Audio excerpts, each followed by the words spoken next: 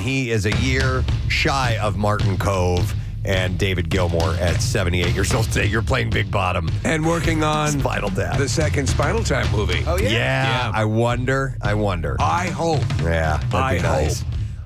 He's amazing. Happy 78th birthday to Rob Reiner. Okay, via Zoom. Let's see if we can get an answer to this question. We have a very smiley individual who is joining us, and I love that. And the question is, in which city is the Taj Mahal? We're going to Alex. Hey, Alex.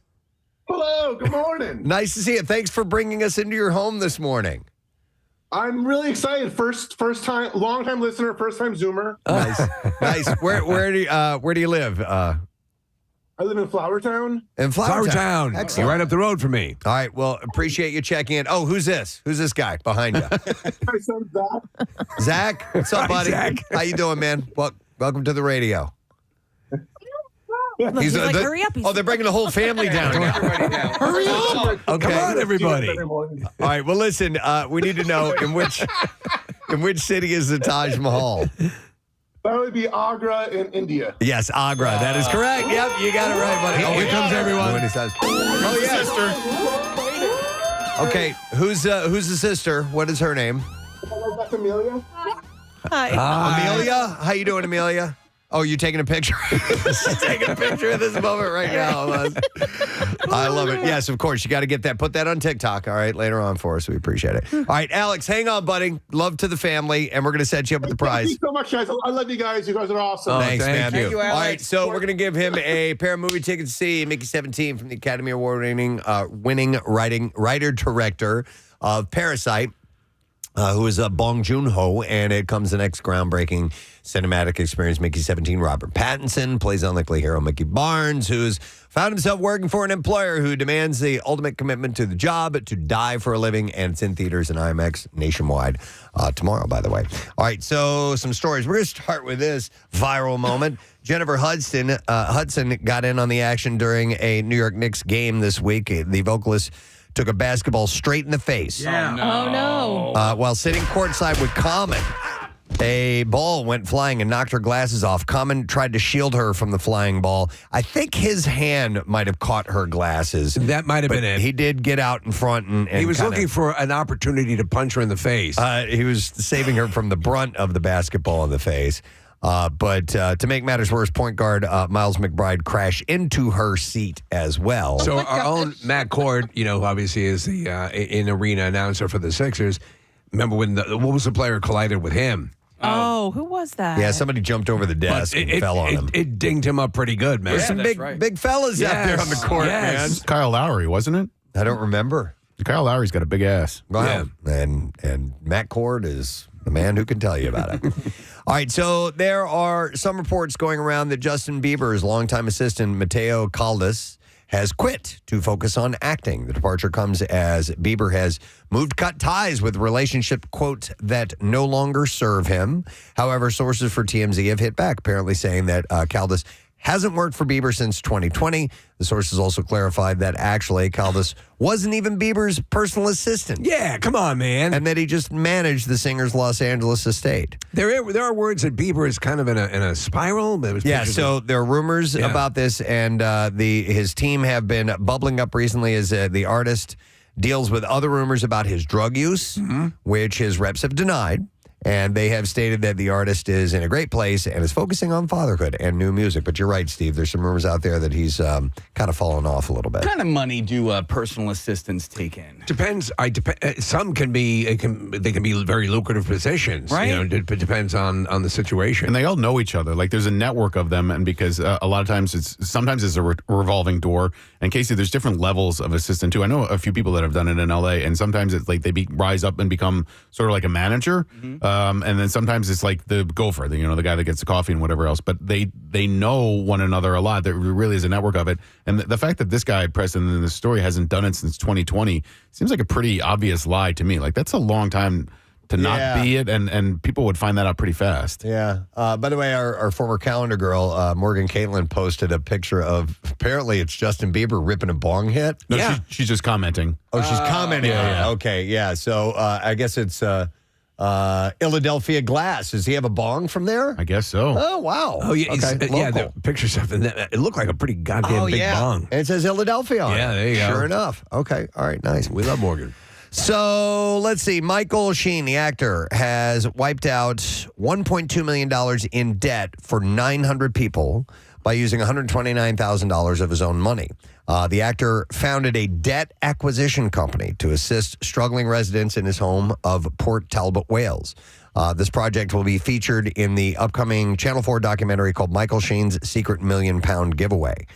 He said the shocking thing is that people have started having to use credit cards, overdrafts to pay for basics, explaining why he wanted to take action. And he added, once you're underwater, it's very hard to get out again. That's very true. That's why I wanted to do this, to draw attention to the fact that this is going on, and we need to push to try and make a difference for people. So they closed down a plant in the town, and that's what sent a lot of people into the rears? It was the Port Talbot Steel Mill, and it left many in the region unemployed and deep in debt. And Sheen expressed in a preview for the show, I'm genuinely am not sure if I can afford to do this, but I'm still going to do it. So that's really cool that he's trying to help people out like that. Gwyneth Paltrow opened up about how menopause and the Los Angeles wildfires pushed her to drink nightly. She said, I've used alcohol for its purpose. On the March 4th episode of the Goop podcast. The Goop podcast. She told Dr. Mary Claire Hamer that while her menopause symptoms... Can you hit that one more time? That's our Goop sound effect. While her menopause symptoms are usually manageable, drinking during the fires in January made everything worse. And it's terrible because when you're going through menopause, you get hot flashes, and then you also have a raging forest fire outside your house. She said, my symptoms were completely out of control, and she realized for the first time how much alcohol impacted her menopause experience. Paltrow also shared that she's struggling with insomnia and anxiety, saying I would just wake up and I would get crushed with anxiety, which I've never had in my life. Though the experience was tough, Paltrow clarified, saying, now at this point, I don't drink at all. I don't drink a lot at all. Maybe I'll have one drink a week, adding that she's hopeful things are improving. She said, I feel like hopefully I'm coming out on the other side. Speaking of hot flashes, have you ever seen the video of that woman who the steam is coming off of her head? Yes, it's insane. She's sitting outside, it's cold, and all of a sudden she gets this hot flash, and she has a very shorn hairdo, and you can just see steam rising off of her head. Here it is. Look at it. Yeah. Oh, wow. And apparently she was having a hot flash. Isn't that wild? Real? Yeah, apparently. I guess so. Wow. Yeah. So the hot flashes can be pretty intense. Congratulations to Bachelor Nation star Gabby Windy and her partner Robbie Hoffman, who are now husband and wife. The couple revealed the news on Instagram. Can't believe it. I've really been pulling for these two. Alongside a carousel of pics and videos with the caption, husband and wife, 1/11/2025. There it begins. Wendy told Cosmopolitan the couple decided to elope in the middle of the LA wild. Let's antelope. I'd rather cantaloupe. And it was in the middle of the LA wildfires. Yeah. They headed to Vegas and they got married. And she said, what better time to get married than right now? Because if the world is ending, we want to be with each other, she said. Wendy appeared on season 26 of The Bachelor. Jesus Christ. And season 19 of The Bachelorette, as well as the current season of The Traitors. The Traitors? To the country? No, isn't there a show that one actor is hosting it? I don't know. Maybe I don't Cumming? know. Alan Cumming? Alan Cumming, yeah. Oh, and it's I got The Traitors? Yeah. Okay. We've talked about this a little bit. Like, it's sort of all this backstabbing that happens in this house, and there's a prize involved. It's a fairly typical reality show. A reality game show? Yeah, All right. exactly. Okay. So this woman is gay, I guess, and but was she gay on The Bachelor? Robbie. She's with a guy named Robbie. Nope, she's not very good at it. No, she's with a girl named A Robbie. girl named Robbie. Oh. Okay, well, there we go. Gabby and Robbie are both women. Well, it says here husband and wife. This story is incorrect. It's wrong. So it's wife and wife. All right. Well, unless one identifies as a husband. So nonetheless, those two kids, those two crazy, whoever they are, whatever they They are went and off did it. on their journey. All right, another reality show story. Big Brother Season 7 winner Mike Boogie Malin was busted for shoplifting for multiple CVS locations in the San Fernando Valley of California. So according to Us Magazine. I remember this guy. I don't really? know why. I in the earlier days of when people paid attention to this show, Big Brother, and he became sort of a fan favorite. Okay, he was arrested and booked for misdemeanor theft and then released on a citation. He's no stranger to run-ins with law. In 2011, he was sued for embezzlement in order to pay $800,000. He was also arrested for felony stalking and misdemeanor DUI over the years. What'd you expect? His nickname is Snot. It's Boogie. Oh. He first appeared on Big Brother 2 in 2001. So, yeah, the early days of those shows, too. And returned for Big Brother All-Stars in Season 7, where he won $500,000. And he returned to the reality show as a coach in Season 14. Must have burned through that money. Speaking of money, I like this story. He may be a millionaire many times over, but Ben Affleck still occasionally hits the brakes on spending, particularly when it's his kids looking to break into dad's wallet. The actor took his 13-year-old son Samuel to the Got Soul sneaker convention recently. Tell me, did you get good grades in school? You better. And when the teen seemed fixated on a pair of Dior Air Jordan 1s. For how much? $6,000. Oh, my God. What a steal. Ben's reaction was one that every parent is familiar with. He said, you like those because they're expensive. Yes. And he told his son that, who replied, no, they're tough. I've always said that they look good. Well, Dad eventually seemed to agree with his son as how cool the sneakers were. Even his son balked when he heard the price. And once again, Ben broke into his every dad routine and he said, that's a lot of lawns you got to mow there. So he told the Tell me, do you bleed? yeah, right. $6,000. When I beat your ass, you will. Even for Ben Affleck, that's a bridge too far. Wow, we're watching video. He's the same mannerisms as his dad. The son does? Yeah. Nice. All right, let's see. I thought this was kind of a cool little story. Jesse Eisenberg has officially become a Polish citizen, receiving the honor from the president, Andrzej Duda. I'm sure I'm messing that name up. All the Duda Day. After the success of his Oscar-winning film, A Real Pain, which tells the story of Poland's Jewish history. And at the ceremony, Eisenberg reflected on his deepening connection to the country, saying, something so obvious occurred to me. My family had lived in this place for far longer than we lived in New York. And he added, in addition to that tragedy of history, is also the tragedy that my family didn't feel any connection anymore to Poland. It's really cool that happened. Yeah. Inspired by the loss of his great aunt who fled Poland in 1938, Eisenberg wrote, directed, and starred in A Real Pain, which follows two American cousins on a journey to honor their Holocaust-surviving grandmother. President Duda praised the actor's dedication to his roots, saying, I'm delighted that people across the ocean acknowledge their heritage and seek to forge a connection with our country. Now get out of here. Yeah, there were parts of that movie I really liked a lot, and then some of it didn't gel completely for me. Yeah. I came in with a lot of the praise ringing in my ears prior to it, and I was expecting a little bit more, but I still liked it. Same here. So Vin Diesel is teasing that Groot may get a Guardians of the Galaxy spinoff. It's about Poland. Diesel has been the voice of Groot since 2014's Guardians of the Galaxy film and dropped a hint on Instagram saying Disney wants their Planet X, which some say is Marvel's most anticipated movie, and the film where Groot returns to his home planet. And Vin also shared that he's got other irons in the fire. He listed off Fast X Part 2. You gotta be kidding me. A Rock'em Sock'em adaptation based on the Mattel toy, and new installments of Triple X, Riddick, and The Last Witch Hunter. Okay, both Riddick and The Witch Hunter could be interesting. I like both those. In general, I'm not dramatically opposed to anything he's been involved in. Yeah. His video game stuff has been very cool. Yeah. I'm wondering, though, would they then flesh out Groot's vocabulary if you're going to have a movie? How... yeah, either that or subtitles. Subtitles, maybe? I don't really know. Yeah, that's a good question. But, Vin's got lots of work ahead of him. I got irons in the fire. No matter what, he's got a lot of irons in the fire.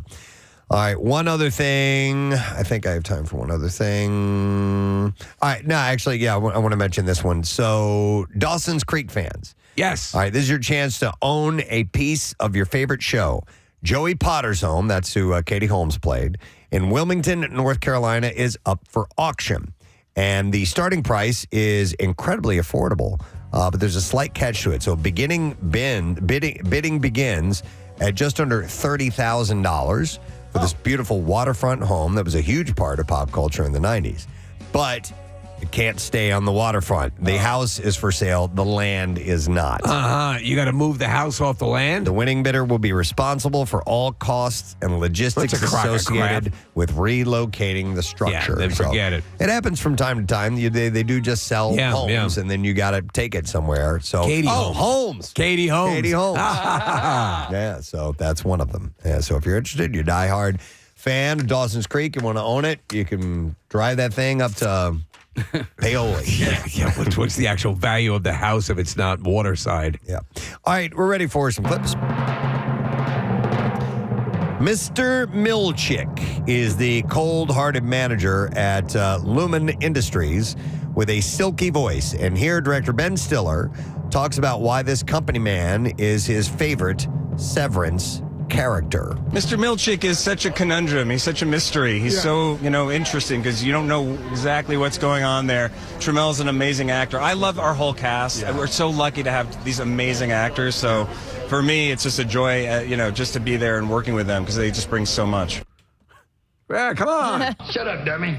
I've seen some interviews with this guy, Tramel Tillman. His character on Severance is pretty evil. You're not quite sure what's going on with him all the time, but he's fairly ruthless. In real life, he looks like the happiest, nicest person on the planet. Really? Juxtaposing the two, you're like, that guy's playing Mr. Milchick? Wow.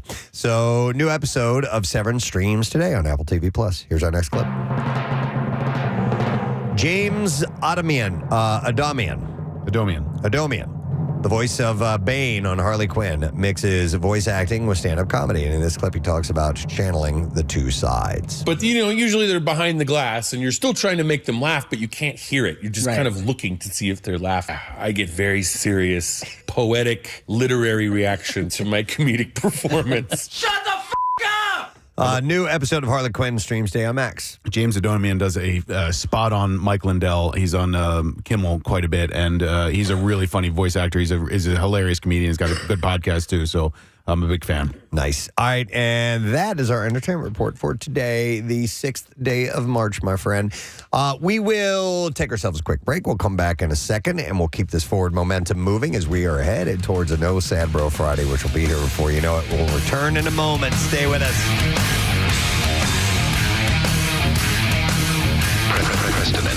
That's actually a fun game. I'll have to look up because what happens on the throwing process is everyone runs in different directions, but if your name is called as you're running, you realize it's you or your color. Yeah, and you got to go back and get and it. then you've got to run back. I feel like I've missed out on my childhood. It was awesome. I never played this game. And I never knew Andy Warhol invented it. Yeah. Well, he was a color guy, right? He was. He was very much about it. Totally. It doesn't have to be colors, though. It can be anything. Okay. Yeah, it could be all kinds of categories. Campbell's soup. So anyhow, I don't know why that made me laugh so hard. But He's just kind of the last person you'd figure. would have been Spud. Oh my God! I've got to quit snorting, man. I am doing that way too often. You snorted on the golf course yesterday. I can't help it. It's after a long wheezy laugh, and then I have to inhale, and somehow or another my nose gets involved. I can't help it. Casey brought these into the studio. I have 3 ink pens. They're Bic, just your standard, office ink pen, cheapies. One might find in any drawer. Yeah, and these have been mutilated. What happened? Clearly, someone has been chewing on these pens. Well, wait a second. They're kept in this studio, correct? No. He got these from the what's the number studio next door? 4F. 4F. Yeah. In Studio 4F, which is the main MMR studio. And these pens are absolutely mutilated by how badly they've been chewed on. So who do you figure is the greatest perpetrator, or the most I know likely exactly who it is. perpetrator? You know who it is? Yes, that pen looks extremely familiar to me. Oh. Who is it? It's Matt Cord. That's what I Matt Cord. He used to do that with. I used to him and I used to get. I would basically make fun of him because he would do that to all the pens at the Sixers games. He would use a red and a blue pen, and he would chew the F out of them. He would chew the F out of the top of it. And Matt's got some major teeth. I always used to be like, "Ew, that's so gross." We have a point of contention up on the phone. Preston. There may be a false accusation. Hang on a second. Yeah, Pancake's on the line. Pierre's producer. Hey, Pancake. Hey guys, how you doing? Good. So you have a theory on the chewed pens? Yeah. So I think that it's Jackie. See, Jackie blames Matt Cord. Well, because Matt Cord uses different pens. Matt Cord has. That's true. He has Matt Cord has special DJ pens. He does. Now, Pancake's right. He has the blue and the red pen that he uses for everything. All right. Well, Pancake, I don't know. You still thinking it's Jackie? I think it's Jackie. I'm not sure, but we actually call it the pen famine, and we ordered a box of 50 pens because we were getting 2 and 3 at a time. Wow. You call it the pen what? The pen famine. The pen famine. Oh, pen famine. The great pen famine. The great pen famine, yeah. All right, Matt's on the line. Hey, Matt. I don't chew pens. You don't chew pens ever? No, I treat I use Papermate, Flare, blue and red. I treat them like gold. You put that cap in your mouth. Do not say you don't. Well, but I never chew it. I don't. The chewer's Jackie. Come on. All right. So Matt's vehemently, no, definitely not. He says Okay. Jackie is the Thank chewer. you, Matt. Okay. All right. So it's not Pierre and it's not Matt Cord. Should we bring in an expert to note the teeth markings and do a DNA test? That's exactly what I was thinking. Because you have a set number of people who are using that air studio. You can get DNA swabs. Yep. And then get samples from all of the chalks, and you could nail this down in no time. Do you want me to go to Jackie Bam Bam's secret hiding spot and see how many pens he has there? And see if there's any chewed up ones. Hang on. Oh. Casey. Can I come with you? I want to see where it is. Can you divulge that I'm to going her? with them. Case? Look at how thrilled they are to do this. I know. All right, hold on a second. This is what it's come to.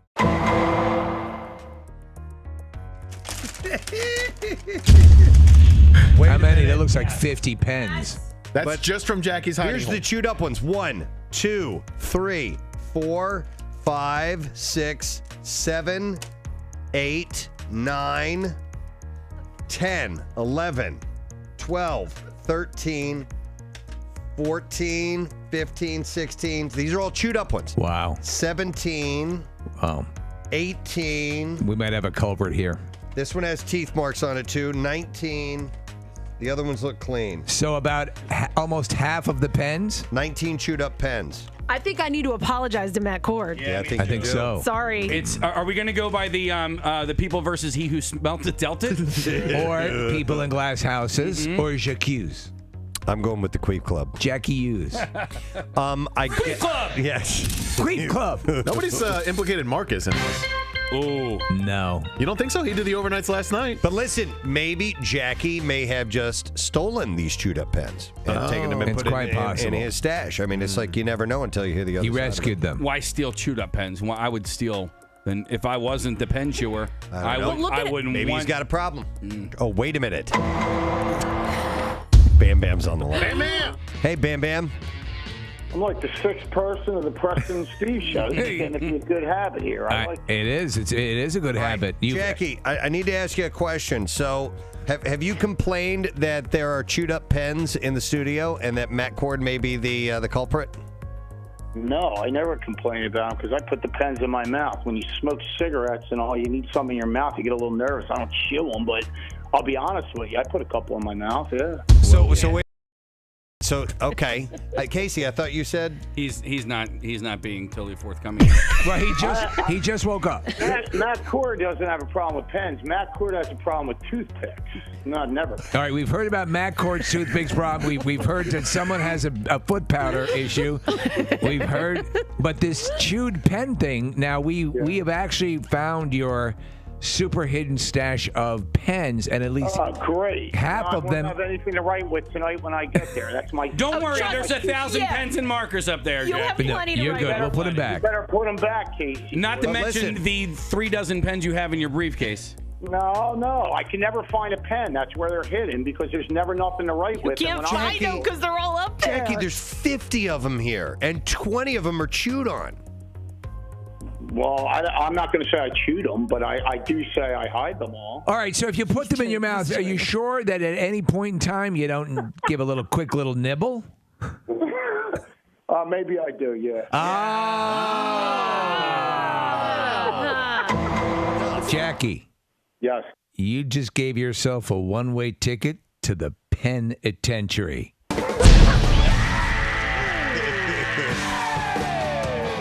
By the way, somebody texted in and said, Cord was just a red herring. It was Bam Bam in 4F with the big pen. Yes.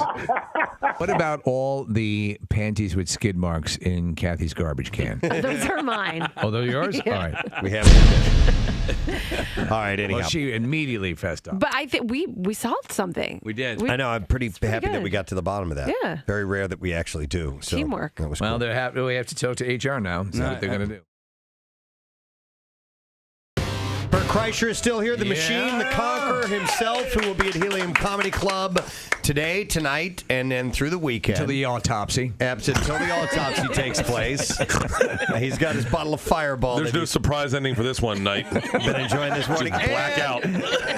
Our other guests we love having here anytime he can. There's a very cool party coming up. Some of us have been to it before, and it's for a great cause. For a great cause. Santa Claus. You can do it. Oh, one of those things. God. It's M. Night Shyamalan. Yeah. He's here this morning. Thank you, guys. Good to see you, man. Good to see you, too. All right. So, Bert, I know, was just a huge fan, and he wanted to stick around. It's so cool meeting you. Thank you, man. You've given me so much enjoyment. Do you ever think that? Like, how you've, okay, we were sharing this, and I didn't want to talk about this on air because it may come out. Tell the story that you were telling us. It's absolutely fine.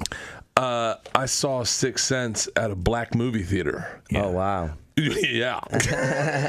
And it was the coolest experience because it really brought me together with black dudes. Like, as soon as he goes back and he sees the blood, I realized it with every black dude, and I hear the guy behind me like, "Oh, dude's dead, dude's dead," and then I stand up like, "Dude's dead, dude's dead," and we start hitting each other. We're all standing up in the movie theater. It was so, and then we sat in the lobby for an hour later, breaking down the movie, being like, "Yeah, thermostat drops. Yeah, oh that makes sense. Oh, the mom, she was talking to herself. She was talking to herself.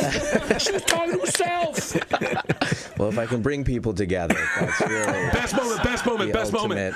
That was the kid from New Kids on the Block. Shut up! Shut up! That's the surprise. Last night, and I was just skimming through the channels. Yeah. So you had Unbreakable. Oh! You had The Village. The Village! Hey, just a minute, Bert. Calm down, Bert. You had Unbreakable, The Village, Lady in the Water, and The Visit were all on TV? last night. Wow. Every single one of them. And is it because it's this time of year that maybe the cable companies say, all right. How much money do you have? I think as a new movie is coming out, as it's coming out, they try to play my movies again. Okay. So they feel there's more attention and people want to catch up on old movies they haven't seen and those kind of things. So as this new movie's coming out, they start playing the old. I watched. By the way, I have to say, yes. Whenever I tend to not go on radio shows, I've said this to you guys around the country because like the cowbells and all that stuff. Yeah. And I always go, would Kubrick do this? And now as I'm sitting next to you in your underwear, I'm questioning my very decision. status. I mean, it reminds me of in high school when I was on the swim team. But this is the last time I think I've seen a male in a Speedo. Get ready, a wave's coming. Do you underestimate your audiences sometimes in a movie or overestimate them and like they'll figure this out now? Like, how did you know we were going to figure it out then? That's what I can't understand. How did you know I was going to get it when he went, and I was like, how did you know I was going to stand up, grab a black dude by his dreadlocks and go, dude's dead? How did you know I'm going to guess that part he did not know. But that it's called the dreadlock moment. Yes. The technical term for it. And someone better get a picture of me getting a shot with M. Night Shyamalan. So what do we drink? What is this? It's Fireball. If you guys are all drinking it, I'll definitely do it. I'll take a picture. See? I'll have a shot. Anybody who wants a shot, step forward. Now, unless we do this right now, we aren't able to do a shot before 9 a.m. because it's 8:58 a.m. We got to do this. That we did shots before 9 a.m. You ready? Yeah. Cheers, everybody. Bert Kreischer raised it up. Cheers. Cheers. Hey, it is a pleasure meeting you, man. Thank you so much for what you do. Here you go. Toast. Guys, cheers. Prost. Cheers. All right, I got to go to the Helium Comedy Club and do a show now. That's pretty good. What are you doing? I got an extra Speedo.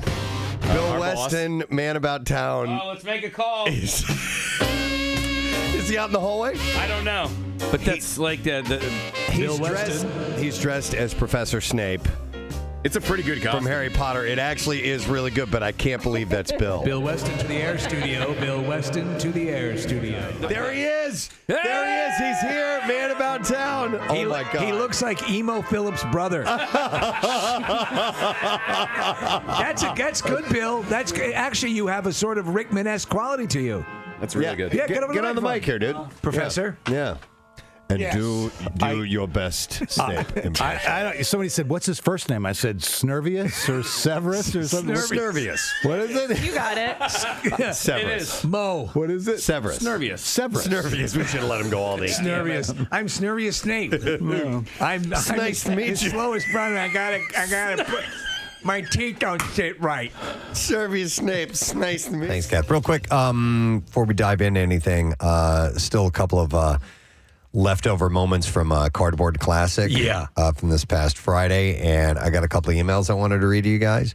I got this from Noah Robbins. He says, Dear Presbo, thank you. I wanted to apologize for not getting back to you sooner, to express my team's gratitude for all the praise you and your motley crew gave our sled at the Classic. Now, he was with Team Moana. Oh, it was great. So He good. said, all the stress of our first big sled day and possibly the grown-up drinks, but me out of commission, or it's supposed to say put me out of commission for 2 days once we got home. Wow. Please give my team's thanks to everyone at the station for hosting another great year of the Classic. For our first year, we kept our sled size smaller and focused on detail and a crowd-pleasing theme. So this is their first time doing it. Well, they had a master stroke with this one. It was terrific. So they had to have been there before and seen it, and then they decided to participate this year, and they nailed it.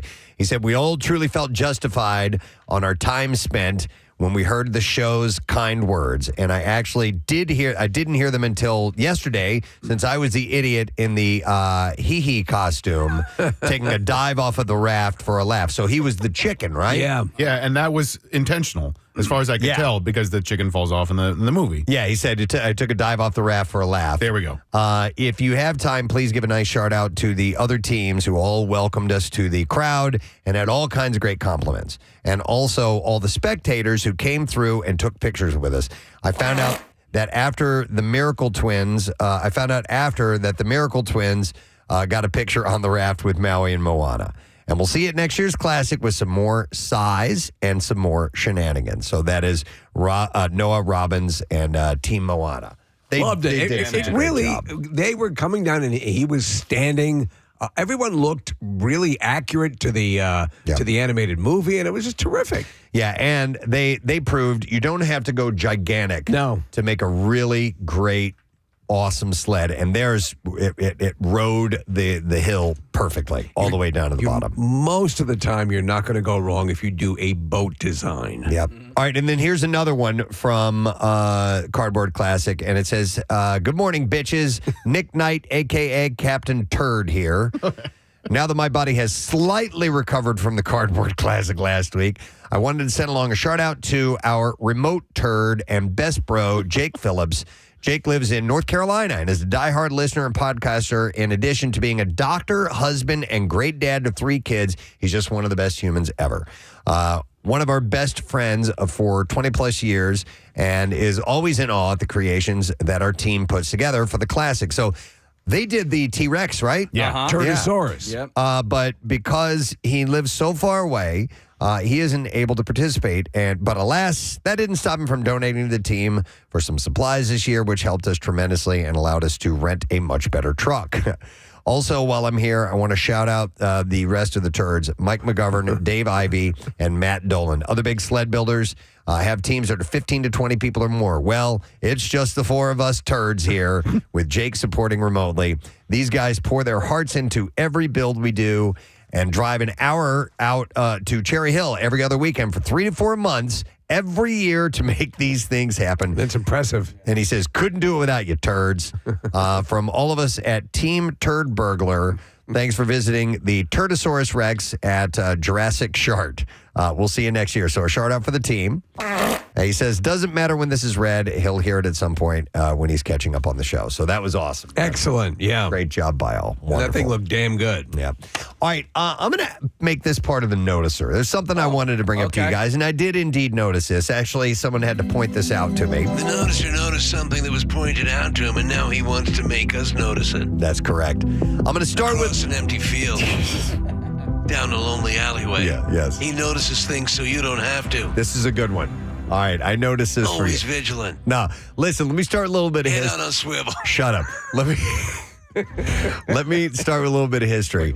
Both Steve and I worked at a radio station called WDRE. That's where we met. Yes. And we started our relationship there. We didn't start doing a morning show until we got to Y100, but we met at WDRE. And yes, we did a little bit of an interchange together. Steve would be broadcasting live and be checking in with me every Friday from the River Deck Cafe. We were what you'd call wacky. Were we wacky? Yeah. All right. So we worked at WDRE, and then we went through years at Y100 and eventually landed here at WMMR. A person that we worked with at both WDRE and Y100 is a guy named Dan Fine. Yes. Dan Great. Fine was our promotion. Dan was in the programming department Yeah, he was the eventually. music director. And eventually moved into more management positions in the radio industry. So Dan reached out to me yesterday. He texted me. And he had an interesting question for me. He asked me if I'd ever interviewed the band Pavement. So Pavement was this kind of indie rock band. They had a really cool sound. It was very indicative of that, grunge indie. They weren't a grunge band, but of that time, there were a lot of these bands that were coming out that just kind of had this cool, kind of apathetic, interesting vibe to them. And Pavement was one of those bands. And Exactly. They were very, very popular and very, very influential. And I got back to him and I go, I don't know. I don't remember. I said, listen, man, at WDRE, we played almost every band that came out at that time. Like the record, I was the music director for the radio station. Music companies would send us all this music. We would listen to it and we would play like 90% of it. And we would just put it out there and see what happened. That was the whole predicate for the station. Yeah. So Pavement was one of those bands. And he said, did you ever interview that band? And I said, man, we played so many bands and we had so many of them on. I'm like, I don't know if I did or not. I'm not 100% sure. And the reason he asked me that is because there is a movie coming out. It's called Range Life, a Pavement Story. Wow. And it stars Joe Keery, who from the show Stranger Things is Steve. He's a great actor. He's been in a bunch of other things as well, but his character in Stranger Things is probably what he's most well known for. He was also in that Casey movie Free Man. Met him. Yeah, he was a really, really nice guy. Wouldn't stop talking about Wetzel's pretzels. So the reason Dan asked me that is in this trailer for Range Life, a Pavement Story, at the very beginning, the first shot in the background is a big black and white WDRE poster. Wow. And so I have this same one in my basement right now, Holy and I have it moly. hanging up on the wall. It's not this framed exact one they have, but I have a banner. And the reason Dan asked me if I ever interviewed them is because in this movie is a character named DJ Preston. Well, it's got to be inspired by you. It has to be. Yeah. Because it says, and I was like, so there were two different DREs. There was one in Long Island, and then there was the one in Philadelphia. And the one in Philadelphia, the frequency was 103.9. And here on this big banner, it says 103.9 FM WDRE Modern Rock.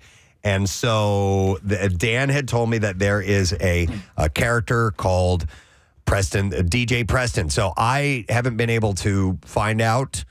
It says here there's an actor named Keith Polson who plays as radio DJ.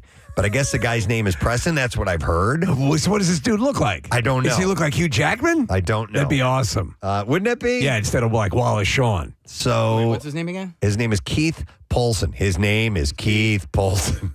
His name is Robert Polson. Was it Robert Polson? His name is Robert Polson. And he's referred to, at least from what Dan said, as DJ Preston. That's what he said. So I haven't seen any confirmation of that. Is this a pivotal point in the? So it's. I know nothing about it. The movie's not out Okay. yet. Huh. So they just released a trailer yesterday. I think It's not even on IMDb, the movie. Yeah. I mean. And it's not on Joe Keery's credits. It's not on Keith Polson's credits. And the movie itself, it does not have an IMDb credit either. Right. I couldn't find that either, Nick, but there's a trailer that was released. Okay. Now, there was a movie called, I think it was the reverse of this title. It was like Pavement, A Range Life Story, which was a documentary. What's the name of this movie? I'm going to do a deep dive on this. It's called Life. Range Life, and then a Pavement Story. Yeah, and there was a documentary that came out in 1994 about this band, Preston, and it was called Pavement, Range Life. Okay, so this is a little bit different. So I hope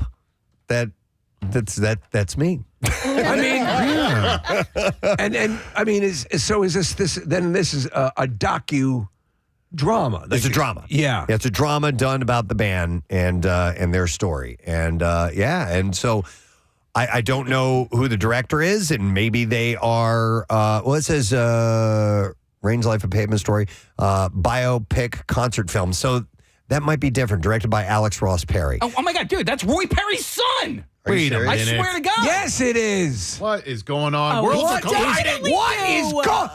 What? It's got to be me. It has to be. Yeah. Roy Perry used to work here, by the way, for those who don't know. Did Roy ever work at Y100? Or No. It was always here, right? It was Gritty Media. Okay. Yeah. I miss Roy. I know. Who's this character, Kathy Flomano? By the way, that should be her when she's menstruating. Is Kathy Flomano. Kathy Flomano. Yeah. When she's menstruating. Well, okay. We're just trying to help you. We can tell, by the way. Is that what you're doing? Yeah. Okay. All right. Anyway, what were you going to say, Kath? Or did we throw you off with the menstrual thing? I don't think I was going to say anything. All right. So anyhow, we'll keep you updated on this and find out, and maybe we can get Joe Keery on. And apparently, Pavement's got a gig. Marissa, you said at the end of the month. Oh, it's on here. Members of Pavement are coming in Union Transfer on March 26th at the Hard Quartet. Let's get them on. Yeah, no kidding. Yeah. It says watch a trailer for. Did you? Oh, this is what they're talking about. Watch a trailer for fake pavement biopic. Why don't we just Range Life, text- a Pavement Story. Let's just text Roy. Yeah, let's get He Roy can on the literally show. call in right now to put an end to this. Yeah. You got Roy. This is music from Pavement, by the way. Cut your hair. It's a fun song, man. Yeah, it's a great song. Remember this? Yes. Put your hair.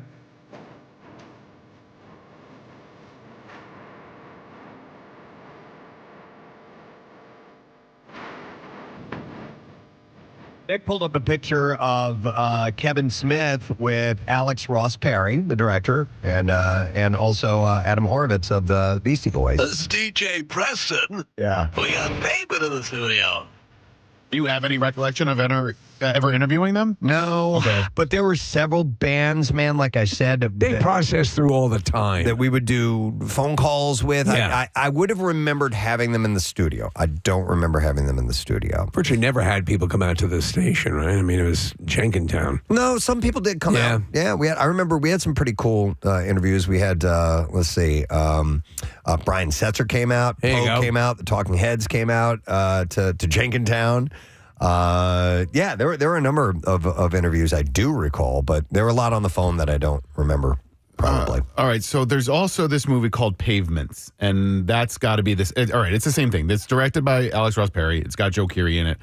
It was supposed to come out last year. I don't think that it did yet. Okay. So this movie exists already, and but maybe they just didn't release it. The release date on IMDb was 2024, but we're just learning about it now. Listen, we can get to the bottom of this right now during the show. We can certainly do that by contacting Roy Perry. Yeah, I just texted him. Yeah. Jason Schwartzman's also in the movie. That's a pretty decent cast. Yeah. Does Jason Schwartzman play DJ Preston? He plays Chris Lombardi. Okay. I think he plays a record label guy. No, Keith Polson plays radio. Oh, that's DJ. right. I'm sorry, and we don't know what he looks like. Kim Gordon's in it. Musician. Oh. She was in. Oh my God. Not the Breeders. I can't remember. Like I said, there's so many bands, and I can't. Kim Gordon, Marissa knows. Hang on a second, Marissa. I don't know about Kim Gordon, but I know about. I found a little blurb about the movie. So it premiered at the Venice Film Festival a year ago. So that's what happens with a lot of these movies. They'll premiere then, and then it takes a while for them to get theatrical releases. But it says the movie tells the history of Pavement as told by archival footage and contemporary footage as the band prepares to embark on their 2022 reunion tour. So I think like all of the actors are the band in 2022, and then it flashes back. Okay, to footage of them. Real and not real footage of them, which is why Kim is in that and why all the band members are in it. Kim Gordon is Sonic Youth. Yes, that is correct. Yeah. All right. Well, anyhow, we'll keep you updated. We'll keep you updated and let you know about DJ Preston. You noticed a mystery. All right. Something else we're going to notice is it's what I do. Steve sent this story over. We may have audio from this or not, Marissa. He had requested that you send this over, but there's a young boy that has become an internet sensation following his endearing doorbell cam apology to his neighbor. Oh, I saw this. I thought this was adorable. The boy from Stockton, California, approached the house to own up to a mishap that occurred while he was playing in his front yard. And we have audio of this? Mm-hmm. All right, this is him. So something happened, and he goes up to the doorbell to address his neighbors. Hey, I was playing soccer with my friend over there. Like, I don't know if this is going to be recording or if you guys are going to see it. But, like, the truck, my dad has the same one. Like, where you get out and where the foot thing is, so, like, you can jump off of the truck and get out safely. Yeah, the ball hit right there. It hit, like, right on that, but, like, the one on the other side. And it set off the alarm for a bit, and I just want to apologize for that. I don't know if anybody's home or if they're sleeping, but I just want to apologize for that. Oh, my God. I just apologize. I don't know what else is going on. Is there any more to it? That's it. No, but they found out later on there was in the house a murder was going on. Okay. But I mean, it made me think of like, nice kid. Yeah, to do that. I remember when I was, a kid and I was forced. You need to go apologize. Oh yeah. And when you have that moment, you learn the importance of apologizing. Yeah. So my neighbors, when their kids were younger, they would they would have friends over. They have a big family, lots of cousins, and they would play ball in the backyard. And the ball would, go over the fence into my yard all the time. Every single time. Knock at the door. We're really sorry, but the ball went over into, like, they were very polite kids. Yes, yeah. The ball went into, I'm like, okay, so it was like one day it was like 5 times. And I was like, look, you guys can go in the backyard. Don't worry about it. Like, you don't have to knock on the door. No, they didn't hear that part. So. Oh, they kept knocking. Every time I was like, it's okay. Were you coming to the door? Your own goddamn ball. Were you coming to the door in lingerie? Yeah, right. Well, that's nice. Their parents instilled in them. Yeah. The apology, make sure that you own up to the. I wouldn't have. I would not have. No. I was nope. And you would have ran, hid, pretended like it wasn't you. But you know what? A conversation for another time, because there's some other things I do want to get to, is the forced to apologize scenario, because I definitely had that. Well, and you know what? I actually read once years ago when Jace was younger is that this article was saying you shouldn't force your child to apologize. Like you're supposed to. You should pay them. Well, no. So I never forced Jace to apologize. I would have to explain the situation and basically say, like, in this type of situation is when you have to apologize because here's what you did. Whatever. And I guess teaching them to like come to their own conclusion that they need to go over and say sorry. Kath, when I was a kid, my neighbor had a grandson, and whenever he came over, he was my best friend. His name was Patrick. And so one time we found the spray paint in their garage, and we decided to spray paint on the side of the garage. I don't know what the hell we were thinking, why we were thinking it was okay, but we spray painted our names. Own names. So it was Casey and Patrick. So Casey. in case you were confused as to who did this on the side of the garage. It was us. Yeah, so a neighbor comes up and sees what we were doing and made us go and tell our parents what we had done. Well, I went home and I didn't say a damn word to anybody about anything. And then next thing I know, I got a knock on the door. Hey, did you happen to spray paint on the McKinney's garage? I'm like, I don't know what you're talking about. Sure enough. Says Casey. But yeah, so not only did I not great. I didn't say anything. I was like, no, this is just going to go away. Wow.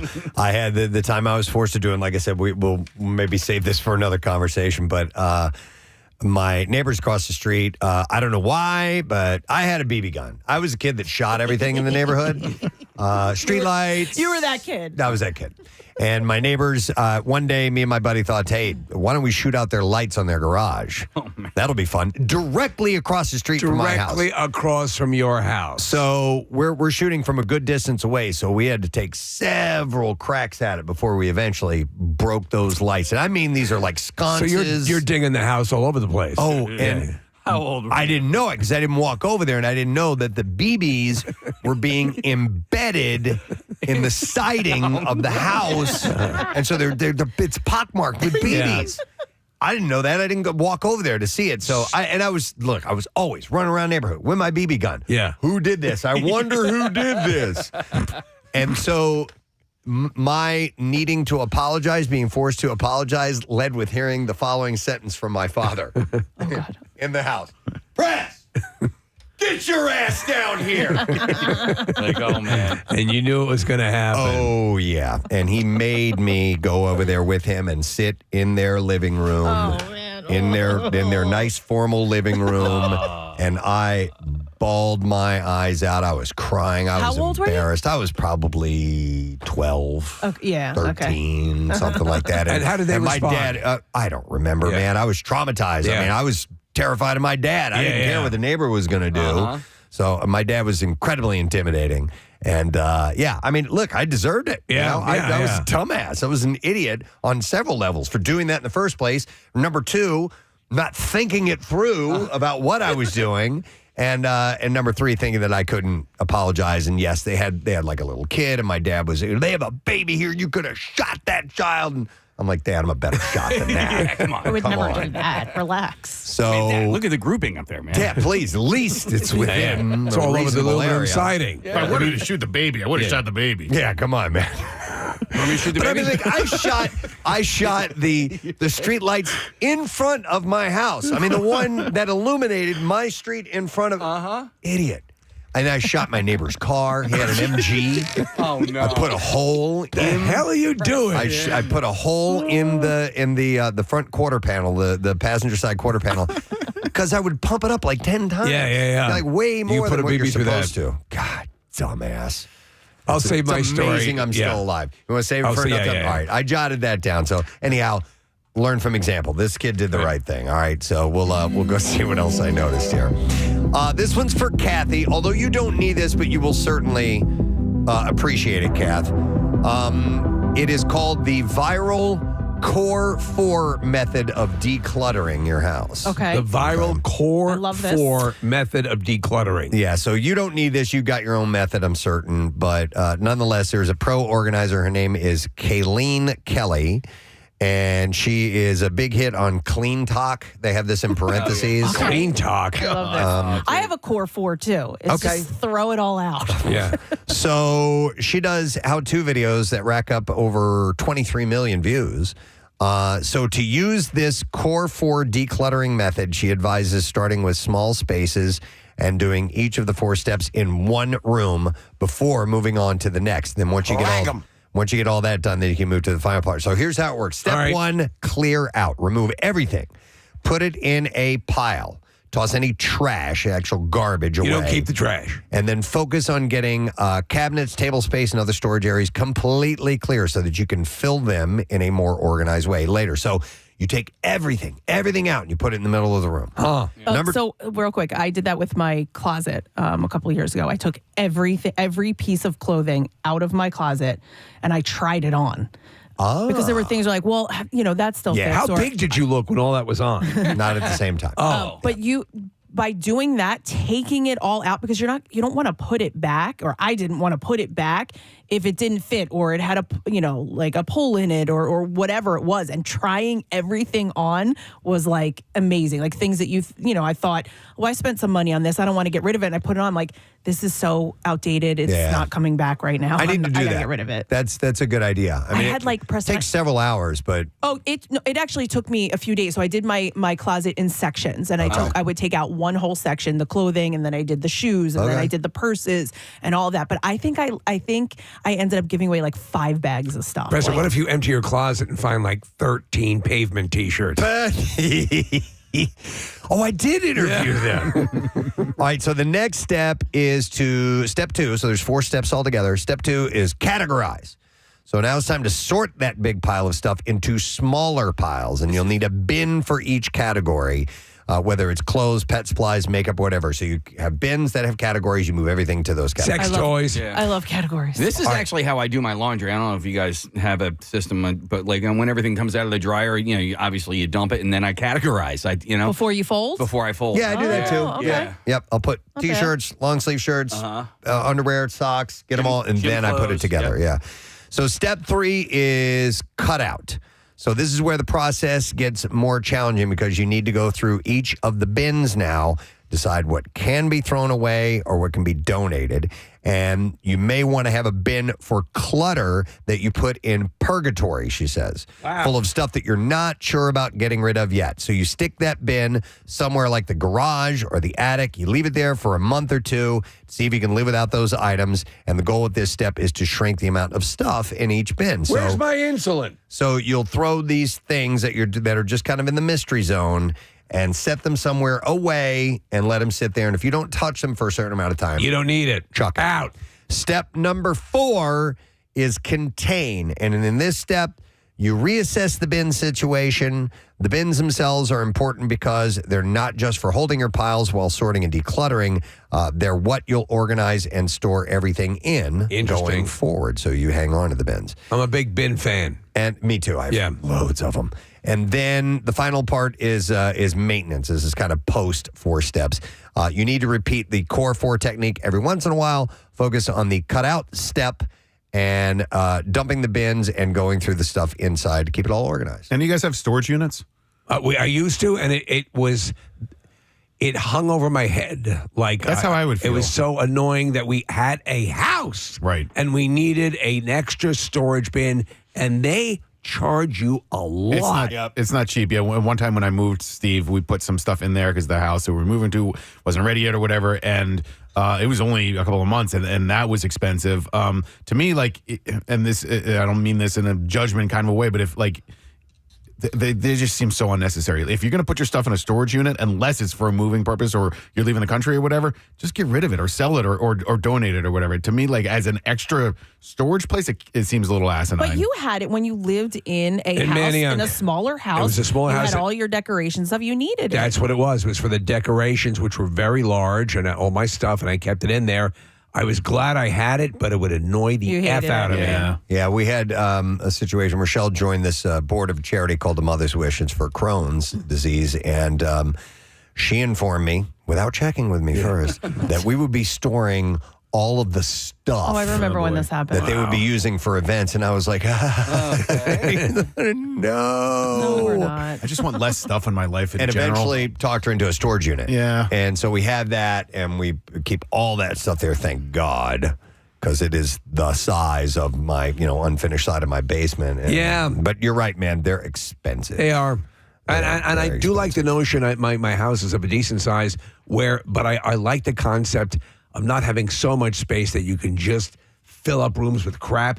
That now I'm at the point now where I'm ready for the spring cleaning and to cycle things out. So, well, then you may want to use her method, Steve. You need to check in. Her name is Kayleen Kelly. Kayleen Kelly. And she's part of Clean Talk, apparently. So, all right. So I thought that was interesting, worth passing along something I noticed. Another thing that I noticed.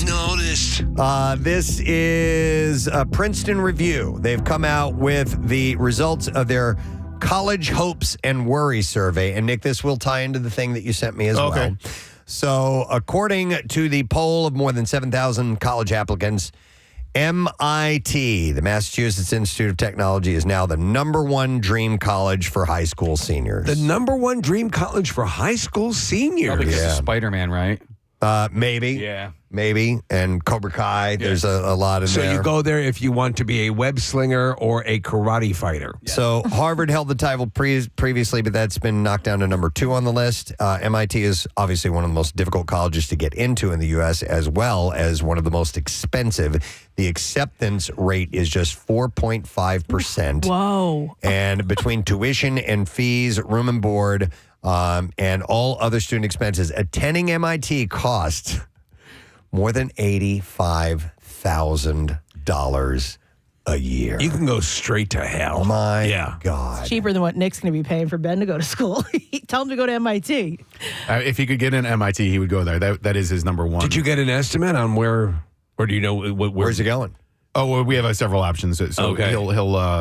he's getting some more acceptances or rejections within the next few weeks. If I may ask, what is the priciest of those options? Probably NYU. Okay, which one's about what? 90. Oh my God! I heard UPenn was going up to 90. Yeah, UPenn. Really? You know what also is really expensive, and he got in yesterday, is Drexel, or he got in 2 days ago. Drexel has this master's program, and it's a 5-year master's program, and Drexel is one of the best schools in the country at finding you a job when you graduate. So he would go in as a mechanical engineer and graduate with a master's in 5 years, which is amazing because it took me 7.5 years to get an undergraduate degree. But that's how much smarter my son is than I am. Is that is he thinking about it? He is, or? yeah. But Drexel's not cheap either. I mean, there are 2 schools on his list that are much more affordable, and then there are several more that are a lot more expensive. With Steve, to answer your question, NYU is by far the most expensive. Jeez. I believe Matt Cord's father and Matt Cord's nephew went to MIT. No kidding. Yeah, definitely Jack did. Yeah. Yeah. And I think one of his nephews also. Those numbers are just blowing my mind. I can't.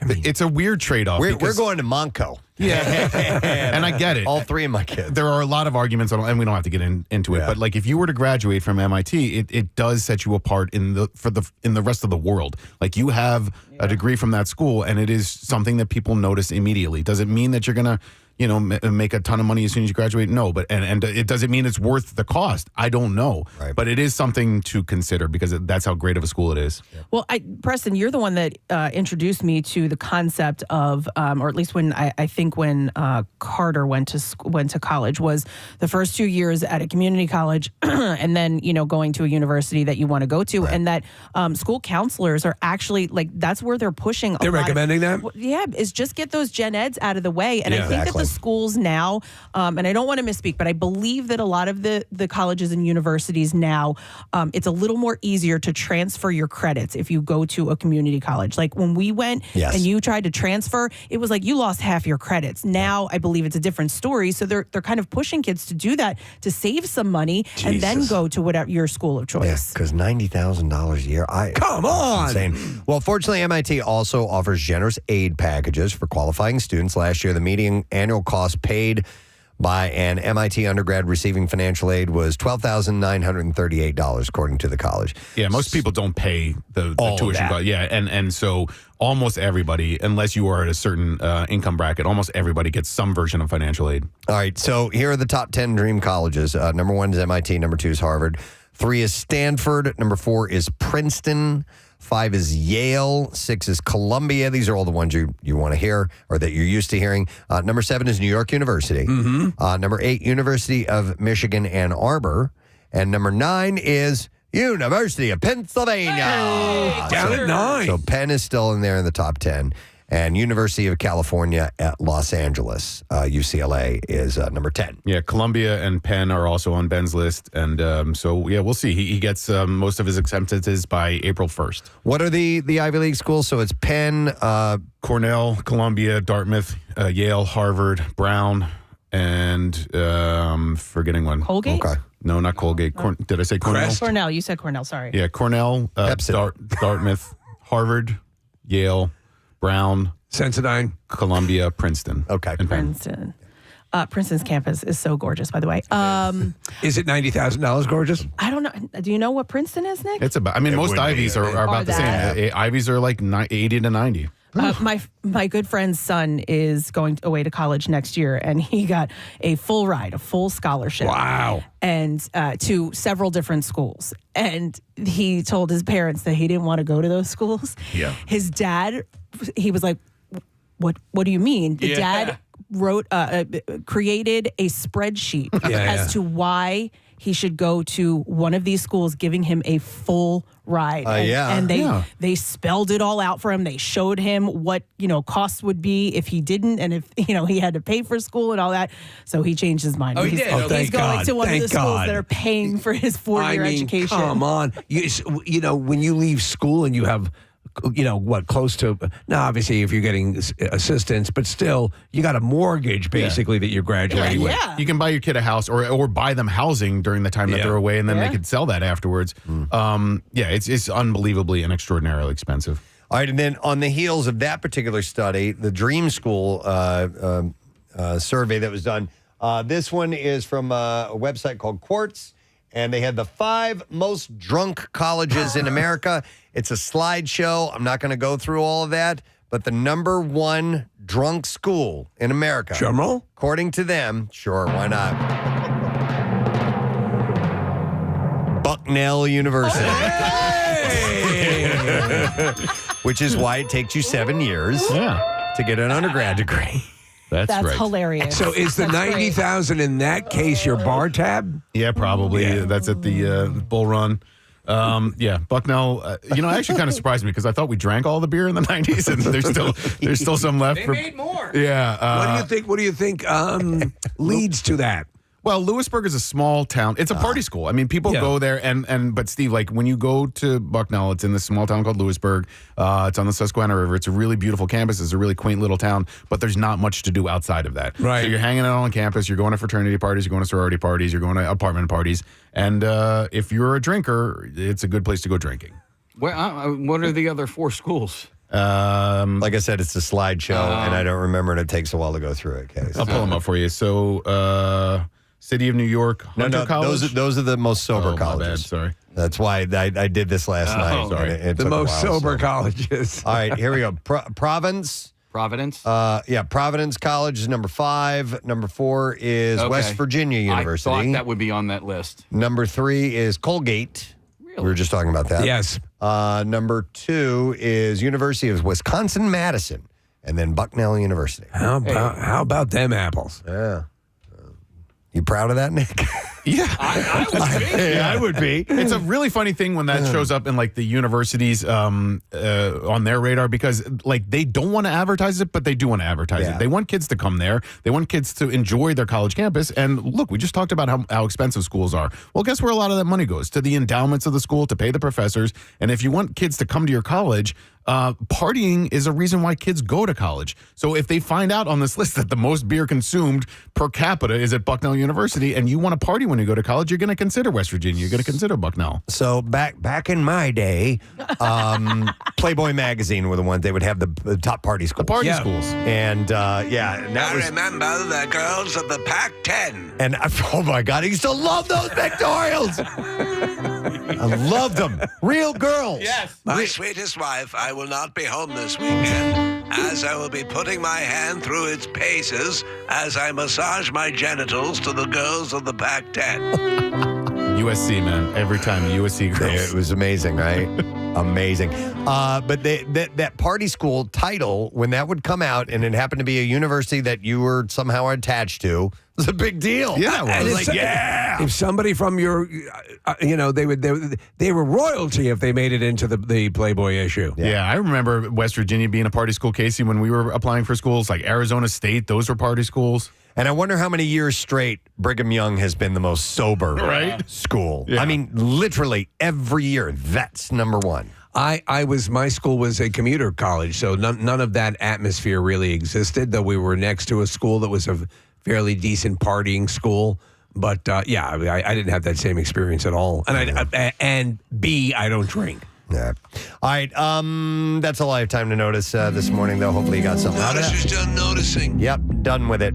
He's done with it. We got other things to get to, damn it. Let's take a quick break. We'll come back in a second. Some bizarre file stories. We'll share those, so stay put. We'll be right back. Preston and Steve. Now are you snooing? Do you have a wand? Did you get it? No, I didn't do the wand. We need to have a when wand. I went to, we had a big Halloween party on Saturday Oh, night. here, I got a wand. I got a wand. I know what he's getting. I know what he's getting too. Yeah. It's probably what they threw out on the field of the Bills game. Yes, indeed. right? Dildo. That's great. Hang on a second, Casey. We'll get your Snurvious. It's perfect for your I'm costume. not going to hold on to that thing. I'm not. I'm not, because somebody's going to take a picture of it, and I'm not touching that thing. Say Wingardium Leviosa. Leviar Leviosa. Oh my God, that is just That's wrong. great, Bill. Do you want a black one instead or No. Was it a theme? No, sorry, Marissa, you lost your opportunity. Drumstick? There you go. Thank you. There's your All right. wand. Were you and the missus doing a Harry Potter? Yeah, she thing? dressed up as Hermione? Maggie Smith. Oh, yeah. Whoever that is. Minerva. Yeah, McGonagall. Oh, yeah. All right, so do you have a delivery? Do you know how he speaks? No. Well, Yeah. It's I went Alan on- Rickman. I know. I Yeah. love Alan Rickman. I was talking to people about Welcome to Hogwarts. Galaxy Quest and Robin Hood on his great roles or whatever. But no, I couldn't. very aristocratic. You know. Yes. Finish this line. Turn to page 300. And 5. Close. 94. Okay. All right. That was good. You are surely wondering I why I have summoned you. Oh, wait, he doesn't have his headphones on. All right. Snevers. Snevers is This is Snurpy Snipplesmatter. This hour. It's come to my attention that earlier this evening, Harry Potter was sighted in Hogsmeade. Now, should anyone, student or staff, attempt to aid Mr. Potter, You have to space out your. I am Snervius Snappus Snippler, and I drink Snapple for the enjoyment, and I click the lid. And my least favorite soup is Snapper. Snapper. they will be punished in a manner consistent with the severity of their transgression. Furthermore, You have to space out your syllables. That's good. That's good. Speak. I There will you go. have a sarsaparilla.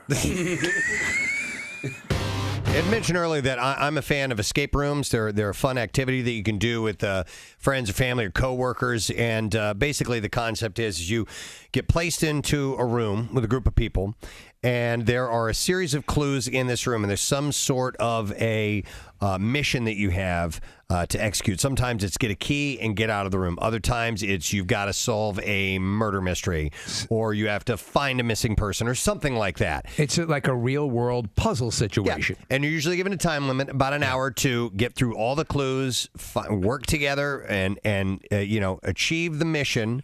And then you're declared victorious. If not, then, well, you didn't make it. So we decided to incorporate that. I think we're going to go to our main man who helms he's got the keys to MMR. He's the man about town, of course. Bill Weston, can you hear me? Hello. Hey, there we are. Hey! How you doing, Bill? I'm okay. All right. All right. We see you standing in front of it says 1313. Oh. Which is like the Munsters, yes. So it's I've been told it's the Bates Manor. Bates Manor is the whole deal, and it's a mansion, and Mr. Bates apparently has a lot of cash on hand, and you guys are going to have to get in there and get it and get out. There's a safe somewhere in there that you need to crack get in, get the loot, and get out before the cops get there, which I assume is within an hour right after it starts. He's the patriarch. He is Master Bates, right? Yeah, he is Master Bates. No. So, Bill, we were going to set you up with Jackson and Matt Cord. Are they handy? Are they there nearby? I have not seen them. Oh, you're kidding me. I don't know. It's rather strange for a disc jockey to be late. Yeah, that's true. Well, you know what? Maybe we can help you out.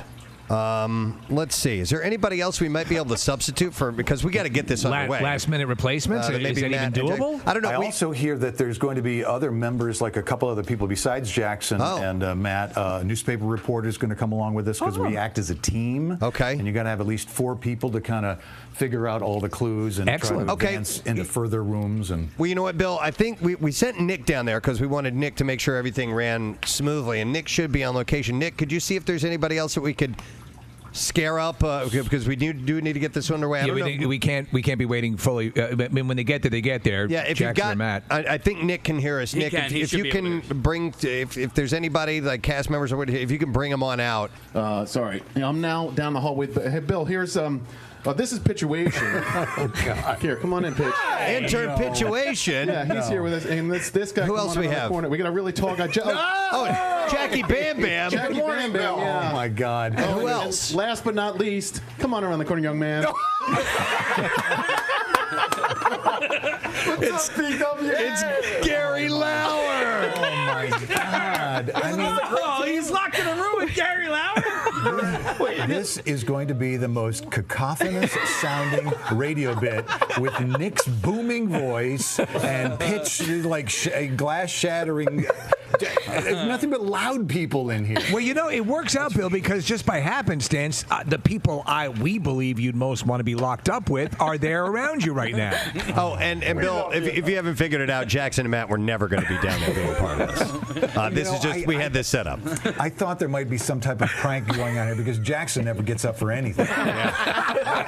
So we were wondering who Bill, and it's all about teamwork for this, and we thought, well, who might it be difficult for Bill to corral and get? So as much as we love Jackie and he's the most amazing overnight guy ever, he is a bit scattered. He's a little all over the place. I got microphones on me and my pants are falling down. He told me to wear pockets. I didn't wear underwear, but there you go. Any underwear? Of course you didn't. And Pitch, no, he never wears underwear. Pitch, can you hear me all right? Yeah, this is great. I can hear everybody back in the studio. Hey! Everybody. Hey! How's Billy doing? I know Bill Weston's having the time of his life. Oh, my God. They say this is like a really great team-building exercise. I'm really wondering what the outcome is going to be. Last but not least, all of these people. Let's see how the mayor of Juniata Park is doing. Gary, can you hear me? This is going to be a blast. Oh, yeah? Kindergarten for adult males. I think we're going to have a wonderful time, children. I think you painted the best picture simply by saying kindergarten. Yeah, and by the way, Gary, we've elected you team captain. Oh, it's going down. It's going down. I believe you have 1 hour from the time this starts. So is there anybody there to officially begin this whole thing, Bill? Is Randy nearby? Randy gave me a bit of an orientation, Okay. like things like numbers on the wall and like there's locks, and I guess we got to find a key to get into the lock of the mailbox. Maybe that tells us how to get into the main door of the next room. And so, go ahead. We're ready to get started. We're looking at the collection here, Bill, on the monitor. It looks like the worst bachelor party ever. All right, it's starting. Clock is running. Go ahead in. Go. Let's do stuff. Let's do it. Let's do stuff. Yeah. All right. Okay. So there's a lock on the mailbox. There's also a lock over here on this. Oh my gosh, the first thing is a puzzle. Oh. This birdhouse. All right. There's a flashlight hanging on the wall. Okay, It doesn't work. They can't hear us right now, so we're going to listen in, and I'll kind of describe what they're doing. They're searching around the front door. What the heck is this? It looks like one of those mirrors that they stick under a car to see if you got a bomb under there. There's probably something. Use that to look up above, and maybe there's something. Bill's got the right idea. I don't think Jackie Bam Bam understands what's going on. That's the thing. I think he thinks this is a kid's birthday party. Yeah, I talked to Jackie this morning, and I'm like, look, has briefed on what's going to happen, and he just kind of sent me back. I don't know. It's kind of I was just told we got to get out of a room or something. So he doesn't really understand the whole concept of it all. And Gary looks like he's just like he's picking things up and looking at them, but even if it was a clue, he's putting it back. All right, let's listen in. Hang on. His situation laughing. Oh, Jackie found something. Thank you. I found a key. Where's it going, Jack? Key? Under the mat. Under the mat. All right. Good catch, Peg. You're welcome. How about is it small? Probably this one. Yeah. Okay, they're about to open up the mailbox out front. Let's see. We got it. Okay. All right, Jackie got it open. He found the key and he's getting it open. Unlock the mailbox. All right. First, we have a letter inside the mailbox. 2 Bates. Let me try that key in this other lock. What if Jackie's like a Manchurian candidate? Like he's been programmed, like he's Jason Bourne and doesn't know it. He has no idea. It's as requested. We've set your alarm code for a 4-digit number. Should you somehow the code, simply look around before entering the house.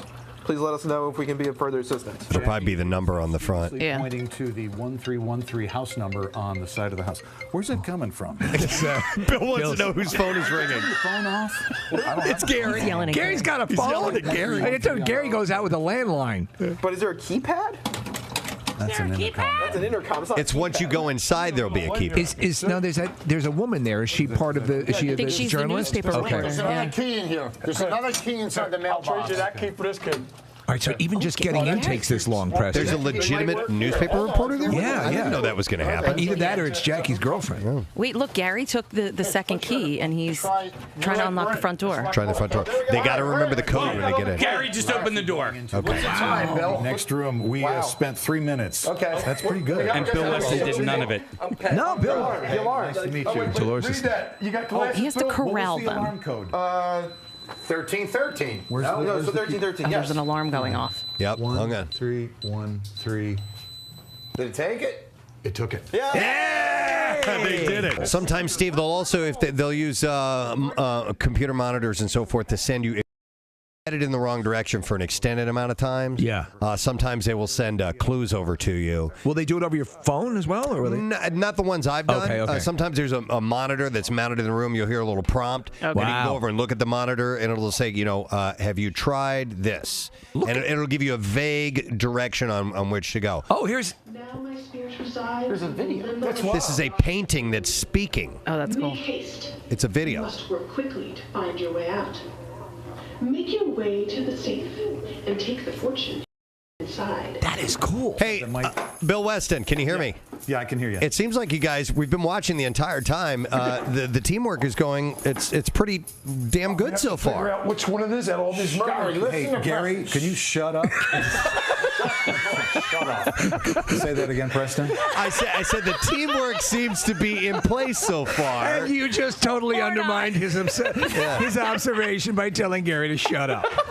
Well, no, everybody's working. It's good. We got a team here, and we're doing stuff. Are you guys impressed by just how this room looks so amazing? Well, Phil, why are you talking? Steve is absolutely right. Randy was telling me that this is not just cheap side. Were you?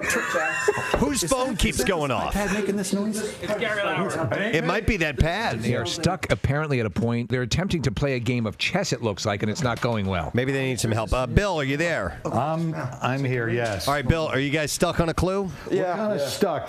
Part of the thing is like we had to find a chess book, and we configured the chessboard exactly in the diagram of the thing.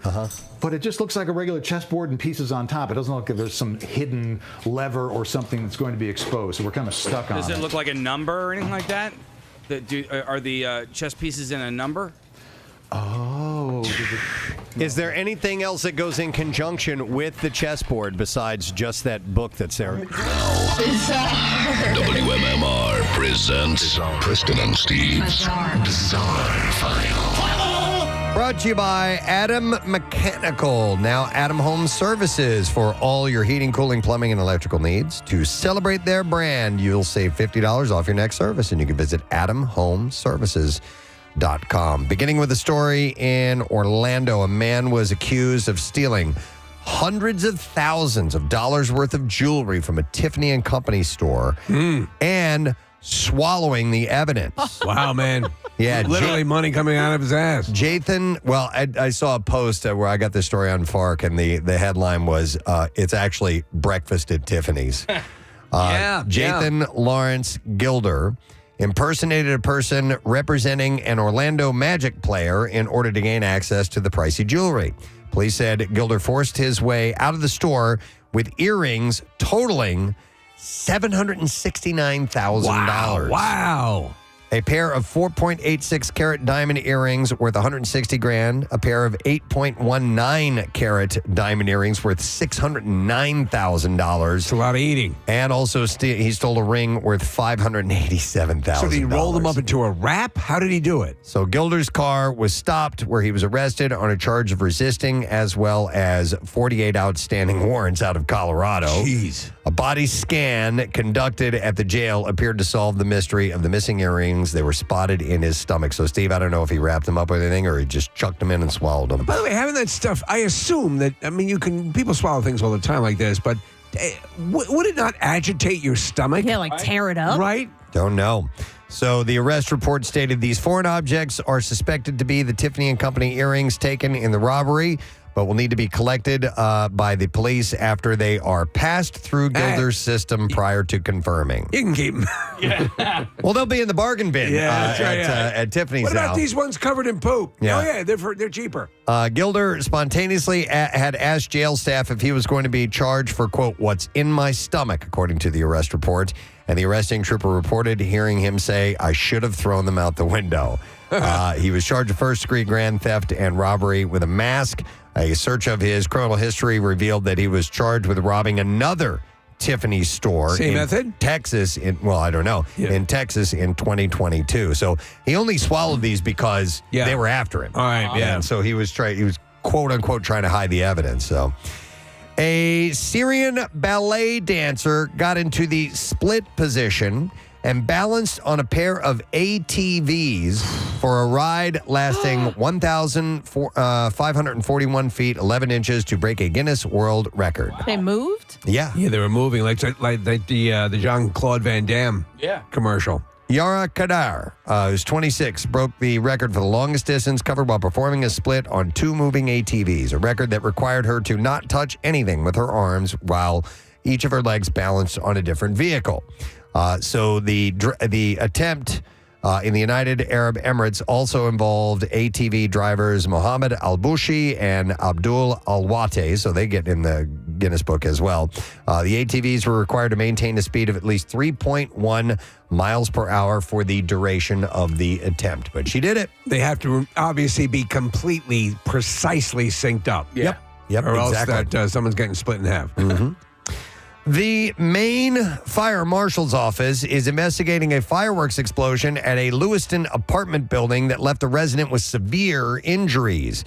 A team of investigators responded after being contacted by the Lewiston Fire Department. Investigators said that a 39-year-old man was seriously injured when a consumer firework exploded inside his apartment. Oh, man. He was flown by helicopter to Maine Medical Center in Portland, where he was listed in critical condition.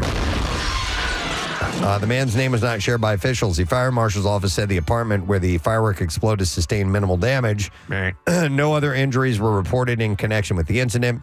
Fireworks are legal in the state of Maine with some exceptions. They just ask you not to detonate them in your apartment. Probably not a good idea to do that. Yeah. There are some things that can legitimately be called a miracle. An unnamed Russian soldier from the 155th Marine Brigade of the Pacific Fleet reportedly fought for a week with a bullet lodged in his brain. It's amazing. Wow. During combat in the Kursk region, a bullet struck his helmet and caused it to fly off. Believing the bullet had merely glanced off, he noticed swelling above his right eye, but continued his duties, expecting it to heal naturally. Wasn't until he suffered another injury from shrapnel and had an x-ray the doctors discovered the bullet embedded in his brain. Medical professionals have labeled his survival a rare miracle, and discussions are underway to honor him for his resilience. I heard the story about a guy who eluded the police with a tennis bracelet in his ass. Wow. Yeah. Wow. All right, and then one last story. A 19-year-old from the UK named Maddie. Maddie? Is a mother of 2, sort of. So Maddie has an 18-month-old... Maddie has an 18-month-old daughter, Ophelia, and a lifelike reborn doll named Forrest. Missing the newborn phase after Ophelia grew into a toddler, Maddie had acquired Forrest to relive those early moments without the financial strain of having another child. How magical.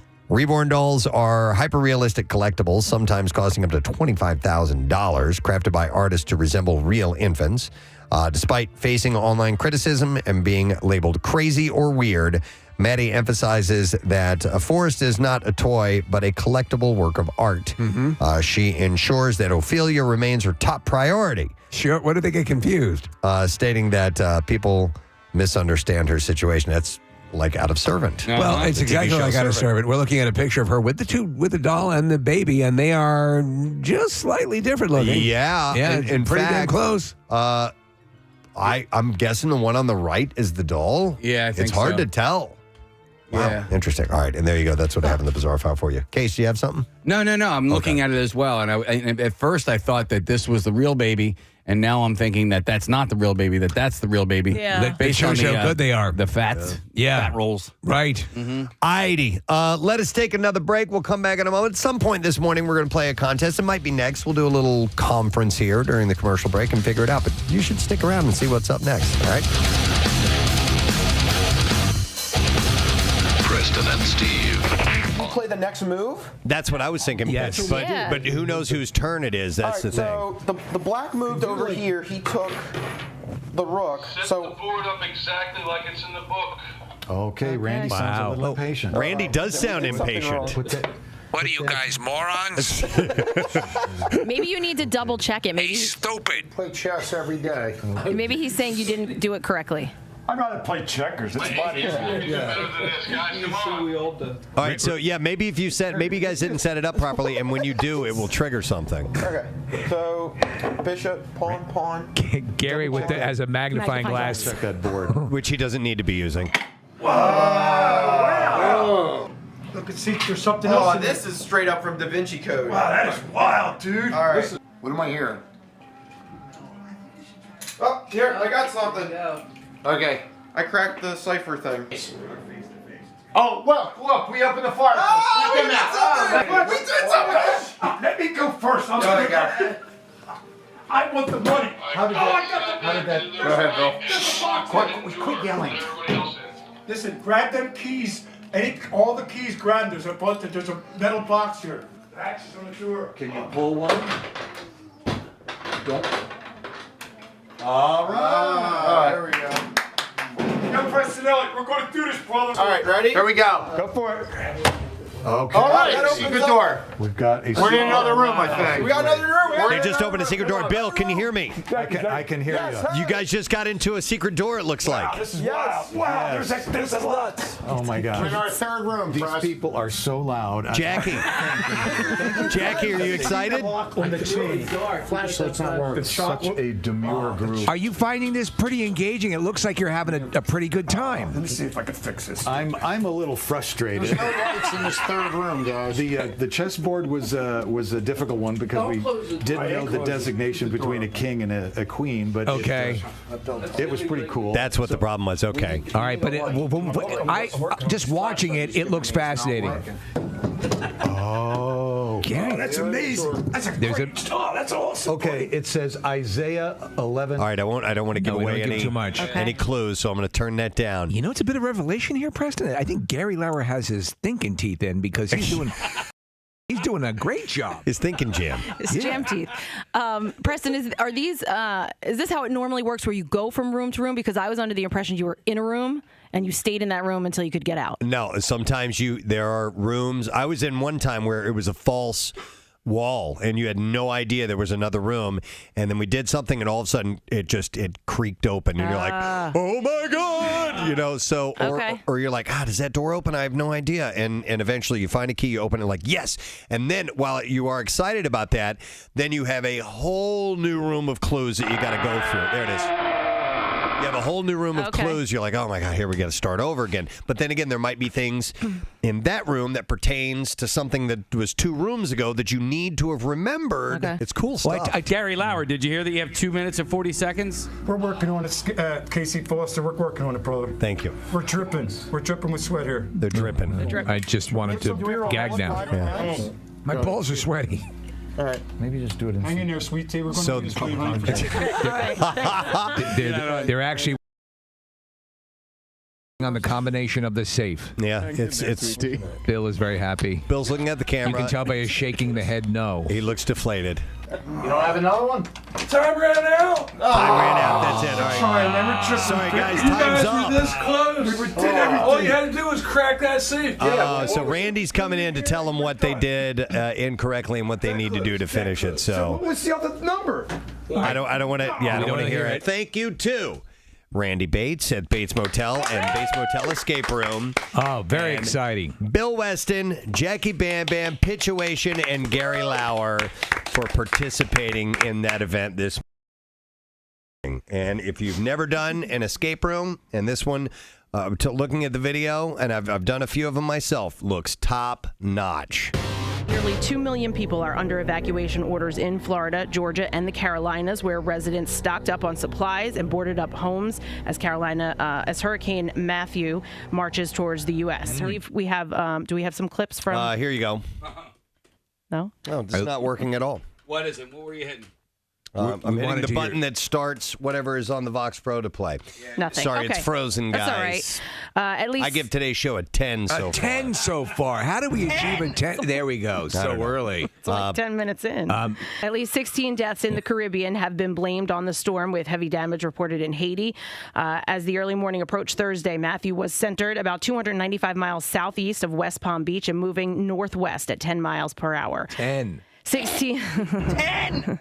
My mother and sister live in Florida. Now, they live on the Gulf side. They live near Tampa and St. Petersburg. The people there are so desensitized. They are. To these huge storms. I'm like, Mom, you guys, I mean, over the years, I've been like, Mom, are you guys going to head north? She's like, nah, we'll just, we'll just stay here. And you know how they, the 24-hour news cycle wants to amp up everything.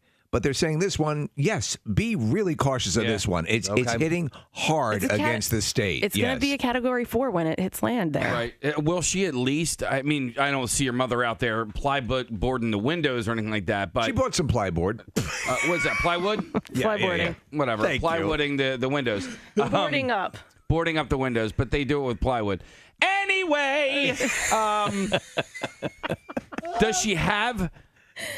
like special shutters that cover the windows? No, well, she lives in a condominium like community or apartment complex. Yeah, I was down in Florida. This was years ago when a storm was coming through. I have family that lived down there my whole life, so we were down there. A storm was coming through, and I remember my aunt was like, "Okay, let's go open all the windows," and I was like, "Open the windows? Yeah. What?" There was a tornado coming through, and we had to open all the windows, and then we were hiding in like doorways. It was pretty damn scary. That growing up in kind of the Tornado Alley area, that was... Oh, my God! Tornado! That was me. The belief was that if you open the windows, it kind of depressurizes the inside of the home and your windows won't explode. But I think it's been proven false, but some people think that you're supposed to open the windows. And it was pretty scary. Like, that wind was whipping through the house. I mean, stuff was flying all over the place. Well, you hope the best for them down there. I mean, Haiti got hit pretty hard. Yeah. Anyway.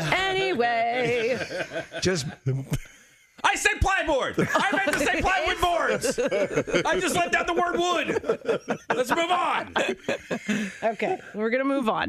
A second 12-year-old has been arrested and charged following another clown threat against a school in Toms River. On Tuesday evening, police say that at no time was there any credible threat, and it appears to be an ill-conceived hoax. The girl was arrested and charged with third-degree criminal count of causing false public alarm. Anyway. That was fast. We have that isolated now, yes. Anyway. And it's so loud. So today, when you're dropping by the 10 store to pick up your plyboard. Yeah. Anyway. That was like the start of his Broadway show. I loved it, man. My favorite part of the day so far. Anyway. And it's early. It is. And that's going to continue for the rest of the morning. All morning. Nick just pulled this up. We're going to talk about something else, but I can't not mention this. Bob Dylan won a Nobel Prize. Wow. Was he awarded a Nobel Peace Prize, huh? Literature Prize. Literature. Yeah. The 75-year-old rock legend received the prize for, quote, having created new poetic expressions within the great American song tradition. Yeah. So he didn't win a Peace Prize. No, he didn't win the Peace Prize. He won the Literature Prize. It's kind of interesting that he won a Literature Prize for a body of work, not something that was just released. Specific. Right? Yeah, it's usually, by my understanding, it's awarded for something. For example, who was the last recipient? And they won for a specific work. I'll look it up. Nick, you know off the top of your head. You know what? I don't know, but yeah, usually it's for like Harper Lee. Didn't she win for Kill a Mockingbird? Yeah, To Kill a Mockingbird. Or was it her laser tag place that she won? Harper Lee, do you love the thrill of combat? Set against a futuristic dystopian world? Well, then you gotta try laser tag. Pew, pew, pew, pew, pew. I'll kill you, you cyborg mother effer. Let me see here. Nobel Prize Literature, Bob Dylan, 2016. Svetlana Alexievich won last year. That's for the 18th Where's Waldo book. Apparently, it was the most difficult time finding Waldo. Interesting. All right. Well, anyhow, he's got a Nobel Prize under his belt now. So. What do you? It's like a WWE belt, right? Yeah, it's a lot like that. No, I have no idea what the actual prize looks like. It's got to be, I don't know, some kind of a plaque or, a hat that says I'm number one. That's a good question. I think for the Nobel Peace Prize, you get something like $250,000. It's a significant chunk of change. Oh, okay. But I don't know what you get for an Amazon credit. And Amazon, yeah. In Amazon credits. Oh, my God. Kathy, the dream come true. Forget it. Casey. Yeah. He went in and heard a piece of audio from our previous break, and he came in. I don't think I've ever seen you that beat red, laughing that hard and unable to breathe before. Oh, God. I just hope this is as funny for you guys. He said it may not be funny for us, but it clearly floored him. MMR. Thank you, Kathy. We have a new phone line here at WMMR. Don't call it.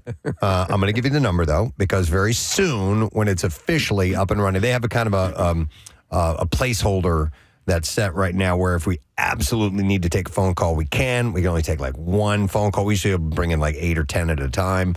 But what you need to do is create a contact in your phone for this number, and that way you'll have it, and it'll be good to go. And when we get this officially up and running, it'll be easier for you to jump in and call. Prepping you for what you've been doing for many years now. You probably just hit your preset or whatever, and you just tell your phone to call or whatever.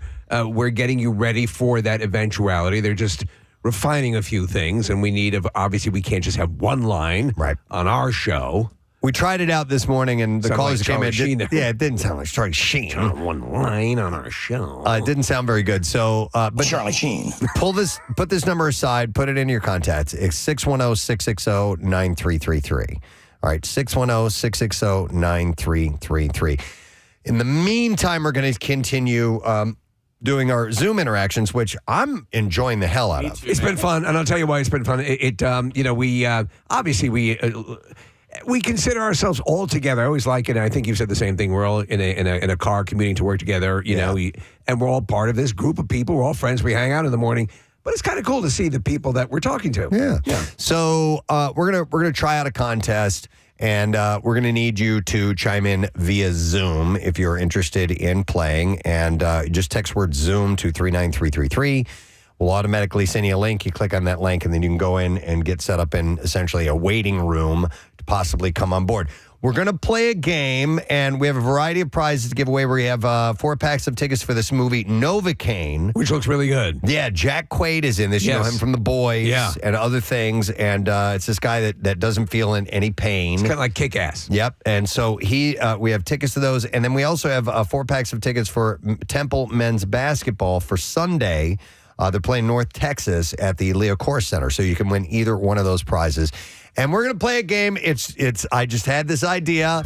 It's been a while since we've heard the voice of James Mason, the legendary actor. James Mason. That is correct. So this is called James Mason Sings the Hits. Do you know what this reminds me of, Preston? On Jeopardy occasionally, they'll do something like this where they'll have the lyrics of songs read without the accompanying music, it becomes difficult to identify the song. Exactly. And James Mason, if you're unfamiliar, Salem's Lot, The Verdict, Journey to the Center of the Earth. A Star is Born. A Star is Born. Heaven Can Wait. Heaven Can Wait. It's time to go, Joe. From Salem's Lot, Back Priest, Back Shaman. And spokesperson for Thunderbird Liquor. Thunderbird. When unexpected guests drop by and you don't want to use the good stuff, pour this piss down their gullets. We were blown away years ago, and this is part of the appeal of James Mason, was that we found a commercial of him for this malt liquor called Thunderbird. It's like, it's the bottom of the barrel. I hate to use the term winos, but, How about that's what they would Aquavova? choose. Yeah. Why don't you drink rubbing alcohol? But just remember to remove the cotton balls from it. So it was malt-based? It wasn't wine-based? I think so. You know what? Was it a joke to put as a spot, or was it for? Because we never determined whether it was a put on or. No, it's legit. It's legit? It was in black and white, and I'm worth millions of dollars adjusted. Can you see I drink this piss? Can you see if we still have that, Casey? Because for reference of the voice that Steve is doing, for our dear departed James Mason, just to give people who may not be familiar with him. A little bit of what James Mason sounds like. I think your impression's spot thanks. on. Yeah. One of my favorite roles of his is in The Verdict, which is the David Mamet script. He's the defense attorney. Yeah. And he's instructing, you reached out into her, you pulled life out of her. The performance is, I think he was nominated for an Oscar for that. Nice. Which is very good. Just like the how about Wild Turkey? All right, well, we don't have it, I guess. That's okay. We'll eventually find Zima.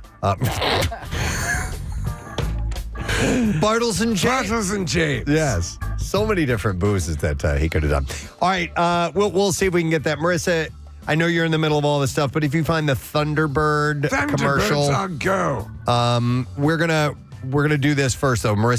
She's juggling all kinds of stuff. So we have our first contestant for James Mason Sings the Hits. This is Alex, who is joining us via Zoom in his car. Good morning, Alex. How you doing, bud?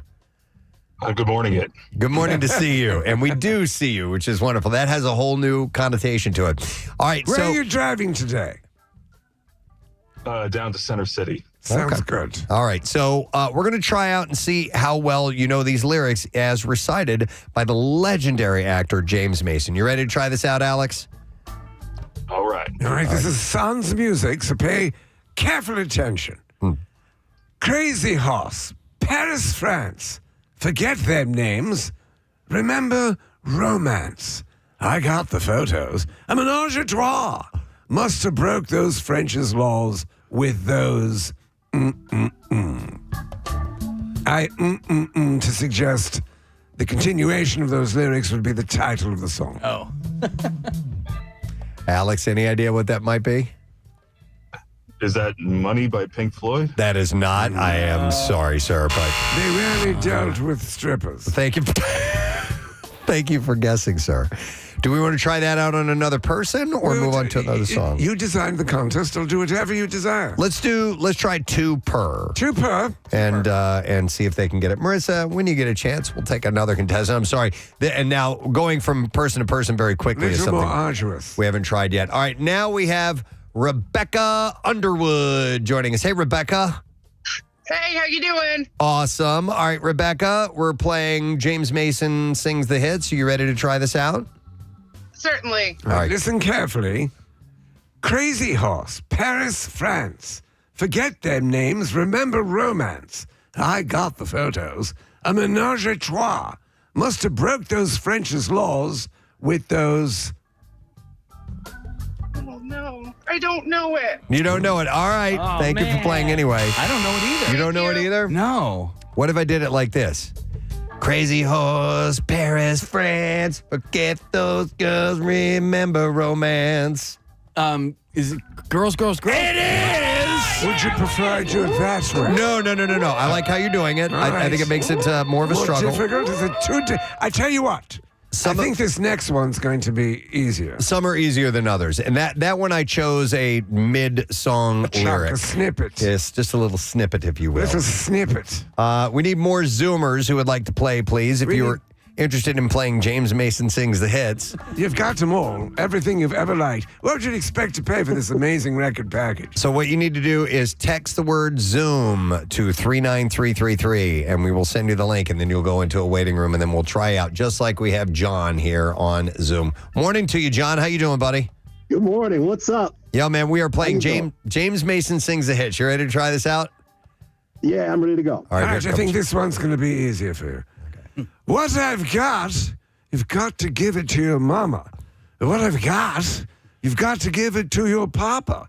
What I've got, you've got to give it to your daughter. You do a little dance, and then you drink a little water. What I've got, you've got to get it, put it in you. What I've got, you've got to get it, put it in you. What I've got, you've got to get it, put it in you. Reeling with the feeling, don't stop, continue. All right, and John, what song is that? Oh, I think that's I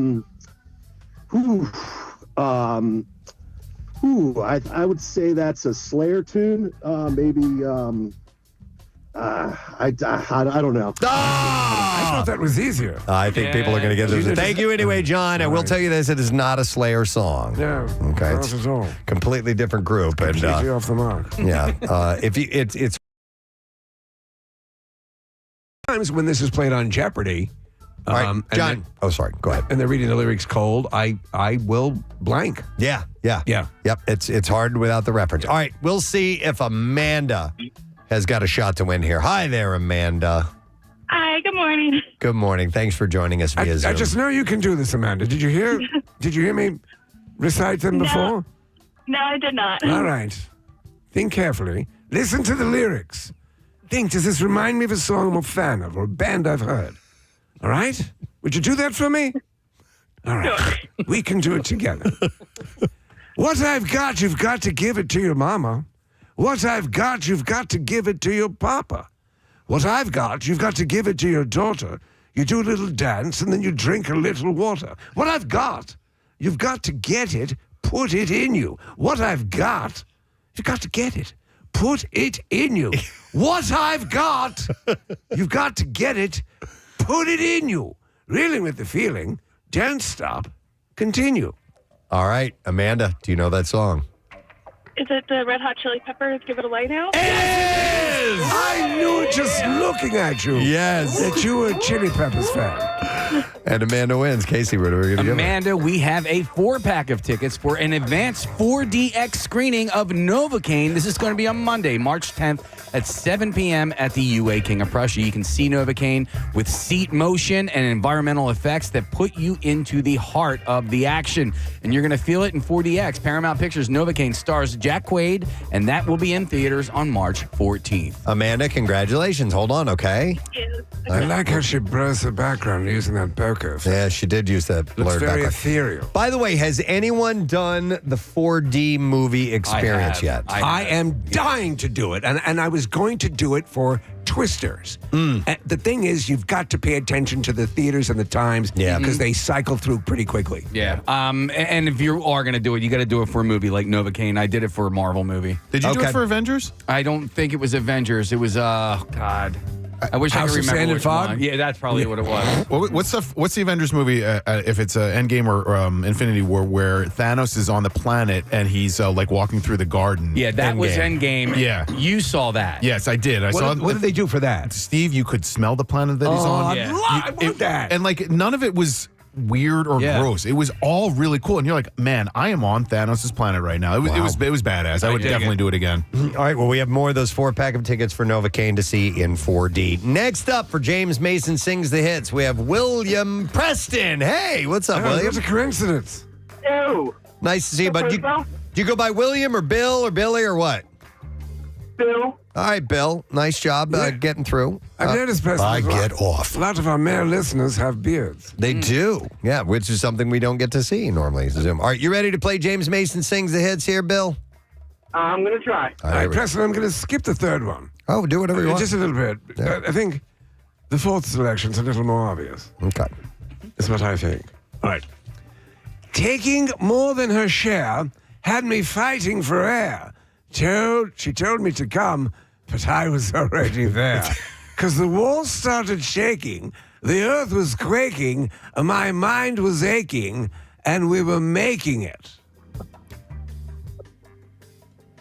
Bill, what? Shook me all night long. Yes! Absolutely correct, sir. Yeah, that's a gimme. That's a gimme. All right, hang on. Let me give it. Here's what we have for you. All right, Bill, you want a 4-pack of tickets for an advanced screening? Nope. Oh, I'm sorry. No, you didn't. You actually want a 4-pack of Temple's men's basketball tickets for this Sunday. Temple men's basketball battles North Texas this Sunday at 2 p.m. at the Leah Center. Following the game, kids in 6th grade and younger can score a basket on the court. You can bring your whole family. Visit owlstix.com. What I love about this particular song, Preston, is that he's describing this encounter, and lyrically you don't realize it, but he's already shot his load. All right, there's one, James, that I don't want you to do. Which one? I'm going to walk around there. I can't tell it to you because... you know what? I'll write it down. Write it down. And the reason Hold being... it up to the cameras. No, I don't... that'll ruin it, too. I want to do a thing with you guys. This is the song. Yeah. So don't do this one for now, okay? I won't do that. All right, thank you. I'm not going to do that. Before the end of the segment, there's something I want to share with you guys about the lyrics of one of these songs. All right, we have a next contestant up, and this happens to be Lee. Hey there, Lee. Hey, Preston. Thanks for joining us. All I do is nothing. All I do is nothing. That is a Carson Daly reference. Carson Daly, yes. Nice job, Yes, bud. it is. All right, we're playing James Mason Sings a Hit. You ready for your try? You ready for your try? I'll give it my best. All right. I think you're going to do well. This is a shorter snippet. So think about it. I'll do it twice, all right? Place yourself. First time hearing this on the radio. Perhaps you're a young lad. I don't know, Liverpool, wherever you grew up. And think about hearing this. Transport yourself. Mnemonically, here we go. Finished with my woman because she couldn't help me with my mind. People think I'm insane because I'm frowning all of the time. Ooh. Like you said, it's a short one. You want to do it again I'm for going to do him? it one more time and think of what one might be called if they were having these sort of mental conundrums. All right, here we go again. Finished with my woman because she couldn't help me with my mind. People think I'm insane because I'm frowning all of the time. Oh, that's an Ozzy song. I just can't think of the name. All right, I'm going to help you. One-word title. Good point. Say it again. Crazy. Where the hell did that come from? No, there's a song called Crazy Train. There's not a song called Crazy. So Well, maybe he's in two parts. All right, thank you, Crazy Train, anybody. part one. Thanks, anyway, guys. See you, buddy. All right. Yeah, that's a shorter one, and he definitely got in the ballpark. He was right in the ballpark. Yeah, exactly. He was right there. And by the way, some of these, and I'm going to bring up one in a little while of a lyric that I've been singing wrong for decades. But the beginning of that song, I didn't know all those words. But I never try to really sing along and That's make what up words. happens on Jeopardy. Or sometimes when I'll listen to a song and I'll have the lyrics, like say it's Alexa or whatever, and the lyrics will display, and I'm like, I didn't know that. And we are surrounded by music all the time. Yep. I mean, this is the part of the business. Yeah. And still, you get confused. Up next is Diane. Good morning to you, Diane. You're frozen. Oh, we just... Hey, sorry about the work. It's all good, Diane. So we're going to play James Mason Sings the Hits, and he's going to try this. You get the second person that gets this one. Let's see if you can get it right. You ready? Hey. Okay, she's ready. Let's see if she can hear it. All right. Finished with my woman because she couldn't help me with my mind. People think I'm insane because I'm frowning all the time. We've established it's an Ozzy song, and we've established it's a one-word title. And I feel like, is there a song Paranoid? Yes, there is! I want to French kiss you. And that is absolutely correct, Diane. That means you are a winner here. Here's what we have for you. Nice, Diane. You got a 4-pack of tickets for an advanced 4DX screening of Novocaine Monday, March 10th at 7 p.m. at the UA King of Prussia. You can see Novocaine with seat motion and environmental effects that put you in the heart of the action, and you're going to feel it in 4DX. Paramount Pictures' Novocaine stars Jack Quaid in theaters March 14th. By the way, I'm just going to read this random text I just saw at the top here. It says, I love this segment. keep James Mason and mouth music on rotation. We'll see about that. All right. Let's get another Zoomer up, if you would, please. And if you would like to play along, just text the word Zoom to 39333. We shall send you a link to come on board. We put you in kind of this waiting room, and then Marissa will bring people up randomly to play the game. We have another contestant up, and there we go. We have Chelsea. Hi there, Chelsea. I love James Mason. That's why I called in. Beautiful. He still has fans after all these years. It's great to hear that, Chelsea. Even after my death, you support me. I love it. Of course. Ready to play? I'm ready. All right. Preston, I'm jumping ahead one. Whatever you like. I think this is very obvious. Okay. Yeah, my girl, she's one too. She gon' get her a skirt, stick it under her shirt. She grabbed a razor for me, and she did it just like that. When she wants something, man, she don't want to pay for it. Been Caught Stealing by Jane's Addiction. That's correct. Yes. That's one I asked you not to do. Oh, my God! Here's what we have for you. Hang on. I forgot. God damn it. I wasn't paying attention anyway, so I can still play along with you, Presbo. Hey, Chelsea, that's your name. You won a 4-pack of tickets for an advanced 4DX screening of Novocaine Monday, March 10th at 7 p.m. at the UA King of Prussia. See Novocaine with seat motion and environmental effects that put you into the heart of the action. You can feel it, and you will feel it in 4DX. Paramount Pictures, Novocaine stars Jack Quaid in theater on March 14th. Chelsea, who's the young man that's there with you? This is my son, Eamon. Eamon. Hey, Eamon, I'm going to say to you what my mom used to say all the time. Put a shirt on. Thanks for joining. Appreciate it. Hang on. We'll get my mom used to say it all the time. Press, put a shirt on. I love this. You were explaining, and this is the whole step off of this. I'm sorry I did that. That's all right. It was a misunderstanding you had about the song. So I'll explain. When I was pulling together these lyrics for this game last night, and Been Caught Stealing came up, and there's a lyric in there that I've been saying wrong for decades. I was going to ask what you guys thought it was. I was going to ask again, because I guarantee you not everyone was paying full attention. I wasn't paying full attention. So let me play this for you. This is this is that segment.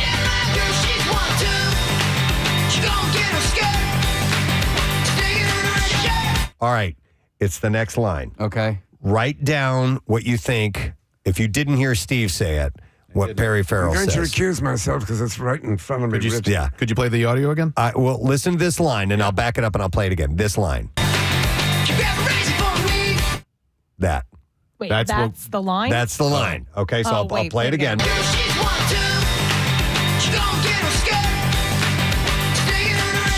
Right here. So, can I tell you something? In all the years as I've heard this song, I wouldn't have known it was this. That's right in front of me. All right, what do you think Perry Farrell says there at that particular moment? Because I'm curious, and I will tell you what I have thought that it is for like 30 years. All right. Or more than 30 years. I was twist your mallet. I was enormously influenced by the video of this movie where the guy dresses up and puts the pregnant outfit on and steals stuff. Yes. So what I think it is she got some raisins for me. Okay. What do you think it is, Kathy? Geez, I didn't know the first word, but something crazy for me. All right, Casey, what do you have? I have millions of oysters. As if they cried out, as if they were suddenly... I wrote down she goes crazy for me. Okay. So the actual, and I'll tell you what I thought it was. The actual line is, she grabbed a razor for me, meaning she was stealing things. Do you know what I thought it was? What? She grabbed a freezer full of meat. Let me tell you, she was very strong. She was able to grab an entire freezer full of Omaha steaks. To speak to what Nick was saying. Right. The video takes place in a grocery store. Right. Yeah, the guy's stealing stuff all the time. And I'm thinking she's grabbing meat from the freezer and not think about what the actual line in my mind is. She grabs a freezer full of meat. Right. An That's how much. entire freezer and takes out. But I always thought it was she grabbed a freezer full of meat. Maybe over time it accumulated into a freezer full of meat. She was pledging a frat. But it's exactly. Nothing for me today, thanks. I thought she was just grabbing random stuff off the shelf, including a box of raisins. But we all got it wrong. Yeah. But you talk about that video. So he's in the song. He's describing this person who's doing it, yet the video indicates that it's him doing it in drag. Well, yeah, and Right. well, there's an older guy. It's not him. There's an older guy that's in drag. Yeah, shoving stuff up under the belly. Yeah. Right. So not him, the other guy. Right. I'm just very happy that you guys didn't get it right.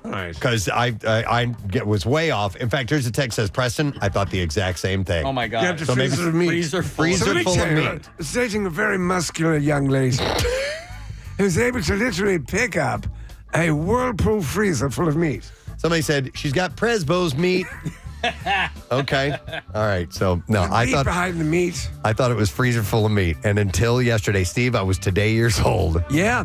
And I just had one and I forgot what it was. You did. You recited the lyrics when we came back from the song playing at the and I had to stop you and say, is that what it says? Did not know. It's wild. All right. We will go back to James Mason Sings the Hits. And up next, we have Amy. Hi there, Amy. Hello there. Thanks for joining us this morning. We appreciate it. Are you ready to go, Amy? Let's do it. All right. Do you know the James Mason? You know who he is? Who I am? I love James Mason. All right, there we go. I think you're going to get this one. I would say Buddy Holly, Ben-Hur, Mafia, Hula Hoops, Castro, Edsel is a no-go. U2, Syngman Rhee, Paola and Kennedy, Chubby Checker, Psycho, Belgians in the Congo. All right, Amy, what song is that? We didn't start the fire. Well done! And you Amy, win. Were you at Cardboard Classic? I was. I thought so. Okay, I thought that was you. All right, Amy, you just won yourself a 4-pack of tickets for Novocaine. This is an advanced 4DX screening of Novocaine, Monday, March 10th at 7 p.m. at the UA King of Prussia. See Novocaine with seat motion and environmental effects that put you into the heart of the action. You will feel it in 4DX Paramount Pictures. Novocaine stars Jack Quaid. Jack Quaid is his actual name. And this is going to be in theaters on March 14th. Can I tell you something? Please. So again, I never knew it was Syngman Rhee. Yeah. Some of those I don't know. I have no idea. All right, by the way, some other people with their what they thought that line was in Been Caught Stealing. Somebody says, face full of meat. She got a face full of meat. It's the most bizarre thing I've ever seen. Her face was full of meat. Somebody said, so it's not, she's got razor bone knees. She got razor bone knees. Here's another one. Sounded like he said, razor bump me. Yeah. Razor bump me. And another one. Here you go. This is my favorite one. She's got race boat needs. Race boat needs. Thinking she's expensive and to keep happy. She's got race boat needs. Look at the race boat knees on that chick. No, needs. Oh, I thought you said knees. Let's see. These would be ridiculous, Steve. That'd be insane. It was Tempt Devil in the Freeze Eye. Oh, 10th Avenue Freeze Eye. Tempt Devil in the... Tempt Devil in the Freeze Aisle. Oh, that's funny. Okay, let's do another one. James Mason Sings the Hits. We have a contestant on the line, and it's Joe. Morning, Joe. Morning. Happy to be here. Happy to have you. James, you ready? I'm all good. I'm just curious, did we lose him? I don't know.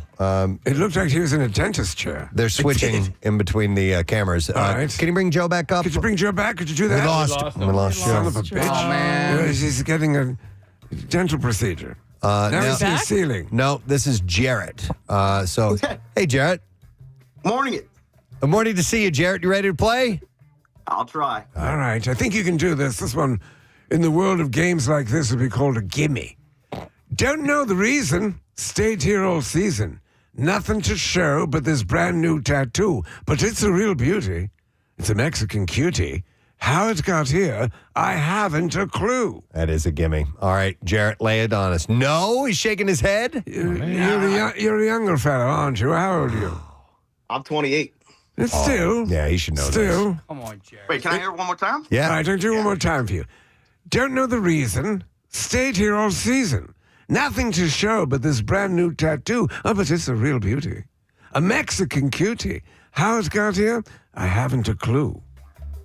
Van Halen? Van Halen. Oh, you out of your goddamn mind? Sorry, Jarrett. Listen, I knew those lyrics. I was reciting them with you I in my know, head, and but I couldn't put a melody Same. to it. I finally got it. Finally got it. All right, took a second or two. I would say Van Halen is not a title, but actually there is a song. We called got the Van man in the Halen. dental chair back. Perry Grip did it. What band was he in? Not a Surf? No, or no, Nerf Herders. Nerve herders. Yeah.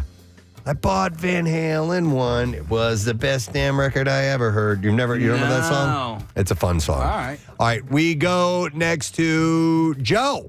Yo, Joe, you're on. Good morning, buddy. Thanks for having me back. You got. Oh, this is Joe. Joe, who's in we the just dental lost Joe chair. a moment ago. Yeah, are you in a dentist chair, Joe? I'm at an office. Okay. Okay. All right. It's Joe. Do you remember Joe from Heaven Can Wait? That is right. Time to go, Joe. That's correct. All right, you're playing with James Mason. Here we go, Joe. All right. Don't know the reason. Stayed here all season. Nothing to show but this brand new tattoo. But it's a real beauty. A Mexican cutie. How it got here, I haven't a clue. All right, Joe. What song is that? Is that Margaritaville? That it is, sir. Excellent job. And here's what we have for you. Oh, this is our final 4-pack of tickets for an advanced screening of 4DX. It's a 4DX screening of Novocaine Monday, March 10th at 7 p.m. at the UA King of Prussia. You can see Novocaine with seat motion, environmental effects that put you into the heart of the action. You will feel it in 4DX. Paramount Pictures Novocaine stars Jack Quaid in theaters on March 14th. Do we have one more we can do, Steve? Yes, we do. Okay. We'll do one final one. Yeah, one final one. And then we will wrap the segment up. So we'll get a Zoomer on the line, which, by the way, you guys are doing a great job. Yeah. And while they're, we'll get this last Zoomer, and then we do have the audio of the James Mason Thunderbird commercial to right. refresh your memory. We go to Kristen next. Good morning, Kristen. Good morning, long-time listener, first-time Zoomer. Oh, we're happy to have you. Are you at home today? No, I just got into my office. Okay. What do you do, if you don't mind me asking? I'm an executive assistant in Broomall. Excellent. All right. Well, thanks for joining us. And Delco, Casey Delco, raising here, hand. Can you just show me out the window so I can see exactly What's where you out are? the window there? Oh, if you can look out the window, Casey's going to see if he can. He's going to see if that's where the last stand was. See exactly where you are. All right, second. She's got to walk down the hall. Hang on a second. I'm right by Broomall Fire Company. It's called Setland Design. Oh, all right. Okay. She gave it away. Yeah. It's all Give it good. away now. Give it away. You don't need to go to the window. All right, here is James Mason Sings the Hits. Here we go. This one, now listen, pay careful attention. It's a shorter snippet. Might be a bit difficult, but give it a try. I heard the news, baby, all about your disease. Yeah, you may have all you want, baby, but I got something you need. Oh, yeah. This is a harder one. I think it's a harder one. Would you like to give a clue with that?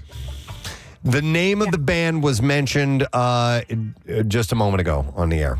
Oh. It's Van Halen. I'll give you a hint. The name of the band is Van Halen. No. I knew every one of these, and now I don't know this God one. damn it, Kristen. Damn it. All right. No, One more time? Sorry. All right. Yeah, Well, yeah, please. Do you know it, Casey? Yeah, I want to hear it one more time. All right, you hang on there, Kristen. 1 second. Yeah. I heard the news, baby, all about your disease. Yeah, you may have all you want, baby, but I got something you need. Oh, yeah. I'm stoned. All right. Thank you, Kristen. We appreciate it. We'll go to one more Zoomer and see if they can get it right. This is the one that was like, I wanted to put some Van Halen in there, but I didn't want it to be So like Hot for obvious. Teacher or Jump. I Right. wanted to pick something a little bit more. This is off a the little beat track. difficult. So I think it's fair enough that we give the band. All right, our last Zoomer is Ryan Vandermeulen. Hey, Ryan, how you doing, bud? Oh, wait, hold on. That's my. today. Oh, thank you, bud. I appreciate it. Boy, you're a hairy son of a bitch. Yeah, damn right. That's Dude, he's got the best beard I've ever seen in my life. Well, he has got a plush beard on the sides. It's really, It looks like a fake beard. That's how good it is. really beefy. How long have you been growing that thing, man? You know, only a few months now. I'm just The hell? the Wolf Man. Wow. Oh, my God. All right, well, we're ready to play. You ready?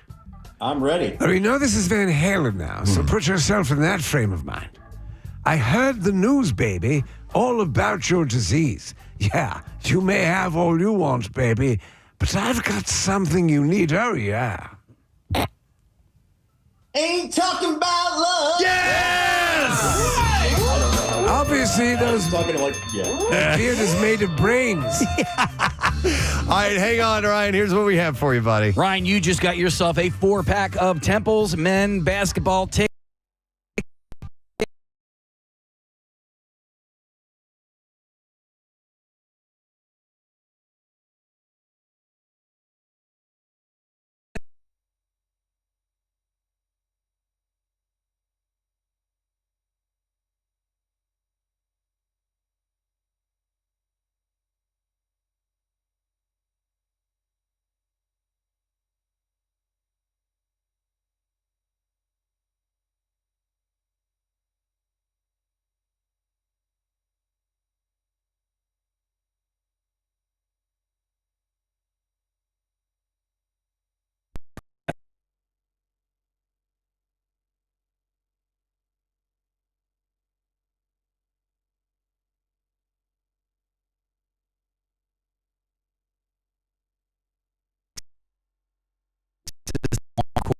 Yeah, I mean, it wasn't heat it boiling. up?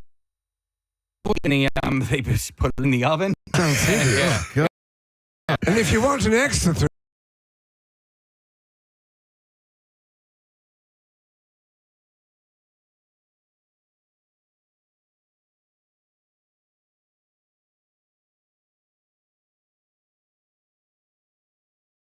grades to play.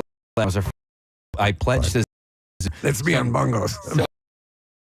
In my pledging time, and just sitting on my couch, and the pledge master ends up coming into my. He goes, dude. He goes, only one in the.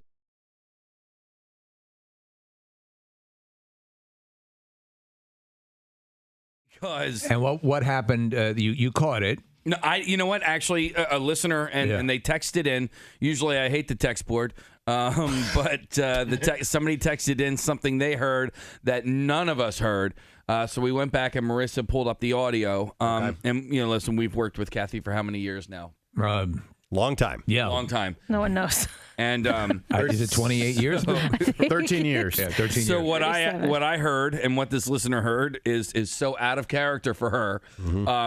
That it just floored me. And when you take it in that context, not the context of how it was meant, but how it is heard. All right. Oh my God, what? Just play it. Hilarious. All right, here we go. It's very short. It's 4 seconds long. Accidentally at the same time, right? That, Oh. So she says, listen. And then now I the can fart. cut that out. I can cut the. All right, now it's just the good part. Yeah. Oh. Yeah. Oh. Yeah. As if she's saying, listen, I'm going to fart. Guys. And listen to me fart. Listen, guys. if it was cleaner. Yeah, if there got wasn't, cut if off. Steve is talking over her. Yeah. That's Nick, I think, but. Maybe I can clean it up. You ruined a it, little Nick. bit more. No, it's way to go, Nick. Hang on. You're going to try and edit this on the fly? Yeah, try it there. Oh. Yeah.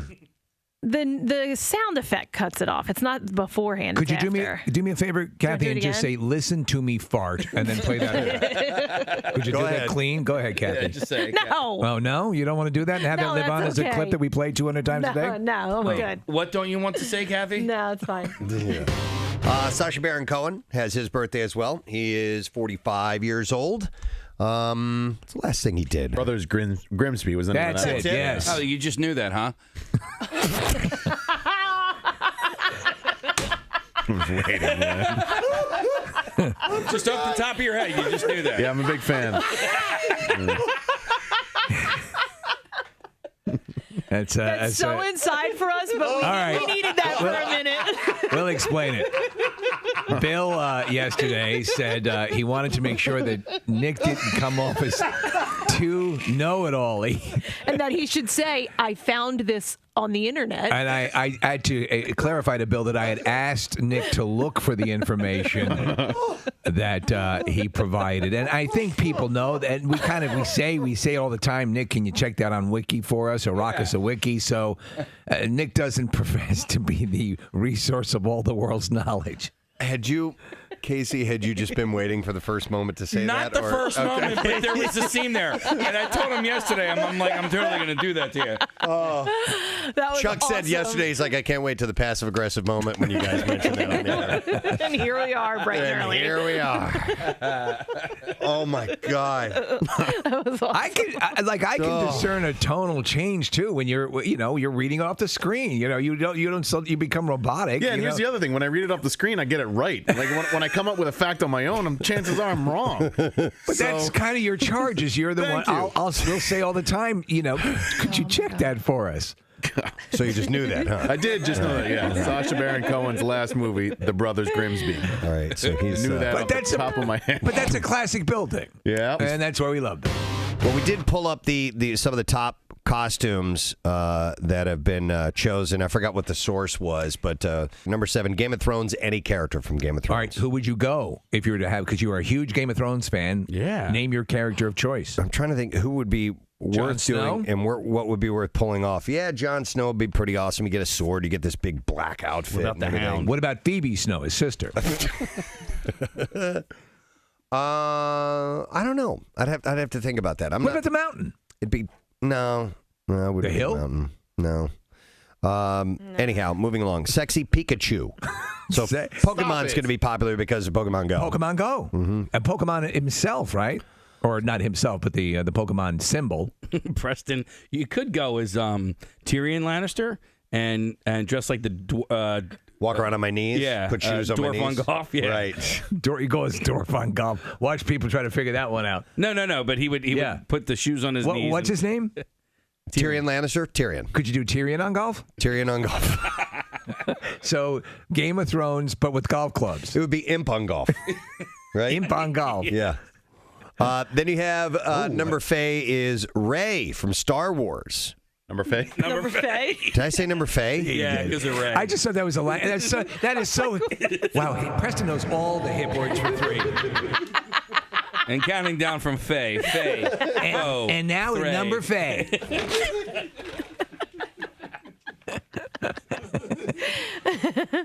He writes, Casey, I never understand what number the songs are because you're so hip and cool. You said Faye, and I was lost. So number Faye is? Number Faye is Ray. Ray. Yeah. Ray? Yeah. Ray Charles. Ray Charles? No, from Star Wars. Ray Finkel. Ray Finkel? Oh, my God. You could be Ray Finkel, and she could be Einhorn. Oh, my God. Finkel and Einhorn. That's from Ace Ventura. No, I don't. You don't know Ace That current movie. I know Ace Ventura, but I don't remember Finkel and Einhorn. that. Finkel and Preston. Einhorn. Einhorn and Finkel. Go as Ray, but make it Ray Charles in a Star Wars spacesuit. Okay, I like it. At number Faye. Studies have found that the clothes we wear shape the perceptions other people have about our capability. For example, teaching assistants who wore formal clothes, they are perceived by students as more intelligent but less interesting than their casually dressed peers. I wonder now with the frequency of dress down days and, internet, places like Google and Facebook where the dress is more casual, like smart casual. Mm-hmm. Is that perception changing? Yeah, I think you can still dress smart casual and not dress like a slob, though. You know what I mean? I think that's exactly it. So, not... besmirching people who wear bib overalls to work. Correct. Yeah. No, but you don't need to be in a suit. You just need to be put together. Yeah. I mean, you will always agree that my superhero T-shirts are put together. Yeah. Well, I think Casey is the example. I'm totally put together. Yeah. In fact, a lot of people say, are you doing any runway work? Yes. Because they assume you're a model. We should do a fashion show with Casey. Oh, that'd be awesome. You could walk the runway. Okay. He's up for it. Yeah, I'm totally up for it. I like my clothes. For the derelict line. Yeah. I wear nice clothes. You do. They're just casual nice. They're as nice as mine. Yeah. You don't wear nice clothes. These are nice pants. And here we go. Nice pants, nice. You got a nice pair of slacks. Yeah. Listen, I'm sure they feel nice. Yeah. Okay. Yeah. But I mean, and I'm being honest. You wouldn't look at your outfit and go, wow, that's really nice. Sometimes I do. Okay. Now, Preston, That guy looks like a gym teacher. that is a snappy dressing gym teacher. And I'm not putting you down by saying that, but you know what I mean. This is a battle of semantics. Okay, so no, they are not dress jeans and a button-down shirt, but they are nice sweatpants. Are you kidding? You cannot. They are That is not nice. an argument. That is not a real argument. Where are your That's a good effort. Where are your leather sweatpants, please? I'm wearing clean sneakers and day-old underpants. We're good. You almost made it through. Yeah, we're good. You know, I would love to see. There's that scene in the DiCaprio Great Gatsby. If we were to turn around with sweatpants, you know, in the I'm the Great Gatsby. Right. Really? I also noticed this thing that, Back to the noticer. The dumbed down version of the ponder. We were talking earlier in the pondering segment about wearing glasses and appearing more intelligent, but you may need to leave them home for your next passport photo session. The State Department is reminding everyone that come November 1st, wearing glasses is no longer allowed in passport photos. They also don't let you smile anymore. It depends. It depends? Yeah, some people taking the photo will actually let you smile. There's a place out by Downingtown, and Smiley's passports. No, like there's only a few places where you can get these photos taken. Like you have to go out of your way to get your passport photo taken and have it submitted properly. The one out in Downingtown, the guy's cool, and he's like, yeah, you can smile. Don't worry about it.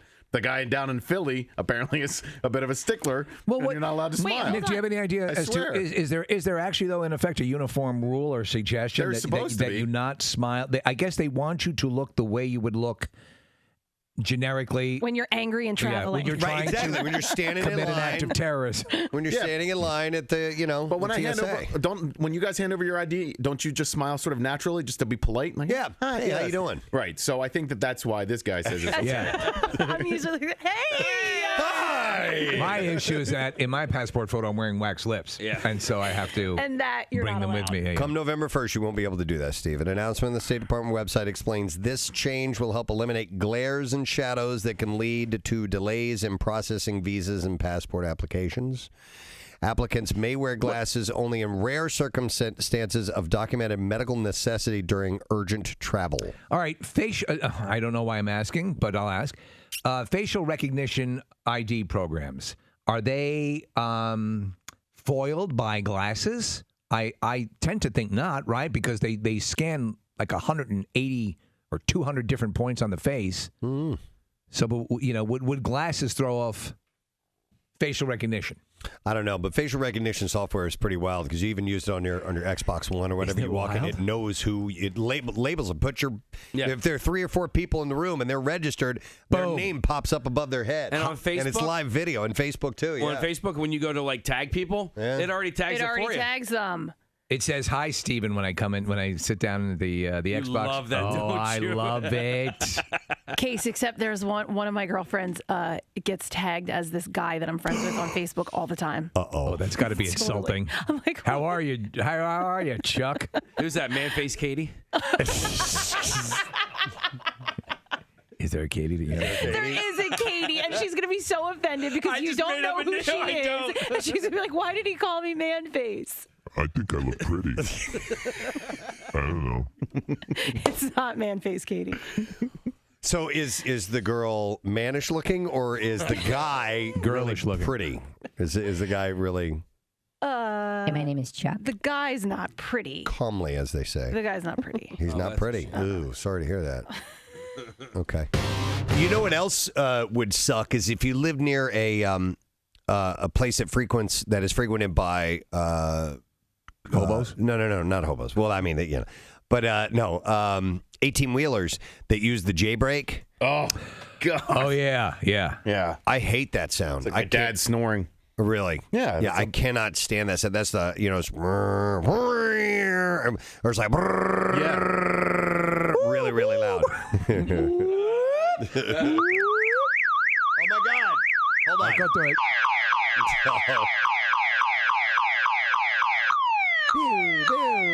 And then here's the long one.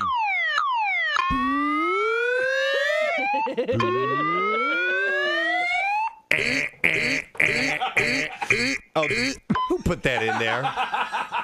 Hang on. Oh, you were doing that? Oh, I thought.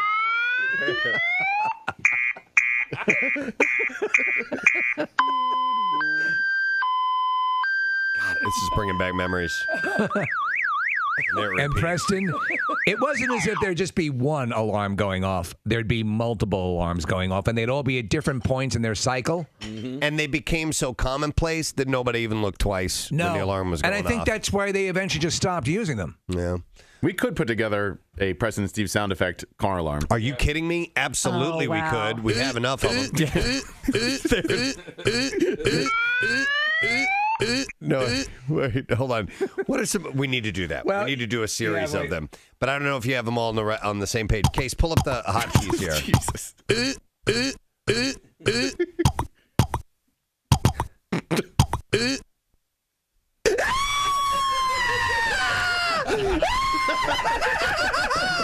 Here we go.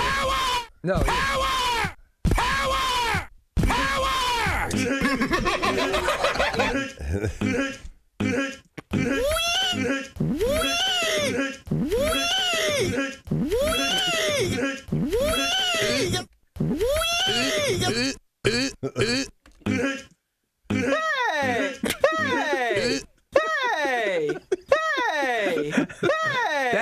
That's the first part in the Viper, right? So pituation, and then.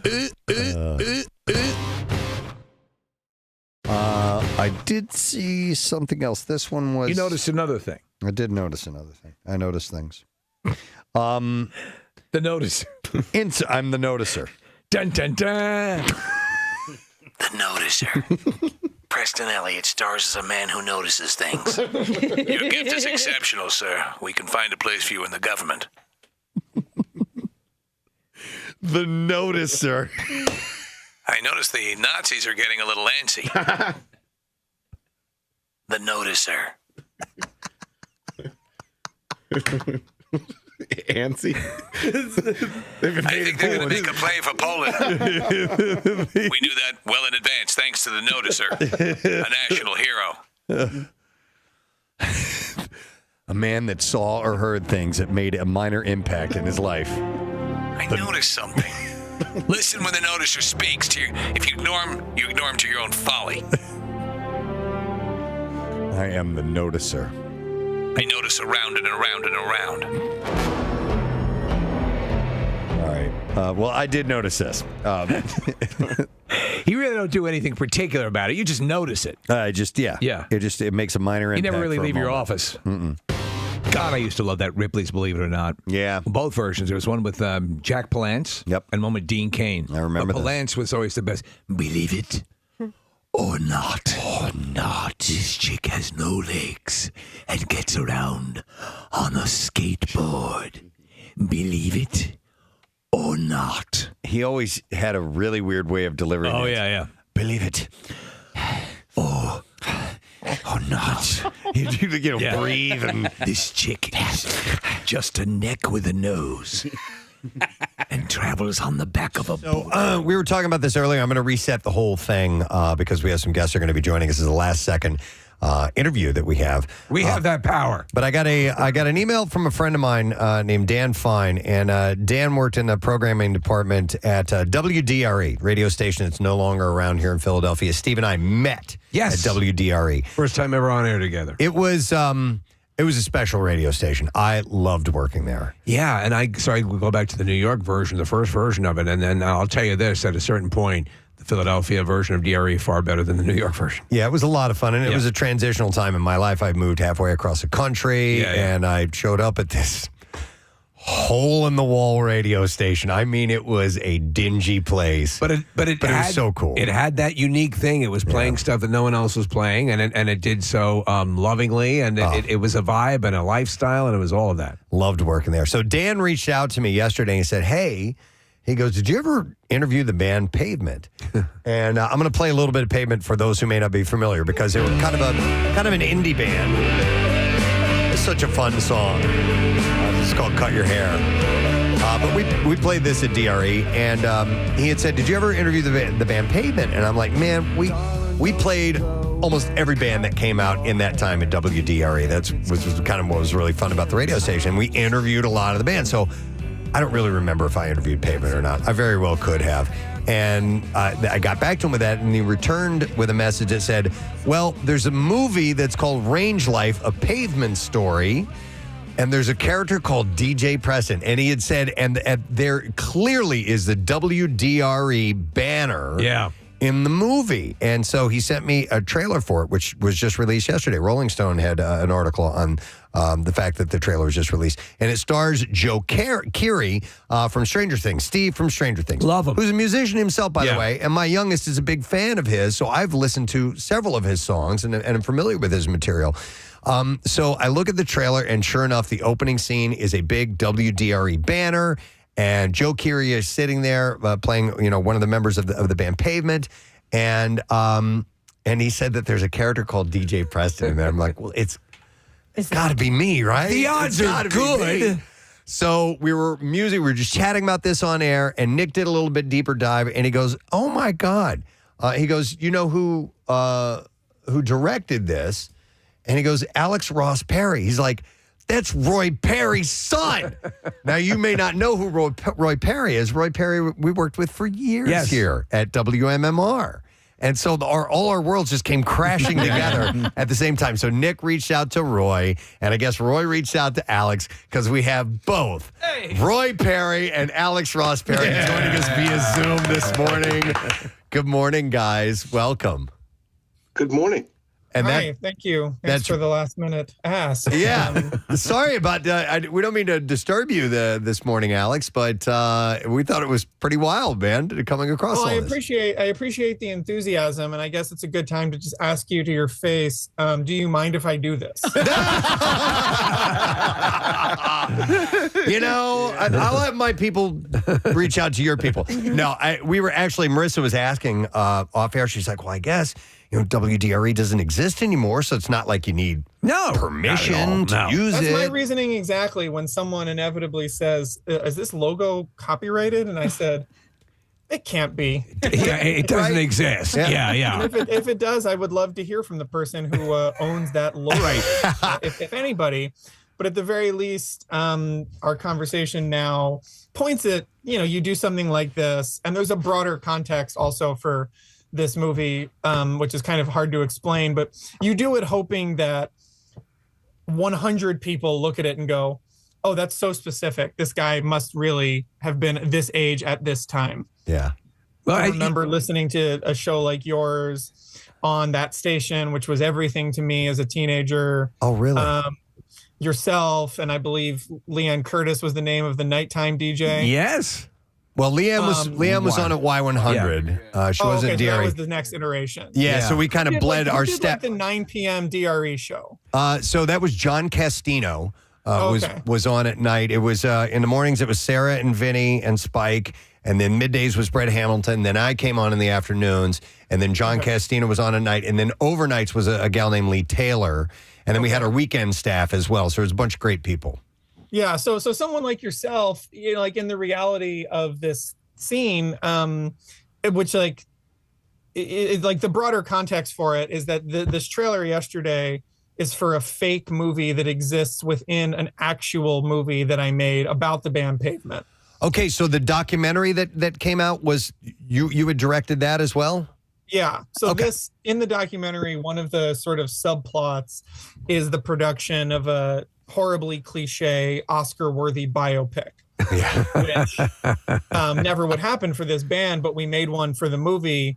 So we put out a fake trailer for it, and in the full version of the biopic, which doesn't really exist, they're touring Lollapalooza all summer. And in reality, a big part of that, as you know better than anybody, would be that you'd have to do the local promotion. Yeah. And somebody like yourself could have been dispatched for the day to be live on the ground, or could have been, certainly in my memory, for days or even weeks leading up to it, promoting something that huge coming to town. Mm-hmm. So there was many stories from the band of like, well, you'd be on at 2 and you'd have to go at like 10 to be on the radio the second you got to town. Right. And just say like, we'll be playing at 2:30 today, blah, blah, blah. Yes. So I put those scenes in the movie. And of course, this Lollapalooza tour, it's summer 95, did play at what to me is just called the E Center. The East. So it all logically connected that like, well, if we need to do this, we need to do a radio scene. It's got to be something that means something to me. Well, you need to call the guy something. And I'm like, well, there's only one name I can think of. It's going to be the modern rock, alternative rock DJ interviewing these guys. And it was yours. So it all kind of came together like that. Isn't that cool? Dude, that is flattering in so many ways. It is. Yeah. Yeah. Thank you, Alex. And I didn't know you grew up a fan and all that. So that's really cool to know too, and the fact that I love asking a couple questions about the movie. Joe Keery is fantastic. Love him on Stranger Things, but as I was saying in the lead up, he's a musician as well. And my youngest has been playing me stuff from Joe for the past few years, and I really dig it. And it's got a kind of Pavement vibe to it as well. So was he easy to grab for the film? He was, surprisingly, kind of for that reason. And also, Malcolmus's daughter is a huge fan. A lot of people's daughters are huge fans of Joe.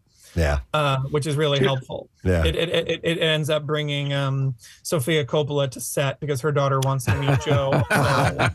So, wonderful things like that happen around him. But he was my first and only idea because, like I said, the broader movie, which is called Pavements, features a series of the kind of thing you would be fascinated by, or fans would be of any musician, the sort of cultural circuity of retelling the narratives of artists we like.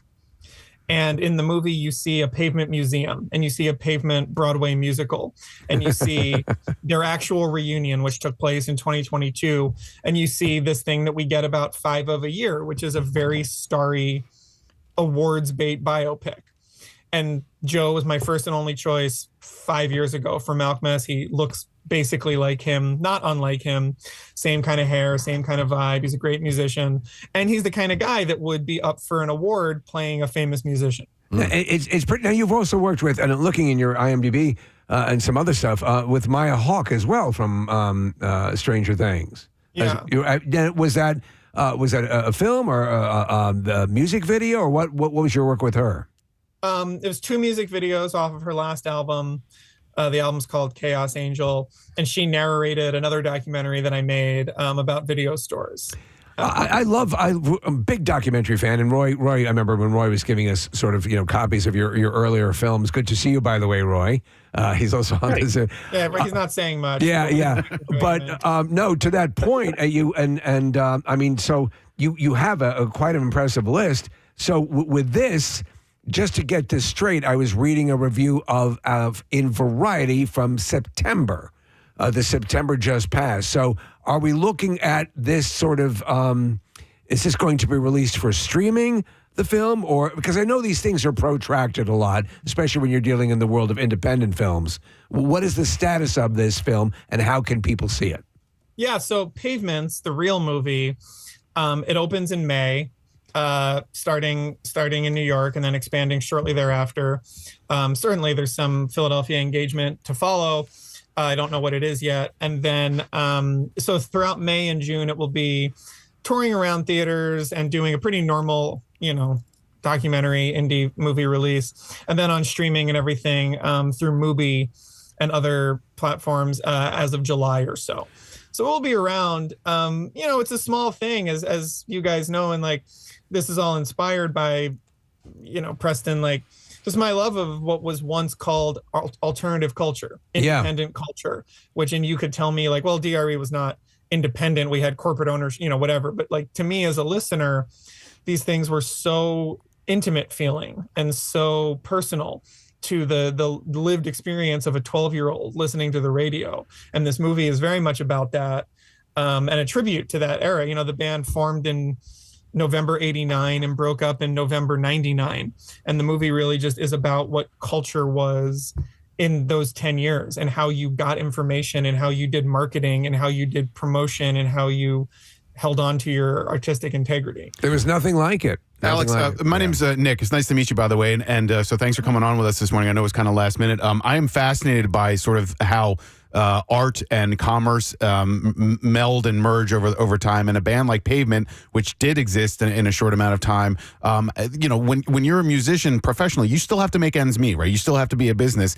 And it's not unlike what you do for a living. You have to sell tickets. You have people to get to the theater or stream it or have a streaming service pay for it. So what parallels did you see when it came from a band from the 90s that existed and then stopped existing to what you do for a living? Well, one thing that I found interesting in my research, if I can make this locally understandable for your listeners, is I looked through every tour itinerary that the band ever did.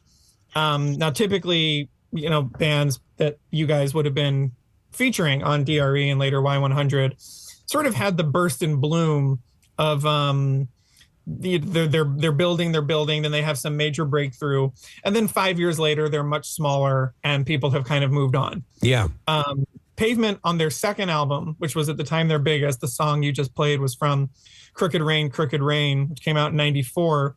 They leveled up from playing the Khyber Pass to the Truck from 92 to 94, 95. In 99, on their last album, they were playing the Truck still. And I think that to me is sort of a really important lesson, is like they never scaled up. Sure, they played Lollapalooza 95, but as we show in the movie, it was really difficult and unpleasant to be playing at venues like the East Center when they wanted to be playing venues like the Trocadero. And working on this movie just made me feel like there can be a comfort in not reaching higher than you need to reach as an artist. You can stay at a 6 out of 10. And then the lesson of Pavement in 2022, a generation after breaking up, is like a 6 out of 10 plus 20 years is an 11 out of 10. Yeah. Yeah. And that became really fascinating for me, just to try to process what that feels like to pace yourself and not, what is my version of them signing to a major label, putting out a terrible album that everybody hates that turns off their fans. It reminds me of the story of guys that we were friends with for a long, long time. They Might Be Giants. And I remember them saying, we have successfully clawed our way to the middle. and they've stayed right where they wanted to, in the pocket where they wanted to stay. That's where they wanted to be. With their very diehard fans, and they don't need to be playing these giant venues, and they know where they stay in their lane. And I know what you're talking about, That's why it has that sort of fascination, again, between all the years in alt radio and progressive when I first got involved with it many years ago. But one of the positioning statements I wrote for DRE was more artists with less greatest hits albums than any other. But that was sort of the joy, is that you had these bands, and some of them knew how to do exactly what you're talking about, which is they hit their mark. They didn't need to be U2. They just need to be able to produce the music they like to the audience that it feels well served by it. And you still see them now more than ever. You're seeing kind of these, collection shows where you're getting a lot of artists from the DRE, early Y100 days that are touring successfully as nostalgia shows and doing well. Yeah, and that's fascinating because that obviously didn't exist when I was growing up. And the Pavement tour of 2022 and 3 wasn't nostalgia. They weren't just playing their most popular albums front to back. They played, 100 some odd shows, and somebody made a tracker online. There's 100 different set lists every night. And they created that tour as a sort of living evolution of their 30-year project.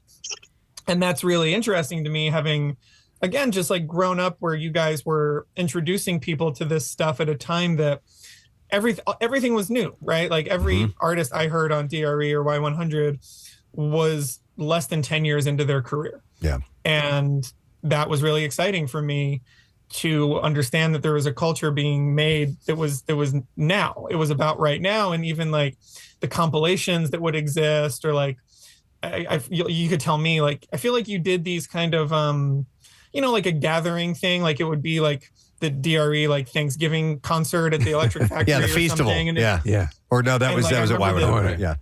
Yeah, I remember like the DR regional compilation of like local band. You were just like, there was just so much exposure that was done. It was so complicated to create that exposure in a way that now would just be so easy. Yeah, a YouTube that was post. a really beautiful time to, like, again, through my dad and his connection to your stations, or like my dad just being able to say, like, well, no one else is asking for these tickets to go see Rage Against the Machine, so you can have our company pass. You're the only one who wants to go. Yeah, that was a benefit. See that. I still have the DR Regional, man. We had God Lives Underwater and Oh, Trip wow. 66, and I think Holy Hand Grenade might have been on there. There was a bunch of Those really... are the names that I would have pulled out first myself, and everything would fall a little bit behind. Yeah. Those are the names that I would also have cited first. Hey, Alex, I also wanted to point out, when I found out you were coming on, I did a quick jump on to YouTube and saw a video from Pavement called Harness Your Hopes. You directed that, and Steve, it features actress Sophie Thatcher. Oh. So she's in Yellow Jackets and Companion, which you just watched. Which rocks. And Heretic. So you've got a rising young actress who wants to be in this Pavement video. Was she a fan of the band? Are there younger people that have found out about Pavement and you're experiencing that? Extremely. And, we made that video. So that song, some people might know, like, it was a B-side. And then at the exact time we were making this movie, before we even started making it, while we were just researching it and raising money, that song exploded on TikTok and Spotify and became, I think on Spotify, it has like 100 million or almost 100 million streams. Wow. It just exploded totally accidentally. So the idea was there to make a video for the deluxe edition reissue of the album that it was a B-side from. And I was tasked with doing this. And Sophie, much like Joe, these younger people, they view Pavement and they view this era, your guys, this era that you guys kind of created, for me at least, as something they missed out on. Like, this is me this is me when I'm 17 listening to the Ramones. Yeah. It's like, man, that really, I just missed it. Yeah. 10 years earlier, I could have been seeing this stuff. Yeah. So these people that, so Pavement broke up in 99. They reunited in 2010 for one tour. I saw that tour. I was the youngest person there. Every show on this tour, everyone there is older than me or younger than me. Wow. They're either in their late 40s or they're Joe and Sophie's age. Yeah. They're in their 20s. And the band really just created this new idea. But again, it's what I was saying, like, a band that plays their great, and again, these are bands I like, but Offspring, Weezer, bands that were very important to me at the time, their new fans are just there to sort of experience something under glass. Whereas Pavement, because they're so specific, their new fans are there to experience something that feels organic and authentic. And that extends to like the greater Pavement world of David Berman and his work with Silver Jews and Purple Mountains, which Sophie's a huge fan of. And I think to a younger generation, if the 90s had like the last decade of analog authenticity, some bands represent the worst of that and some bands represent the best of that. And 20 years later, Pavement, for whatever reason, which the movie tries to answer, kind of just represent the best of that to a whole new generation of like, oh, wow. So I was just having a very similar discussion with my wife a while ago about that music, because this is all our music. I mean, this was, and the rediscovery, the thing that you have to facilitate it is, it's been chronicled. You put in a YouTube search, you put in a Google search, you're going to find video, you're going to find reference material, and so you can have those retroactive dives into bodies of work that are just sitting there. For example, you mentioned with the movie Companion, and Sophie being a fan of that. Well, in that movie, they use the song from Book of Love, Boys, which is a hit that I remember. And when it came on the soundtrack, I'm like, oh my God. And this now has become a thing that is being, on TikTok, achieving audiences they never could have imagined when these songs were brand new. Yeah, and that's fascinating. And like, again, so to bring this back to this clip from this fake trailer that features the DRE logo, like, so that Lollapalooza tour, yeah, Pavement were on like third. And the rest of the bill was Moby, who would later become hugely successful. Hole were headlining with Sonic Youth. So it was like a big tour, but you look at it now and it's regarded as kind of like the bad Lollapalooza that like, and then the year after Metallica were headlining. Yeah. That year was regarded as kind of like the too esoteric And that's something that people struggled with at the time, not me, because to me that was what culture was.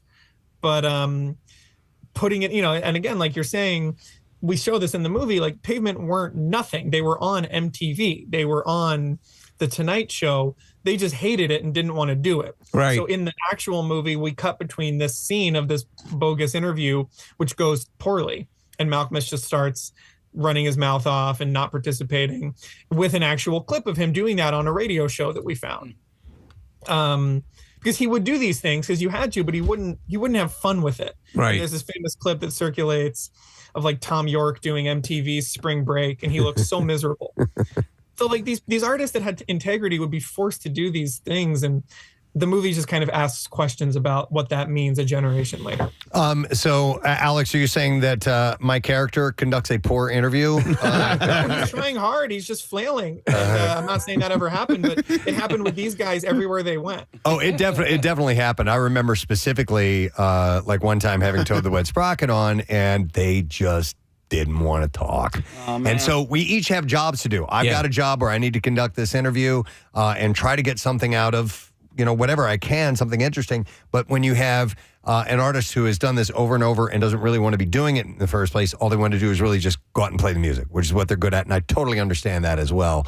It's nobody wins in that situation, unfortunately. Yeah. No, there's a line in the scene where the character says, like, so they've just put out this album that's not doing well. And he's like, is this the kind of messaging you're sending to? He's asking all the right questions.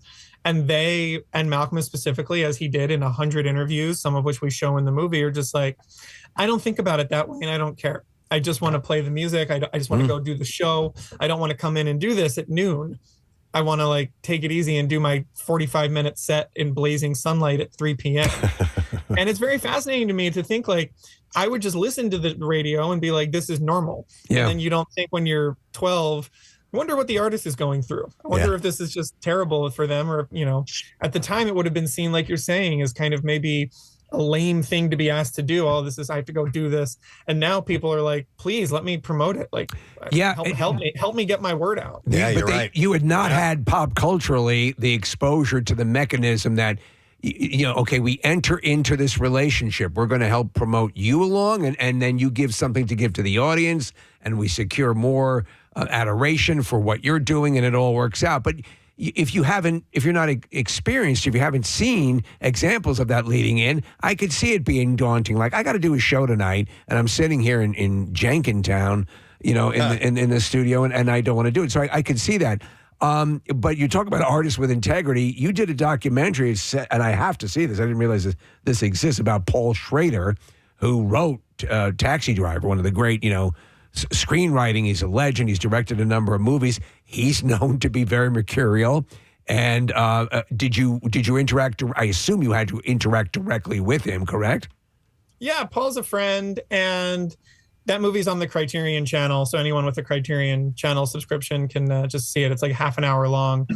I like people like that. Him, Malcolm S. Like, I like these people whose work I admire, but whose personality is kind of their greatest asset and also their biggest hurdle towards being successful, because they just want to do the work. They just want to work. And every time they open their mouth, what they say is fascinating if you love their work and you think they're a fascinating personality. But the edges aren't sanded off for mass consumption. And Schrader can say things that get him in trouble. As we see in the movie throughout the 90s, Malcolm would often say things that would get him in trouble, or just act in a way that got him in trouble. And that used to be totally allowable. Yeah. Whereas now that's a liability rather than an asset. Yeah, there's a punitive price to pay. Well, I must assume then, when you're thinking about, the angry two-fisted brawler, you took a lot of your love of that from your father, Roy Perry, who's just the most incendiary. Roy is the nicest person you will ever meet. Yeah. Bart. Thanks for that, guys. This has been one of the greatest interviews. Alex does good press. Like I told Nick when he reached out, I said, if we can get him, it'll be good. It'll be good. But thank you for including me for whatever reason you have. Well, Roy, I do think our listeners want to know, how are things going at McCaffrey's, and how often do you work with my son, Benjamin, who also works at that grocery store? Well, I can barely talk to him because his fans keep coming to ask about you. No, things are good. I have a part-time job, like you said, at a beautiful little supermarket called McCaffrey's. And the reason I took it is to be around more people than I found myself being around. And it's going well. Thank you very much. And if I could just say how proud I am of Alex and the trajectory of this film. I mean, he told me, I'm going to Venice. Oh, that's cool. What's going on? The world premiere of my new film. And he ended up going to the New York Film Festival and London and that's great. And LA. The film went to LA and Chicago without him, and then came to Philly, and we saw the film together. It was pretty awesome. Pretty awesome, and I'm very, very proud. And thank you for having me on to say that. And so you should be, absolutely. Roy Perry, for those who don't know, worked in our traffic department here at WDRA, which is not what Kathy does. Yeah. Traffic is, and I know it's your favorite part of listening to this station, is it's organizing and scheduling the commercials that play on the radio. But we can't conduct business without people like Roy. So he's an amazing job, and just like Steve said, just always the nicest guy. Yeah. Always in a good mood. Alex, we are going to have to wrap up here in a second, but listen, when will we be able to view Range Life, or is it called Pavements? What are we looking for? It's called Pavements. Okay, Pavements. And in Pavements, one of the strands is that there's a movie being made called Range Life. Okay. Which we have released a fake trailer for in order to confuse people. Thank you. Mission accomplished. Yeah, May and June theatrically, July and beyond on demand. We're just starting to roll out the marketing for it now, which yesterday was the beginning and obviously caught your attention for obvious reasons. And the marketing, the movie, we probably had 100 hours of footage for this movie. So we followed the band on tour. We made essentially a 70-minute biopic, which we used 20 of in the movie. So the whole marketing is just going to be releasing everything we cut out of the movie. Huh. Little extra clips, extended scenes of the scripted stuff, extended moments with the actual documentary of these guys now, extended things like that. So it should be pretty fun over the next couple of months for fans to just see, like you responded to. This is this inexplicable little clip. Some people are taking it at face value. 100 people will catch the DRE sign and be like, I know what that means. Right. But the fact remains, they did play the E-Center in July of 95. And if someone would have been there, it would have been, if not you, then one of your colleagues. All right. Well, listen, Alex, since you are requesting my permission to use my name and likeness in the film, all it requires that you get Joe Carey on for an interview with us when the film is coming touring. out. I know he's playing in New York in May. He must be playing around Philadelphia. All right. Well, maybe you can nudge him a little bit. Or a Roy Perry sit down. We'll take that as well. Always. Yeah, Always. I'll get Joe to do it if my dad sits with him. Well, it's awesome, Alex. Thanks for including me, and I'll add Steve in there too, and WDR, the radio station, because we were all. Thank you for being excited, and truly, if I can say, after 30 years, just thanks for doing all that. Oh, thanks for putting together a cultural space where people just sitting in their bedroom listening to the radio after school could just discover music that stayed with them for 30 years. Well, as a didn't think at the time, I'm sure I'll be doing this job forever, and I'm sure I'll be changing people's lives every day that I pick a single CD to put on, but you never know. Yeah. No, that's awesome. We had fun doing it, so that's the win-win of the whole thing. It was great. A blast. Casey? Joe Carey looks like Franklin Music Hall on May 3rd. All right. There you go. Right around the time of the premiere. Yeah, we got to get him on for sure. All right, Roy, great to see you, bud. Love you. And Alex, thanks for joining us, and continued success to you, sir. We'll see you soon, okay? Thank you, guys. You got it. All right, Alex Roy Perry. Wow. So when the information came out initially, it seemed too much of a coincidence. Yes. But there's always the percentage that you figure, okay, here's where I look like a jackass for presuming it was me. Yeah. But it was. It was me. Yeah. In this film that's coming out called Pavements, about the band Pavement, and WDRE and DJ Preston are featured in it. So and apparently you don't deliver a good interview, but he hasn't heard stuff like this. Is there some of the just improv that you have become known as? My legacy. That's my legacy. So, all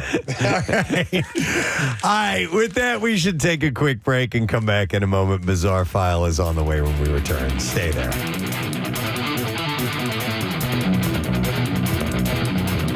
Preston and Steve on Believe it or not. Remember his, I despise weak soup. Remember his Campbell's ads? Yes. I hate it. I love robust soup. Every fiber of my being. This woman is just one nose and a hair and lives in the bottom of an old container. Does she have a border collie? Her border collie can type. Believe it or not. And yet the most fascinating story, Shlomo Labinovitz, who is simply an earlobe and a toenail taped together. And yet he has built a completely functioning monorail. Believe it or not. Are you sure it's a toenail? Could be a thumbnail. It could be. I didn't look close enough. U2 frontman and human rights activist Bono was named to Glamour's annual Women of the Year list. Wow. Okay. Joining a group that includes... Oh, that's great news. Yes, that's I had no idea. Yeah, yeah. We should get together and do have a mani-pedi. Oh, look at this. It's Bono. It's Bono. I'm sorry. Bono marks the first male honoree in the list's 27-year history. And they had written, Glamour said, when a major male rock star who could do anything at all with his life decides to focus on the rights of women and girls worldwide, well, that's worth celebrating. Then how come John Madden never made the list? And they said, we're proud to name that rock star Bono our first man of the year. The magazine cited Bono's Poverty is Sexist campaign, which is... sexy? Sexist. Oh. Which is specifically aimed at helping the world's poorest women. Poverty is Do you sexy. know what's very sexy? The impoverished. The way they just hold on to you tightly, it's very sexual. And sometimes they lean in close to your mouth to smell the food that you had. And it's so hot. Poverty's sexy. And you can always convince them to go home with you. To steal a Gary Shandling joke. Actually, Gary Shandling used to do that about the bag ladies. Oh, my God. It's so easy to convince them to go home with you. I love that they lean in just to smell the food on your breath. Oh, yeah, that's right. That was a steak. We don't even have any left. You ate it all? But I have to bring home for the dog. You understand. Oh, God. All right. It's a whole group of girls leaning into his mouth. Ladies, Mm-hmm. there's enough breath to go around.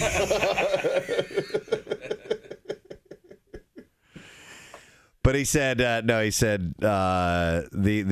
sexist, the Poverty is Sexist campaign. Poverty is sexy.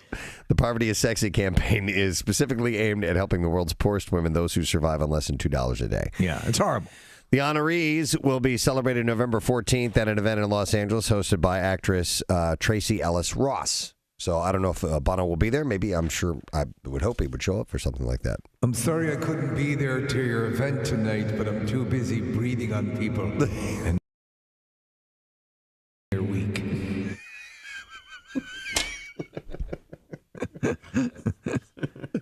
Providing a subtle yet wonderful reminder of what food tastes like.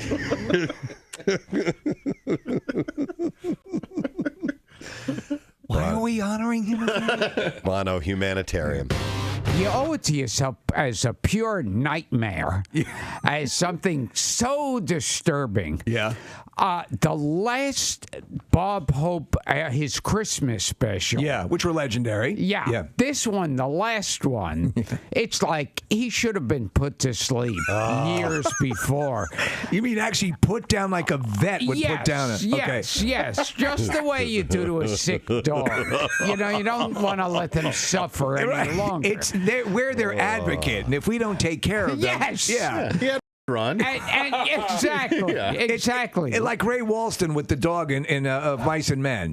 Yes, Yeah, yes. I'll do it if you can't. Yeah, and I, it's funny. That brings me. I went on with Robert Osborne, and he asked me to pick movies to show, and one of them was the original of Mice and Men. Lon Chaney Jr. Yeah, Lon Chaney and Burgess Meredith. Yeah. It's a masterpiece. And that scene still works, the dog one. If you are not a blobbering mess of slop when that's in both movies of the Gary Sinise as well, then you're an inhuman piece of filth. Yes, and how it comes back later on in the movie, where Lenny kills the girl. Yeah. And George goes, oh, no. And it comes back because, like, earlier, after when they find out Lenny killed the girl, that the old man says to George, he goes, I shouldn't have let him kill my dog. I should have killed him. Yes. Right. Oh, and my God. It's just so upsetting. Yeah. But you realize now George has to go after Lenny. No. And so you would have done the same with Bob Hope down by the river? So there's a scene. Yeah. You could find it on the internet. Okay. Where he's dressed up as Jack Frost with a big pointed hat and a little beard. And it's like, he has no idea his own name at this point. And when I watch this, I think, and his voice is like that, it's no longer the, hey, everybody. I want to tell you. Yeah. Now it's like, hey. And it's like, you watch it, and it looks like his wife's revenge. Like Dolores' revenge for all the screwing around that Bob Hope did on her. Oh, Jesus. Oh, there it is. Yeah. Oh, my God. Yeah, we're watching it. Oh, Jesus. Yeah, you're right. I mean, look at him. The guy died 5 years before this was filmed. I mean, I adore Bob Hope, but that's a mistake. Oh, God. Wow. Jesus. How did we get on this topic? Because it just because we needed him to. Gilbert makes the point that he should have been euthanized many years earlier. Right. Yes. And it's like Dolores is singing and dancing here. She's old, but she does what. And it switches back to him to go, that's me.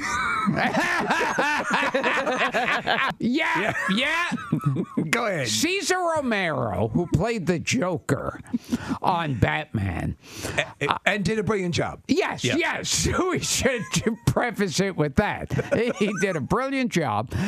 And he was like, in his day, the Latin lover. Absolutely. And like the mustache, the whole thing. Oh, yeah. And he would be with all the beautiful actresses. Yes. But he in real life, he was gay. Yeah.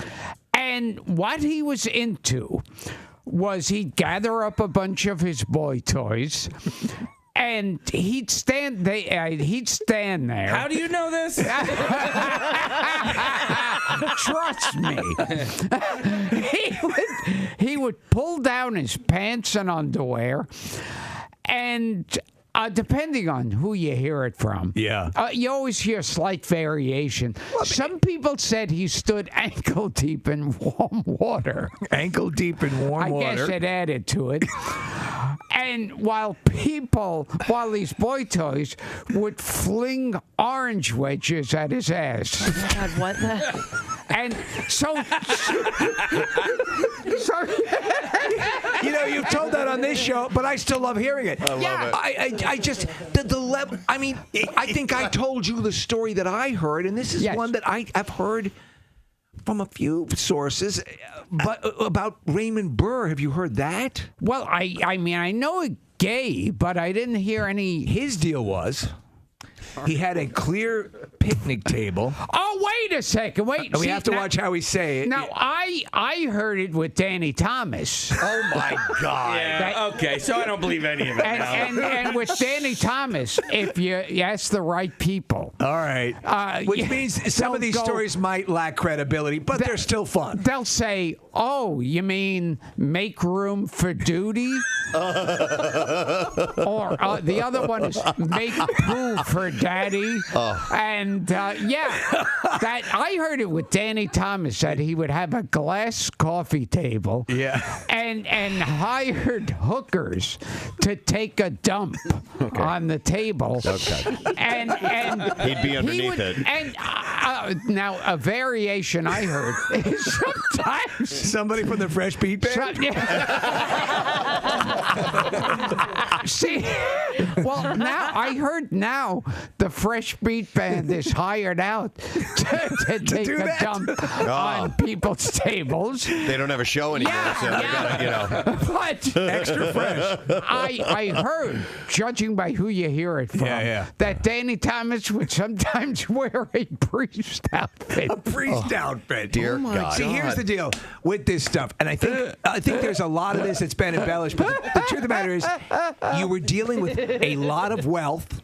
Yes. So if your inclination was to do anything sort of perverted, you had a total resource. But how the hell do you find out that you like standing ankle deep in warm water and having people throw orange wedges at your ass? At some point or another, it's got to happen by accident, or you need to hear about it. Oh, that felt good. Yeah. Wow. And then by accident, how does it happen by accident? Well, here's I was shopping. How do you all of a sudden are in a room with someone, bare ass, and they throw an orange wedge at your ass? So you think of the possible scenarios. You go to an outdoor proctologist.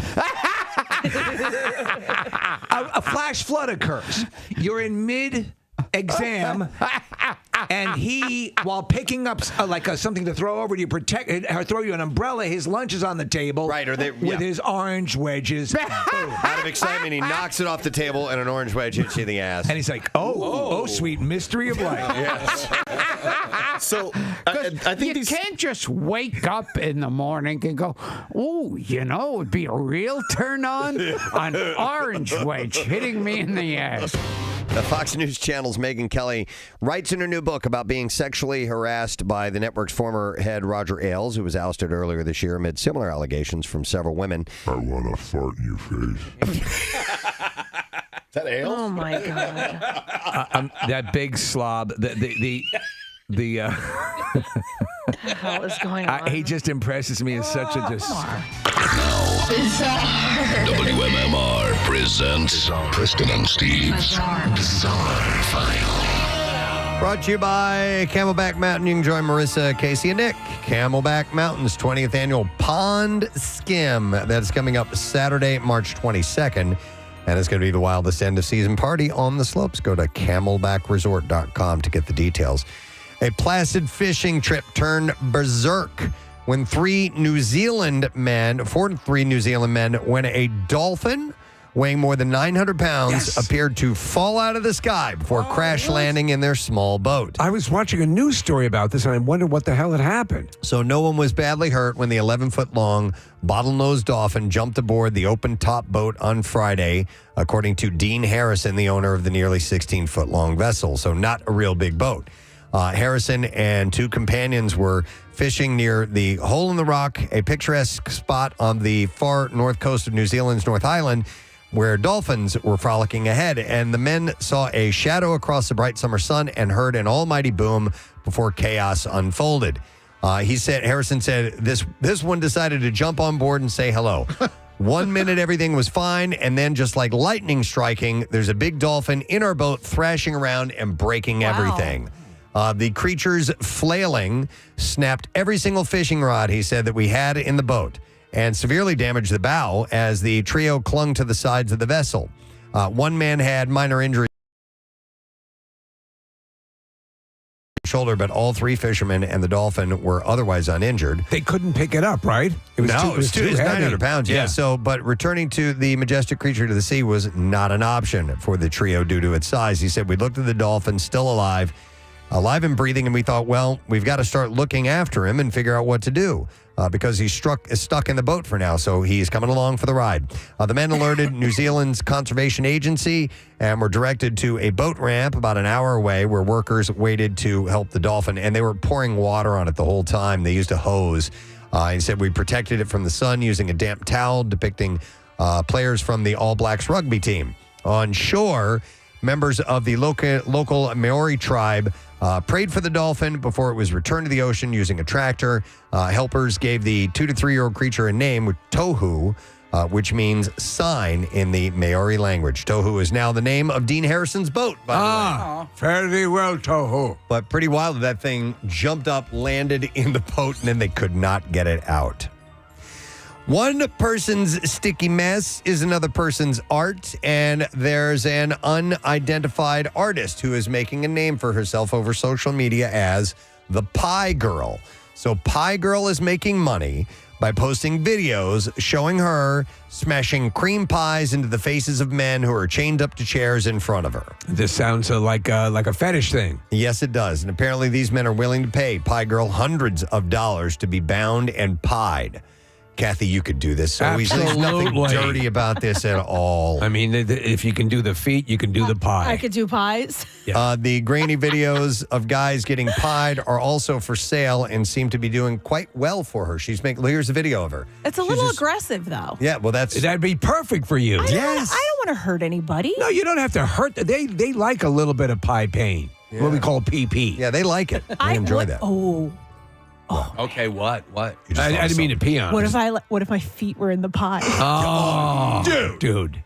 Yeah, It's like printing your own money. It's a license to print money. My best friend, let me tell you a quick story. My best friend called me after that video. She goes, "That was the funniest thing I've ever seen." She's like, "I can't believe you did it. It's hilarious." She goes, "You need to break that up into parts." She's like, "The margarita, the cat, the whatever." She goes, "And post them as separate videos." She goes, "You will make money on each one of those videos." It's true. It's true. Do you need a farting companion to join you? Casey? Well, I was thinking of the girl that called in. Oh, yes. Yeah. OnlyFans farter. Yeah. Remember we had the splashing? We had Marissa come in to... Melissa. Yeah. Sitting on a cake. Yeah. It was a thing of like, what is the fascination? That was the fetish du jour at that time. It's not as for us to ask why, but to do and die. I didn't see it myself, but for some it was a big thing. All right, the California Highway Patrol entered into an extremely slow-speed pursuit when a possum was found trying to cross the upper deck of the Bay Bridge in San Francisco. CHP San Francisco area said an officer responded to a call about a possum on the bridge and was able to locate the animal near Treasure Island. That sounds like code. The possum is on the bridge. Yeah. The possum is on the bridge. As Officer Pack located the possum, an extremely slow-speed pursuit was initiated. The possum is on the bridge. The possum is on the bridge. Tonight at 7 o'clock. Tonight at 7 o'clock.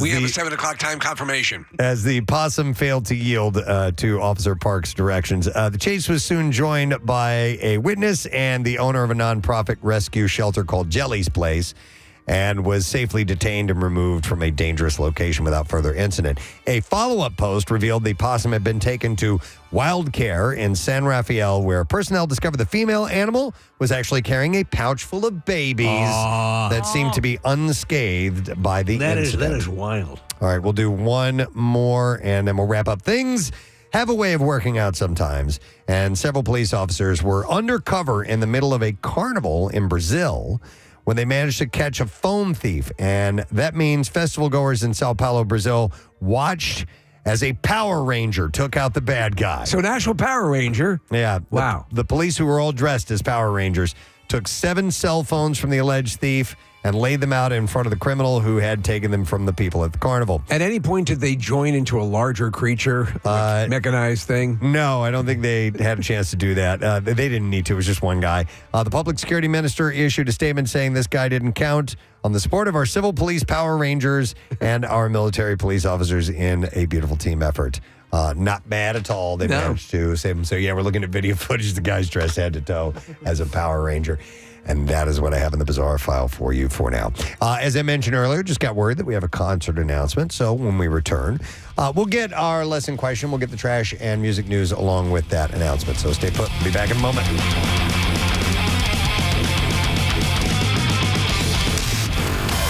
The MMR app. That's his thing? That's his thing. I did not know. Oh, you didn't know that? I want to fart in your face. Oh my God. You've seen him, right? He's like something out of Dune. He's like one of the, Baron von Harkonnen. Vladimir Harkonnen.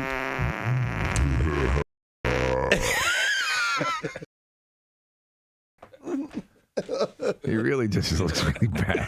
He should be hooked up to the. She comes into the room. He's hooked up to the hoses flying in the air. Come over here. I want to fart in your face. God. It's can't deal with it. And who would come over there? Nobody. Nobody. Certainly no Right. professional. I was not expecting that. Yeah, he's got massive jowls, man. Big time. and We're he's- looking at a picture of him right now. He's done it with a few women. It's just horrific. So, in a chapter of her upcoming book, Kelly writes about Ailes that he offered to advance her career in exchange for sexual favors and made physical advances against her that she rejected, including, quote, trying to grab me repeatedly and kiss me on the lips. She writes that when she shoved Ailes away, quote, he asked me ominous questions like, when is your contract? Because I can make them on demand. Come on, lean in close. You're going to like this. It's cheese.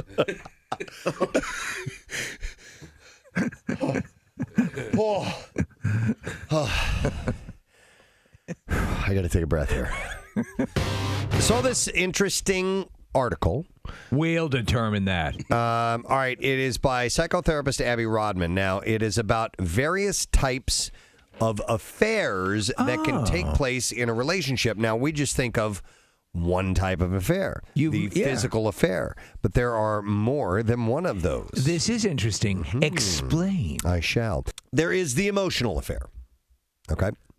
In this type of affair, one partner is starving for an adult emotional connection, and they've usually given up on getting it from their spouse. The partner may be depressed and not feel like themselves anymore.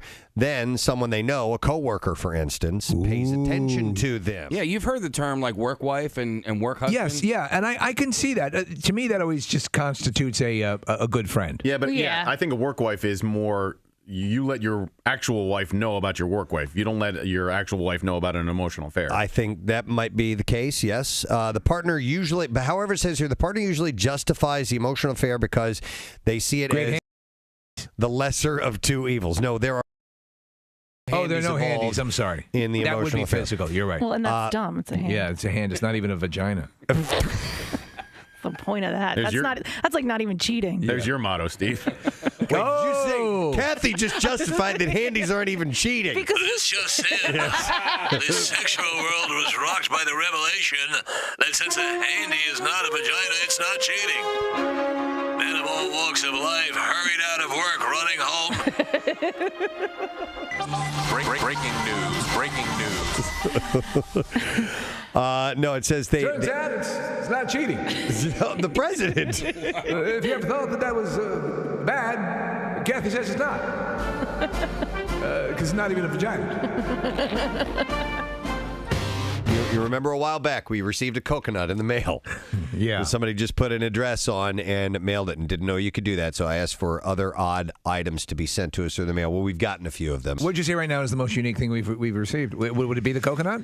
No, I think it's that rewinder. The rewinder? Okay. Yeah, I mean, that's. tape in here. Is there? Oh. What is it? Let's see what Play it it. is. It's got to be porn. No, it's not. What is it? Oh my god. What is it? All right. Hang on. Let's play a little game. Oh. I love little games. I will reveal cast characters to you. Oh, it's like the Leonard Maltin game. Yeah. With Doug Benson. Mm-hmm. Doug loves movies. Yeah. So it's. You gonna pull up the cast? Yeah. I was not expecting this. All right. So. Mm-hmm.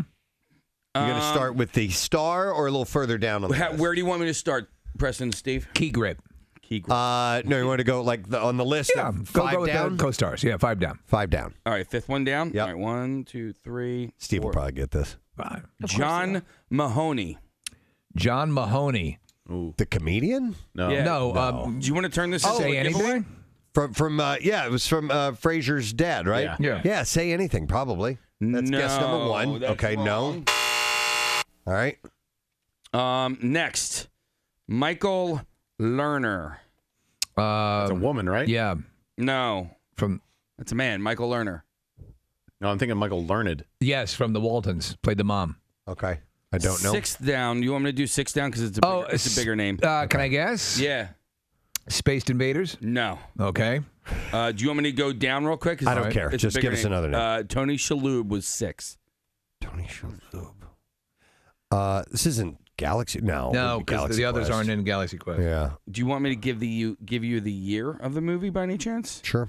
All right. The year of the movie was 1991. Year was 1991. Okay. And Tony Shalhoub had just completed production of a major motion picture. All right. Above Michael Lerner is Judy Davis. Judy Davis. I don't know who that is. A great actress, and she played many biographies. She also played Judy Garland. Okay. All right. Next one up. 2nd Down is John Goodman. Ooh. Wow. King Ralph? No. No. Not a comedy. How about that? Comedy. The Babe. No. The Bitch. No, that was Joan Collins. Looks a lot like How's our John text- Goodman these days. How's our text board? Did they? Any I'm not guesses? checking. I'm not looking. All right, You go wanna ahead. look? One more. All right. The main star. So John Goodman, Tony Shalhoub, John Mahoney. and it was not a comedy. It was not a comedy. All right, so it's something very powerful, would we say? Is it DC Cab? I've only heard of this movie. I've never seen it. All right. So you only have one name left. I have one name left. Probably Citizen Kane then. And it's the title character. Okay. I almost said the name of the movie. Yeah. John Turturro. Oh, Barton Fink. Yeah! There you go. Son of a bitch. Never heard of it. Coen Brothers. Never even heard of that movie. It's very trippy. Well, now you can watch it, Preston. Yeah, right. In beautiful VHS. Well, we just Someone get a VHS player and put an address on it. Send it to us. Yeah. Undefeated records. Eric, good morning. Hey, you guys rock. Uma Thurman needs the word. Yeah. Everybody's heard about the bird. Wow. Case, how did you just do that? Do that They're again. all right next to each other. Do it again. Everybody's heard about the bird. Nice work. All right, Eric, what's up, man? Tell us about your perfect record. When I was in the military, we went down to Haiti in like 96 around then for deployment.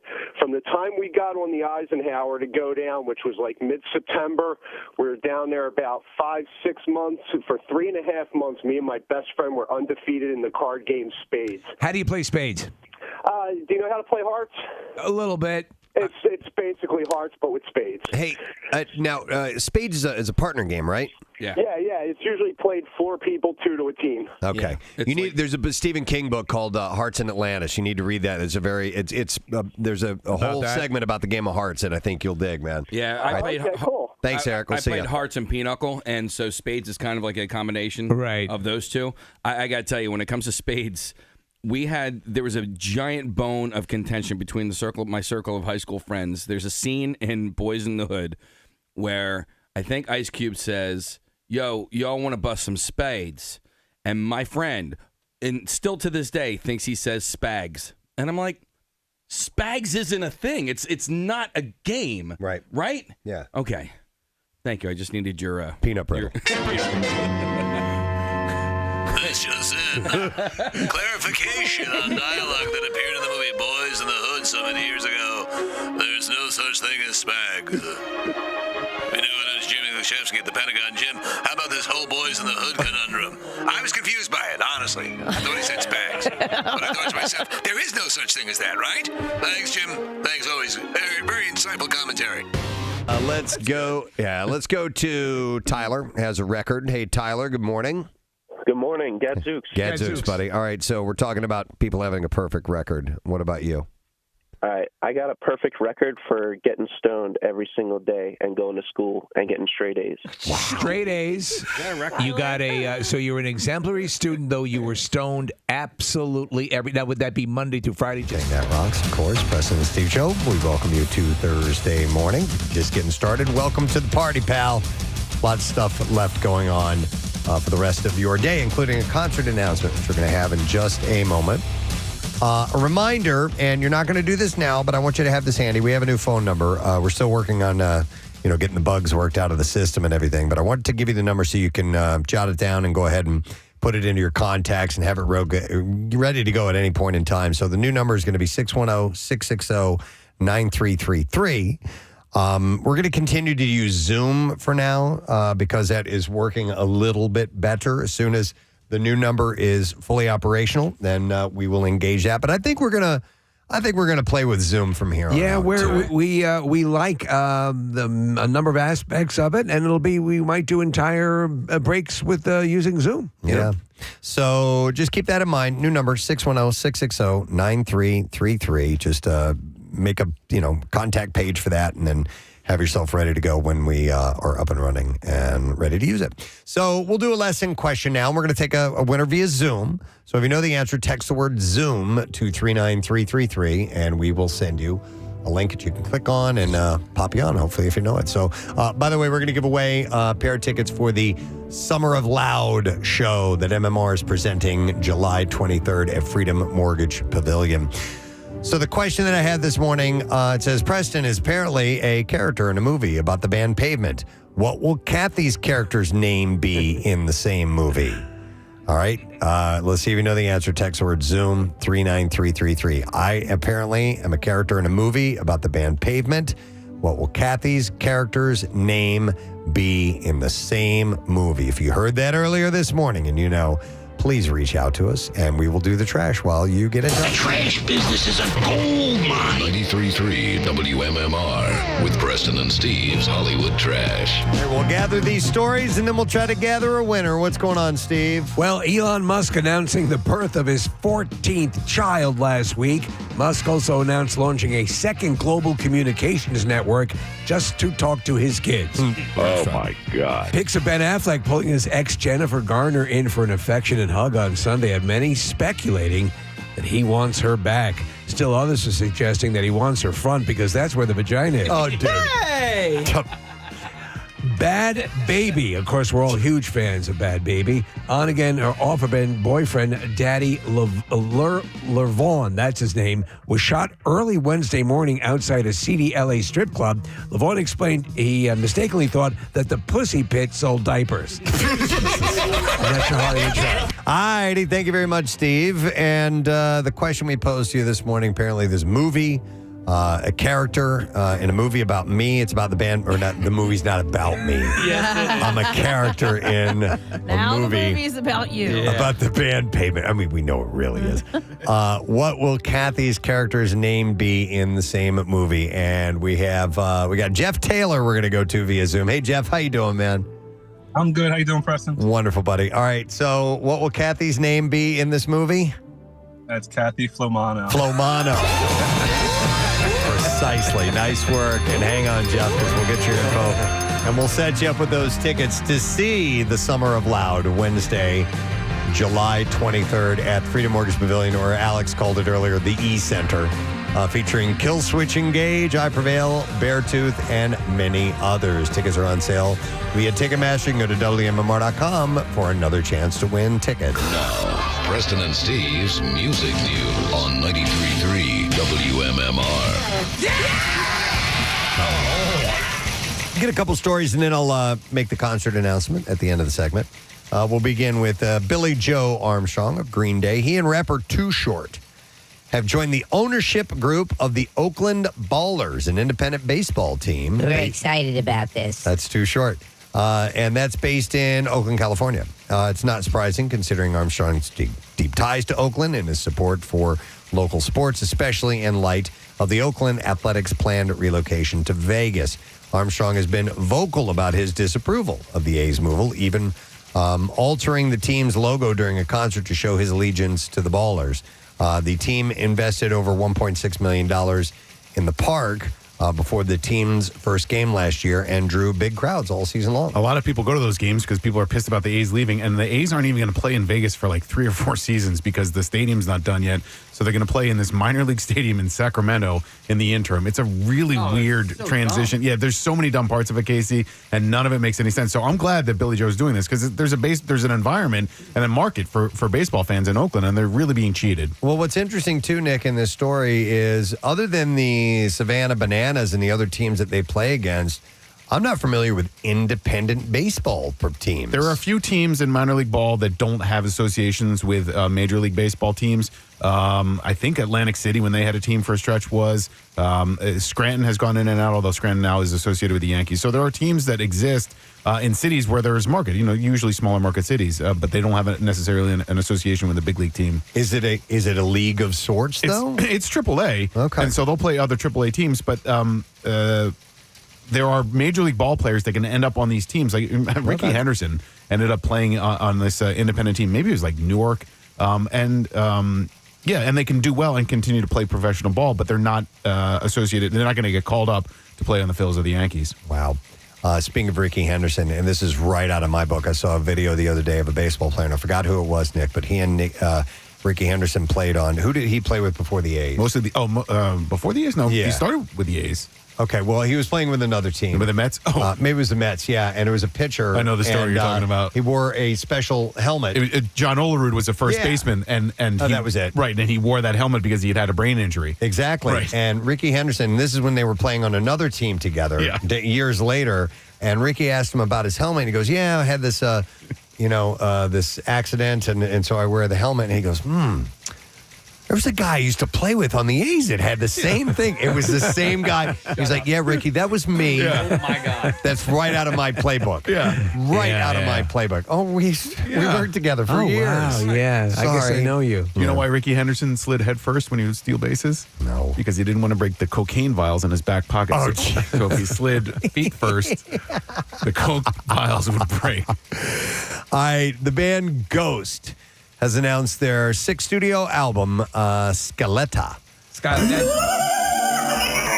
scared. Set for release on April 25th through Loma Vista Recordings. The album's lead single, Sanitized, introduces fans to the band's new frontman, Papa V. Perpetua. Is this it? Yeah. By the way, there's an interview that Brent Porsche did with Tobias Forge, which is available at WMMR.com, I believe. Saw a clip he posted the other day. Did you say the name of the song was Sanitized? Because I think it's Satanized. Oh, yeah, I said sanitized, so satanized. Thank you. That makes more If you sense. want to get residual Satan off of your toilet seat. You satanize it. Yeah. So let's see. The Satanizer, the band also unveiled the Satanizer, an interactive music video experience allowing fans to insert themselves into the video by uploading a photo. In support of Scaletta, and I'm probably mispronouncing that too, Ghost has embarked on the Skeletor, starting April 15th. That's great. Oh, I get it. Skeletor. In Manchester, UK, with dates across Europe, North America, and Mexico.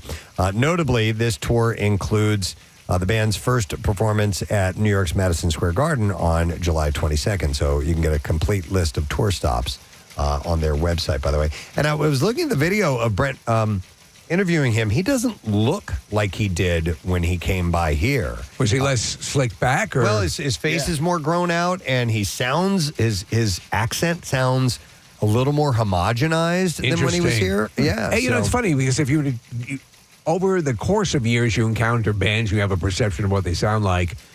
Ghost, to me, once I finally heard a fair amount of Ghost, did not sound like I thought they were going to sound. You see the pictures? Yes. And they're going for a heavy vibe. And the theatrics and everything, they're surprisingly more melodic than They you are. would imagine. And then the lead singer sounds like this. Beautiful is this mountain looking right behind me. In our studio tomorrow. By the way, he will be joining us tomorrow. That guy right there, our favorite little Austrian, is going to be in our studio tomorrow. We're looking forward to that. All right, it's time now for a concert announcement. So this show will be taking place Saturday, August 9th. Always great to hear of a Saturday show at Freedom Mortgage Pavilion. Tickets will go on sale next Friday, March 14th at 10 a.m. via Ticketmaster. 2 bands playing this show, and we're excited to mention, actually it's 3 bands altogether, but Volbeat is coming to town. It's called the Greatest of All Tours. And they will have a couple of special guests joining them, one of them being Hailstorm. Wow. We love Hailstorm. So Volbeat and Hailstorm, and also the Ghost Inside. Not all that familiar with them, but I'm sure they're great if they're on board with these 2 bands.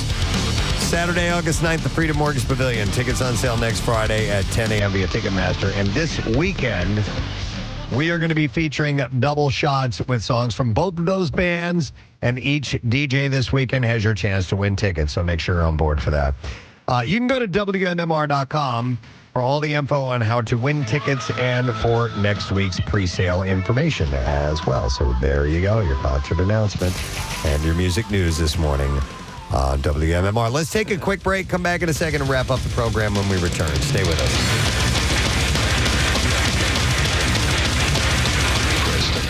Or were you? No, every day. Every day. Wow. And you got straight A's. Straight A's. I'm like a teacher's pet. Like the teacher has to say, Tyler, like we know you know the answer. Just stop raising your hand at this point. Were you the teacher's supplier? No. Okay. I don't sell drugs. Okay, good. All right. So you're like the champion of drug addicts. Sure. Yeah. For getting good grades. Yes. Yeah. Now that's it's a little bit of a contorted title, but it is a title. That's it. Listen, yeah, it's absolutely. undefeated. I'll take anything that you want to tell us about. What Thanks, are you the man. champion of then at that point? Beating the odds, I guess. Yes, right? of course, yeah. I don't know. He didn't have to smoke resin one time. He always, right? What's that? I'm not understanding. When you run out of weed, you just you get like a paper clip or whatever, and you scrape out all the resin in your apparatus, and you Casey, smoke that. I used to be called Captain Blackfingers. Captain Black. Look at you, Cheech and Chong over here. Sometimes you got to do what you got to do. Yeah. If you don't actually have the leafy substance. Captain Blackfingers. Mm-hmm. Apparently, a lot of people still want to watch reruns of The Cosby Show on television. In a Twitter announcement yesterday, Bounce TV said, "You asked and we heard you loud and clear, bouncers. We're bringing back The Cosby Show by popular demand." I don't know if I have Bounce. No, and you know what? Well, I don't know either, but Seventh Heaven is playing in syndication. We were talking about that last week. Yeah, you figured how would you do that? Yeah, but if people want to see it. Stephen Collins was admitted to sexual contact with a 10-year-old girl. Yeah. To me, I would find it difficult to believe him as a preacher in that show. Yeah. And Cosby is the ultimate dad at this point, I think, is not workable. Well, it's old, and people might have they might look past that and just look at the characters as opposed to the people actually playing them. You think so? I should revisit the Charles Manson sitcom. What was that? I don't remember. Was that back in I'm the... home. Oh, it was like a family sitcom, or Squeaky, I hear you got a bad grade today. Why didn't you go out and kill a white pig? I'm home. Look, that's just with a crazy look on his face in the door. I'm home. That's the opening shot. Oh God! And they're at the Spawn movie ranch there. Oh my God! Wait a second. This isn't my knife. It's a melon baller.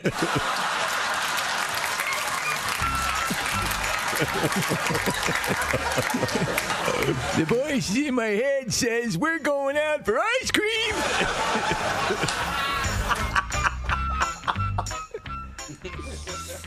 And then there's the episode where he carved the swastikas in their forehead. Oh, I don't like it. Yeah. You never like anything. I think it makes me look Nazi-ish. I just think it's going to be an issue when you apply for jobs. I'm much to my own drummer, woman. Now go kill someone. All right. Leave as little circumstantial evidence as possible.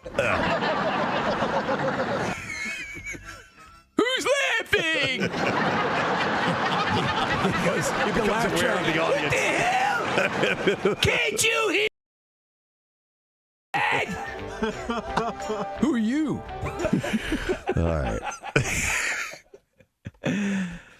That's on Bounce as well. That's the lead-in. The show was...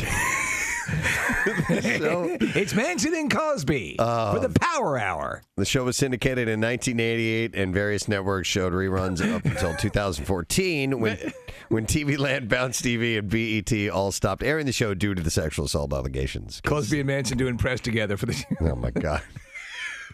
At a conference. There were a couple pieces of audio you wanted me to play, Steve? Oh, yeah. Yoko. I think she posted this on her Facebook account, Yoko Ono. She had an auditory reaction to President-elect Donald Trump. Oh wait, is this? It's real. Is it words or is it? You tell me. It's an auditory You reaction. Tell me. In classic Yoko fashion, and this was a message to her followers, and I guess to her followers, this means something. Okay, here we go. I haven't heard this yet.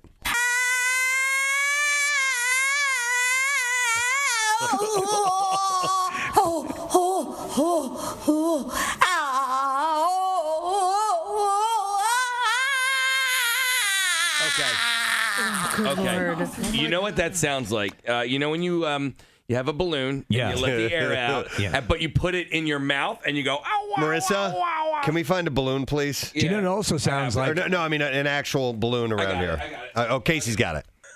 We need a real balloon. A real man's balloon. We got those condoms. are gigantic. Look at this. All right, well, go ahead, blow it It's up. a weather balloon, It's for a Christ's sake. douchebag is what it is. Either we have a tiny balloon or a Zeppelin. It's a hot water bottle. The hell is this that? won't work. It might. All right, try it. All right, try it. He's going to pass out trying to blow it up. And you know what? Preston is actually really good at just picking up wind instruments, so you might be able to actually recreate this. You might be a virtuoso. Yeah. All right, we'll play it for him while he's blowing. Okay. All right, stop. Got it.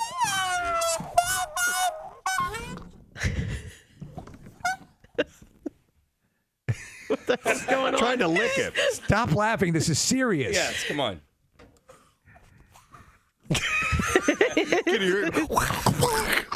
You don't have to get it right up on the mic. Maybe No, Yoko Casey, is I can't talented. get it to squeak. Oh, get out. Yeah. All right, Here we go. Sounds like a heart. No, got to take it back. I need a different balloon. Not going to work. Go to promotions. Get me.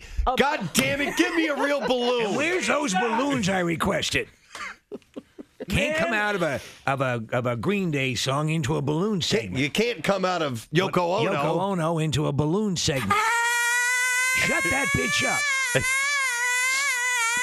Can you do the exploding Yoko for me, Steve? Sure. Yeah. That's one of my favorite bits of all time. Let me know when you're ready. Here we go.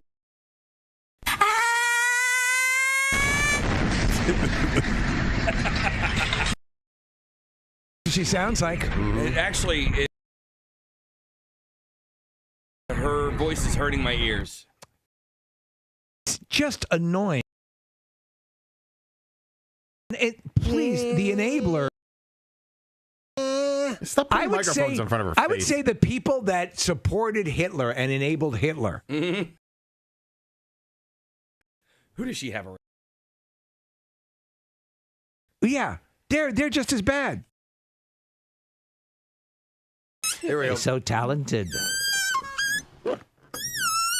It's on with their command of Dance Kid Dance on 93.3 WMMR. It's Everything Rocks, Preston and Steve show at 10:34 on a Thursday morning, coming to a close. The weather today, it's okay. High's going to be about 50 degrees. No rain expected, but it's going to be breezy and mix of clouds and sun. Tomorrow, that continues. We have pretty much the same day for tomorrow. And then the wind should subside a little bit Saturday and Sunday, and temperatures are going to linger around 50 or so. By Monday, we'll be back up into the 60s. That's going to be very, very nice. I'm liking that. Yep. So, enjoyable day today. We had an interesting show this morning in that a friend of mine had told me that they had gotten wind of a movie trailer and that WDRE, a radio station that both Steve and I used to work at, was featured in the trailer, and they found out that there's a character called Preston, a disc jockey called Preston in there. And so we were talking about this on air, and it turns out that we have ties to the director, a guy named Alex Perry, who is the son of a gentleman who used to work here named Roy Perry. So Nick reached out to him. We got him on, and we talked about the movies about the band Pavement. Features Jason Schwartzman is in it, Joe Keery, who's for Steve from Stranger Things, And sure enough, I was the inspiration for that particular character Yes. in the movie. We just wanted to verify. And we ended up having a great conversation with him. It's terrific. I got a nice text from Alex afterwards, and he said, Preston, about that character and about your name being in the movie. He said it's an honest and sincere tip of the hat. Oh, Isn't that sweet? That's really sweet. Yeah. It doesn't come out till May. And Joe Keery, who stars in it, his band, he's a musician as well. Really good, by the way. My youngest listens to his stuff and has for a couple of years now. They're going to be in town. Yes. Where were they playing, Case? Do you remember? Yeah, at the Franklin Music Hall. Okay. So we can sort of maybe get all this synergized. Yeah. We got to try and get him on the program. We got to try and get him in early because his show at the Franklin is it's a Saturday. So it doesn't look, and I think that's where his tour starts. So, maybe he'll get in a day early, get warmed up. Now that he like knows you're essentially a co-star. I mean, yeah. Maybe once he hears the story. I mean, if we would have to have this catered by Wetzel's Pretzels, right? Of course. Okay. Remind him of Casey's interaction with Joe one time was at a movie premiere, and Casey was in a room, I think alone with Joe for a moment. And he thought you were a murderer. And all Casey could do was talk about Wetzel's Pretzels. You were nervous, right? I was, to say the least. The worst was they asked me to leave, but like he did. No. Like his handler. No. Somebody from Allied came in and said, "Hey, there's some people out here who want to take a picture." Like, oh, okay. Oh, and they love pretzels out there. As I'm walking out, I'm like, they asked you to do that, didn't they? Yeah. And sure enough, they did. I was like, I thought so. I deserve that.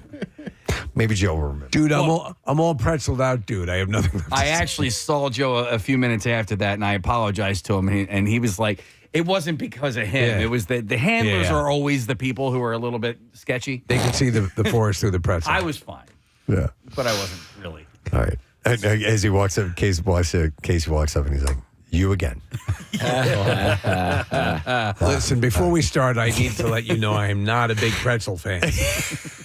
All right. How you doing, Pierre? Fine, thank you. Excellent. So the yodeling Austrian is coming in tomorrow. Oh, yeah, that's right. Yes. What is his name? His name is Peter Mehrhofer. Mehrhofer. How did you get him to come in here? I think it was Marissa found out he would just kind of checked his schedule and he was going to be coming over to the States and found out he was going to be in New York.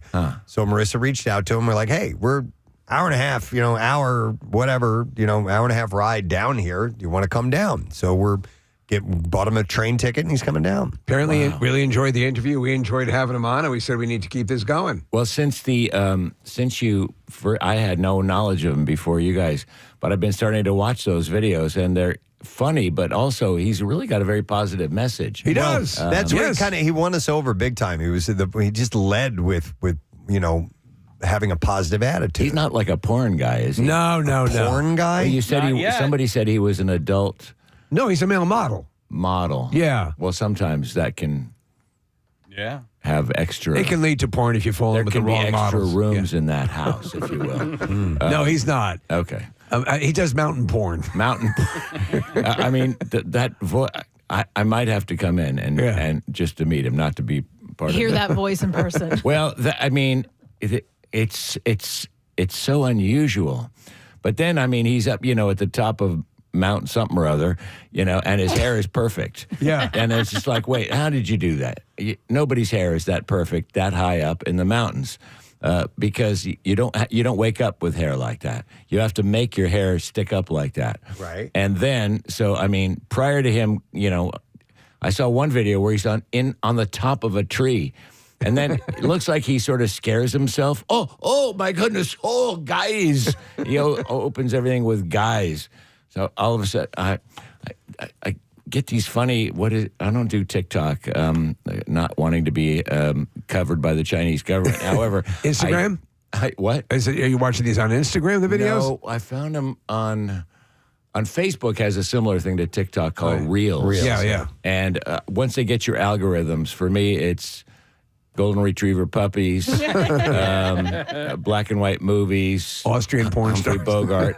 Well, not Austrian porn stars particularly, and planes landing badly. For some reason, I have this thing. I watched some plane land in a windstorm, and so that's been coming up. And now he's been coming up, right? Because I found him, and then now he's coming up every other, register. So I'm going, what's up with this guy?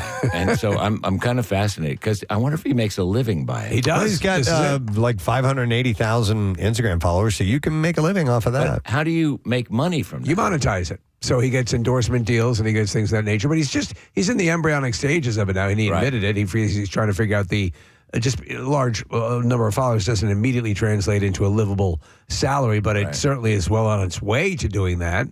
So that's what he's doing. Okay. Yeah. So And cool. he does do the male modeling. He was also, I think, it was Austria's Got Talent or the Voice or something, or he was something on something like that as well. So all right, there you go. All right, they'll be in tomorrow. Well, maybe you can make him yodel.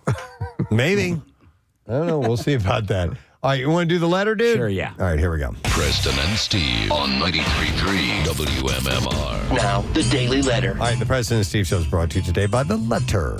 I as in Indiana. We will give away $500 tomorrow, and it's brought to you by Marvel Television's Daredevil Born Again and vigilante lawyer Matt Murdock and former mob boss Mayor Wilson Fisk are back in an all-new TV MA series, Daredevil Born Again, now streaming and only on Disney+. All right, what you doing with today's? Well, we'll have more of those Offspring Jimmy Eat World tickets to give away. And again, our phones aren't working, so we did a high text number.